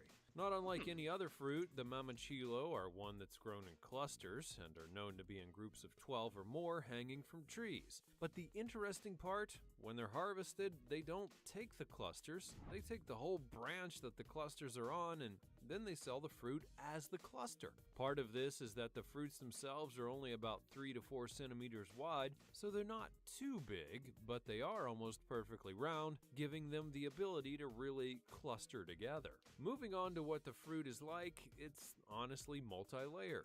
For example, the pulp is said to be gelatinous, which I don't really want to picture, and the fruit part itself actually goes and clings to a set of 2 seeds within. You do need to make sure that you get your mamonchilo fresh for the simple reason that if you don't, it's going to be really super sour. But if you do get it right, I mean ripe, you'll have a sweet treat that's very much like limes. Number 12. Kiwano. And now I'll talk about melons, because I love melons a lot. Soursop? There are all sorts of great melons Is it bitter melon? out there. The greatest of which is probably the watermelon, so fight me and you'll lose. However, if you do want to see an exotic melon, then This look is the one no that's like further than green the seeds and Kiwano. such. Although if you do look at Yeah. it may make you feel a bit weird. This one is definitely interesting, that's for sure. It has an interesting texture to it when you eat it. It's like slimy, but it's not bad. It's not all that bad. In fact, it's so weird looking that some actually know it as the African horned cucumber, which is appropriate given the protrusions that come out of its body. Now you may be thinking, I'm not going to eat that, but if you can get past the prickly exterior, you'll find a fruit that's honestly rather good for you. For example, it's got vitamin A, B6, C, iron, potassium, calcium, and only 92 small calories. So that's a healthy fruit. You still want more? Well, it's known to have a very powerful amount of antioxidants within that can help your body as well as your red blood cell count. And trust me when I say this, there's more to the Kiwano than just that. While it may look a bit odd, or really odd in fact, you should give it a shot if you have the chance. Number 11. Red banana. It's a banana. All right. This is another one that I want to try. Red bananas. I've heard so many things about these specifically, but apparently they are really, really creamy and delicious. Right, on to the next topic. I'm just kidding. To be clear, this is a real banana. The catch, though, is that it's known to be shorter, wider, and have a bit more girth than your standard banana, which tends to be long and thin. Furthermore, while you can go and eat regular bananas if they're not ripe, if you don't really mind a different taste, if you eat these, it's more starchy, I believe. Do that with the red banana, you're going to find yourself eating something that's basically starch, and nobody wants that. That being said, if you're patient enough, like you're supposed to be, and wait for it to get ripe, you're going to find yourself with a raspberry taste that's also really creamy in texture. Not surprisingly, due to its upside, it's the most sought-after banana in the world after the standard one. And it honestly has a bit more nutritional value than the standard one in certain ways. No matter how you look at it, it's very delicious. Number 10. Monstera Deliciosa. Yes, this is one that I really, really want to try too. It looks crazy, but it also looks really good. Monstera Deliciosa is a very unique fruit, both in terms of its name and how you're supposed to eat it, because apparently if you try and prep it the wrong way, things are going to go bad. Some even joke that you need an instruction manual just to eat it alone, which is saying something when you think about it. And surely they're just playing with you, right? Well, wrong, because this fruit has something in its unripe state that's going to make you regret eating it like that. Acid. Specifically, oxalic acid, which is used to go and, bleach wood and get metal to look less rusty, so you definitely don't want that going inside of you. And in fact, those who are dumb enough to try it find that their throats get hurt in all kinds of ways. All of those warnings being said, the reason that this fruit is called Monstera Deliciosa is because when you do wait for it to get ripe, it has a monster flavor that can't be ignored. Mainly because it's said to be a mix of fruit tastes, and it's so good that in the countries it's grown, they actually make it into jam. Number 9. Holla fruit. Hey there, fruit. Holla back at me. Yeah. All right. Well, anyways. Oh, this one looks cool.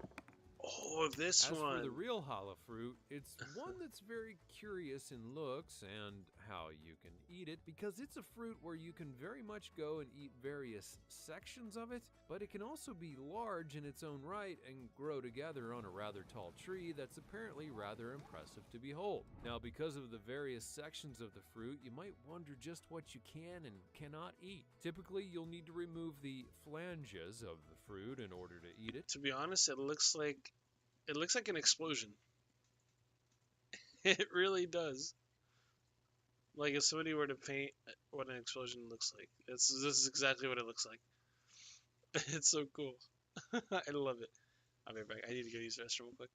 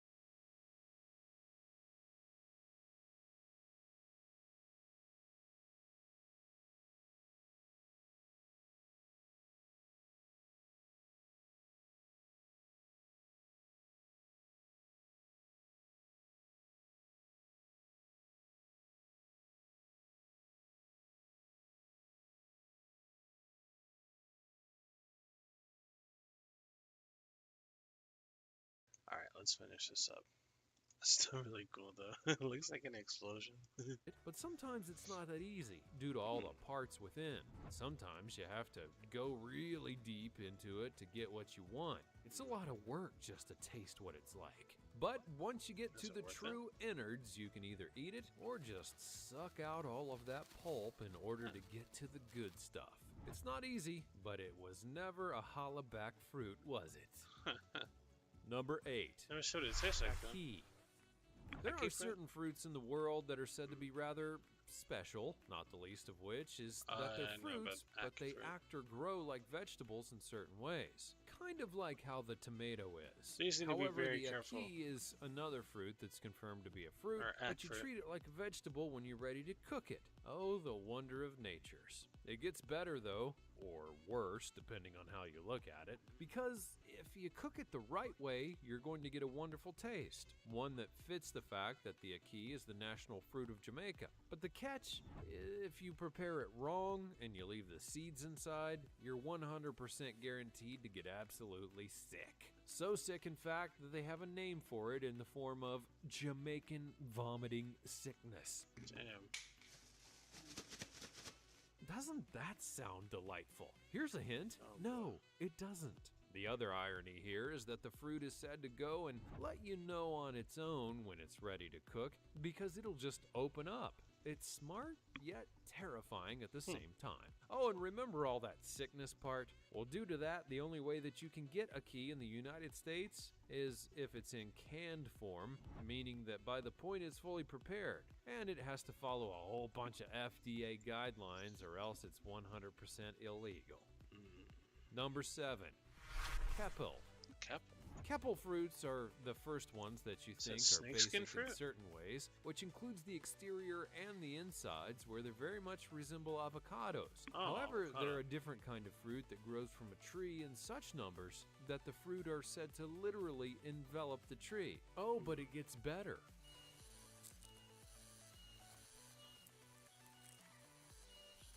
In the literal sense this time. The Keppel was so revered at one point in time that only the royal family could eat them. Even more, they kept this mandate going for hundreds of years. Now just imagine that for a second. Having a fruit right in front of you, but being told you can't eat it because you're not royalty. Well, I'd totally steal the fruit just to try it out. But that right there is where one of the biggest rubs with the fruit comes in, because while it has been made legal to go and eat without fear of punishment, it's not exactly easy to get your hands on. It's a fruit that's going to take a long time to grow, only about 8 to 10 years, so thus it's a scarce market in order to get them. Number 6. The Chupa Chupa. The Chupa Chupa. Now, no, I didn't say that twice accidentally. It's actually called the Chupa Chupa. The Chupa Chupa has a very curious look that may make it a little off-putting to some at first, mainly because it has brown skin that looks as if it has dust all over it. But don't worry, that's not the case. Well, most of the time. Regardless of that, once you get inside the fruit, you're going to find a very nice orange interior that you can devour, one that's got a very sweet and sour flavor to it. That sounds really good. So I'm sure that a lot of you will enjoy it. But wait, there's more. Have you ever heard the term, use every part of the buffalo? It means to not let a single part go to waste, and the Chupa Chupa is a great example of that, because the skin can be used for timber and the seeds of it can be used to create all kinds of makeup. That being said, due to the condition of the world, the fruit is at risk of being endangered. All the more reason to get our act together and save the planet. Number 5. Black sapote. Yes! Now, I've heard of black sapote before. It's also known as like the black pudding, or not black pudding. It's known as like the chocolate pudding fruit for a very specific reason, but I really want to try black sapote. I move on to the black sapote, which is part of history in its own unique way and has traveled to many places in the world during its time. This includes being with Spain in 1692 and then eventually to America by the time of the Revolutionary War. While the ripe exterior is green, when you cut into it, you're going to see that the interior is honestly really chocolate colored, which really has me wanting chocolate now. once you do bite into it, you're going to get a very sweet taste, one that's quite good for you as well. I say that because the black sapote apparently has 6 times the amount of vitamin C that you need in one daily dose. Over the years, people have not only grown fond of the black sapote, they figured out various ways to bring out its sweet flavors in the ways that make it irresistible. Although it should be added that one of those ways is to go and add rum, and we all know what that leads to. Number 4. Miracle fruit. Ah, yes. And the M berry. I've had this in like tablet form. It is truly a very cool fruit in the way that it not I wouldn't say that it messes with your taste buds, but it kind of rewires them a little bit. So the really cool thing about this miracle berry is that, you know, when I had the capsules, it made it to where lemons tasted exactly like lemonade. I'm talking about just, you know, cutting up a lemon and eating it. Everything tasted just like lemonade. I kid you not. Like it does so many things with your flavor, you know, your sense of flavor too. It's so cool. Now, ladies and gentlemen, I give you a fruit that is a true miracle onto Yes. our world. Oh, what's that, Assad? It's just called a miracle fruit? It's not really a miracle? I hope it's not one of those dumb Dr. Oz things. Well, the actual miracle fruit, as it turns out, is from a shrub in West Africa, and the reason that it's called the miracle fruit is not only can you go and eat it, you can use it in various medicines. For example, it apparently can help treat diabetes, which is something that a whole lot of people sadly have, and it can help correct certain issues that have come from getting chemotherapy treatments. But you may be asking yourself, come on now, how does it work? Well, apparently the miracle fruit has a chemical within it that can activate certain things with your tongue to the extent that it will go and make sour things taste sweet, even being used as a sweetener, like the product. But don't go believing everyone who says they have a miracle fruit for you. However, if it's this one, that would be pretty cool. Number 3. Kupwaku. Kupwaku. Now, it shouldn't be that big of a surprise that a place as vast as the Amazon rainforest has all sorts of unique fruits Looks like that you my don't know fruit. about. And it's not a big surprise that I probably pronounced this fruit incorrectly, because a lot of you like to point things like that out in the comments. But in regards to the fruit known as the kupakwu, if you do go and get it, you're in for a real treat. So much so that the natives who go and get it use it in desserts. Or they just go full on and make a juice out of it. And that sounds pretty tasty itself. If you are curious as just to how this thing is, you'll be happy to know that Brazil loves it so much that they've made it their national fruit, so clearly it's doing something right. Oh, and mimicking the use every part of the buffalo statement, well, its seeds can be turned into a cooking oil or even beauty materials. It's no wonder that Brazil made it the national fruit. Number 2. The pepino. The pepino is a melon fruit that apparently comes from a plant that is a hard worker, which is odd because plants have to work hard to survive, but who are we to judge? This is a fruit that's going to have a I've heard very about this one. unique look in that it's mostly We have yellow, these in but my it store. also has streaks Or of in the store. purple going through it We have at these some in, points. What a we local can grocery judge, store. though, is the size, It's a and very this interesting melon can looking get fruit. pretty It's big. like a melon Said to be cucumber kind of small thing. like a passion fruit at points, or to go and be the size of an adult's hand. Oh, and if you want to know how good it is, Can buy you some don't tomorrow. really need to ask humans. You just need to go and ask the animals and insects that are drawn to the fruit and are more than happy to eat it if you don't want to. However, if you do want to, you're going to want to know what it tastes like, because apparently it can be a little bit diverse. According to those who have had it, it's a mixture of a cucumber, a cantaloupe, and a honeydew. Though to get the best taste, you'll need to wait until it's 100% ripe. So have some patience, why don't you? Number 1. Dragon fruit. Yes, we also have The these dragon too. fruit. Dragon fruits are also one of my favorite fruits. Actually, I have 2 bags of frozen dragon fruit cubes in my freezer. The red variant, not the white variant. White variant dragon fruits, or should I say the white inner flesh ones, they don't really taste all that much like anything The red ones have a bit of a sweeter tone to it. Might my honestly personal be a opinion. fruit that you're familiar with, depending on how much you pay attention to fruits, because it's very popular. But why is that? It is very well, delicious, it's because too. it can summon a dragon. Well, not really, but could you just imagine if it did? That'd be the best fruit ever. Seriously though, the real reason that dragon fruit is so popular these days is that it's got a special look and taste to it, and it's said to go and be very healthy for you, which is It is immediately really a good. reason for I might most actually people buy a to dragon try fruit it, to be tomorrow. honest. Another factor is in terms of why you may not have heard of it. That's because it's grown in Central America and Mexico. Due to that, it honestly goes by many other names than just dragon fruit, but if I'm being honest, none of them are as cool as that. The fruit comes in different colors as well, just like real dragons, so be on the lookout for them next time you're at the store. The fruit, not dragons, because you may be surprised about how good they are. And that's all from the world of fruits. What did you Yeah, they're very delicious. But yeah, guys, with that being said, I'm going to be ending the stream here for tonight. A big thank you to everybody that came by. I hope you guys all enjoyed yourselves. It was a lot of fun. Annie, as always, thank you so much for coming by. I'm glad that you've been enjoying the streams, and your company is always appreciated. It's always a blast having you here. I get to show you all the crazy, wacky videos that I watch every now and then, and we also get to enjoy some cool games together. So yeah, big thank you all over. I'm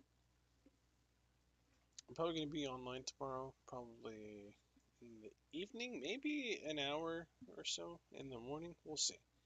We'll see. But with that being said, I hope you guys have a wonderful rest of your night, and I will see you all later.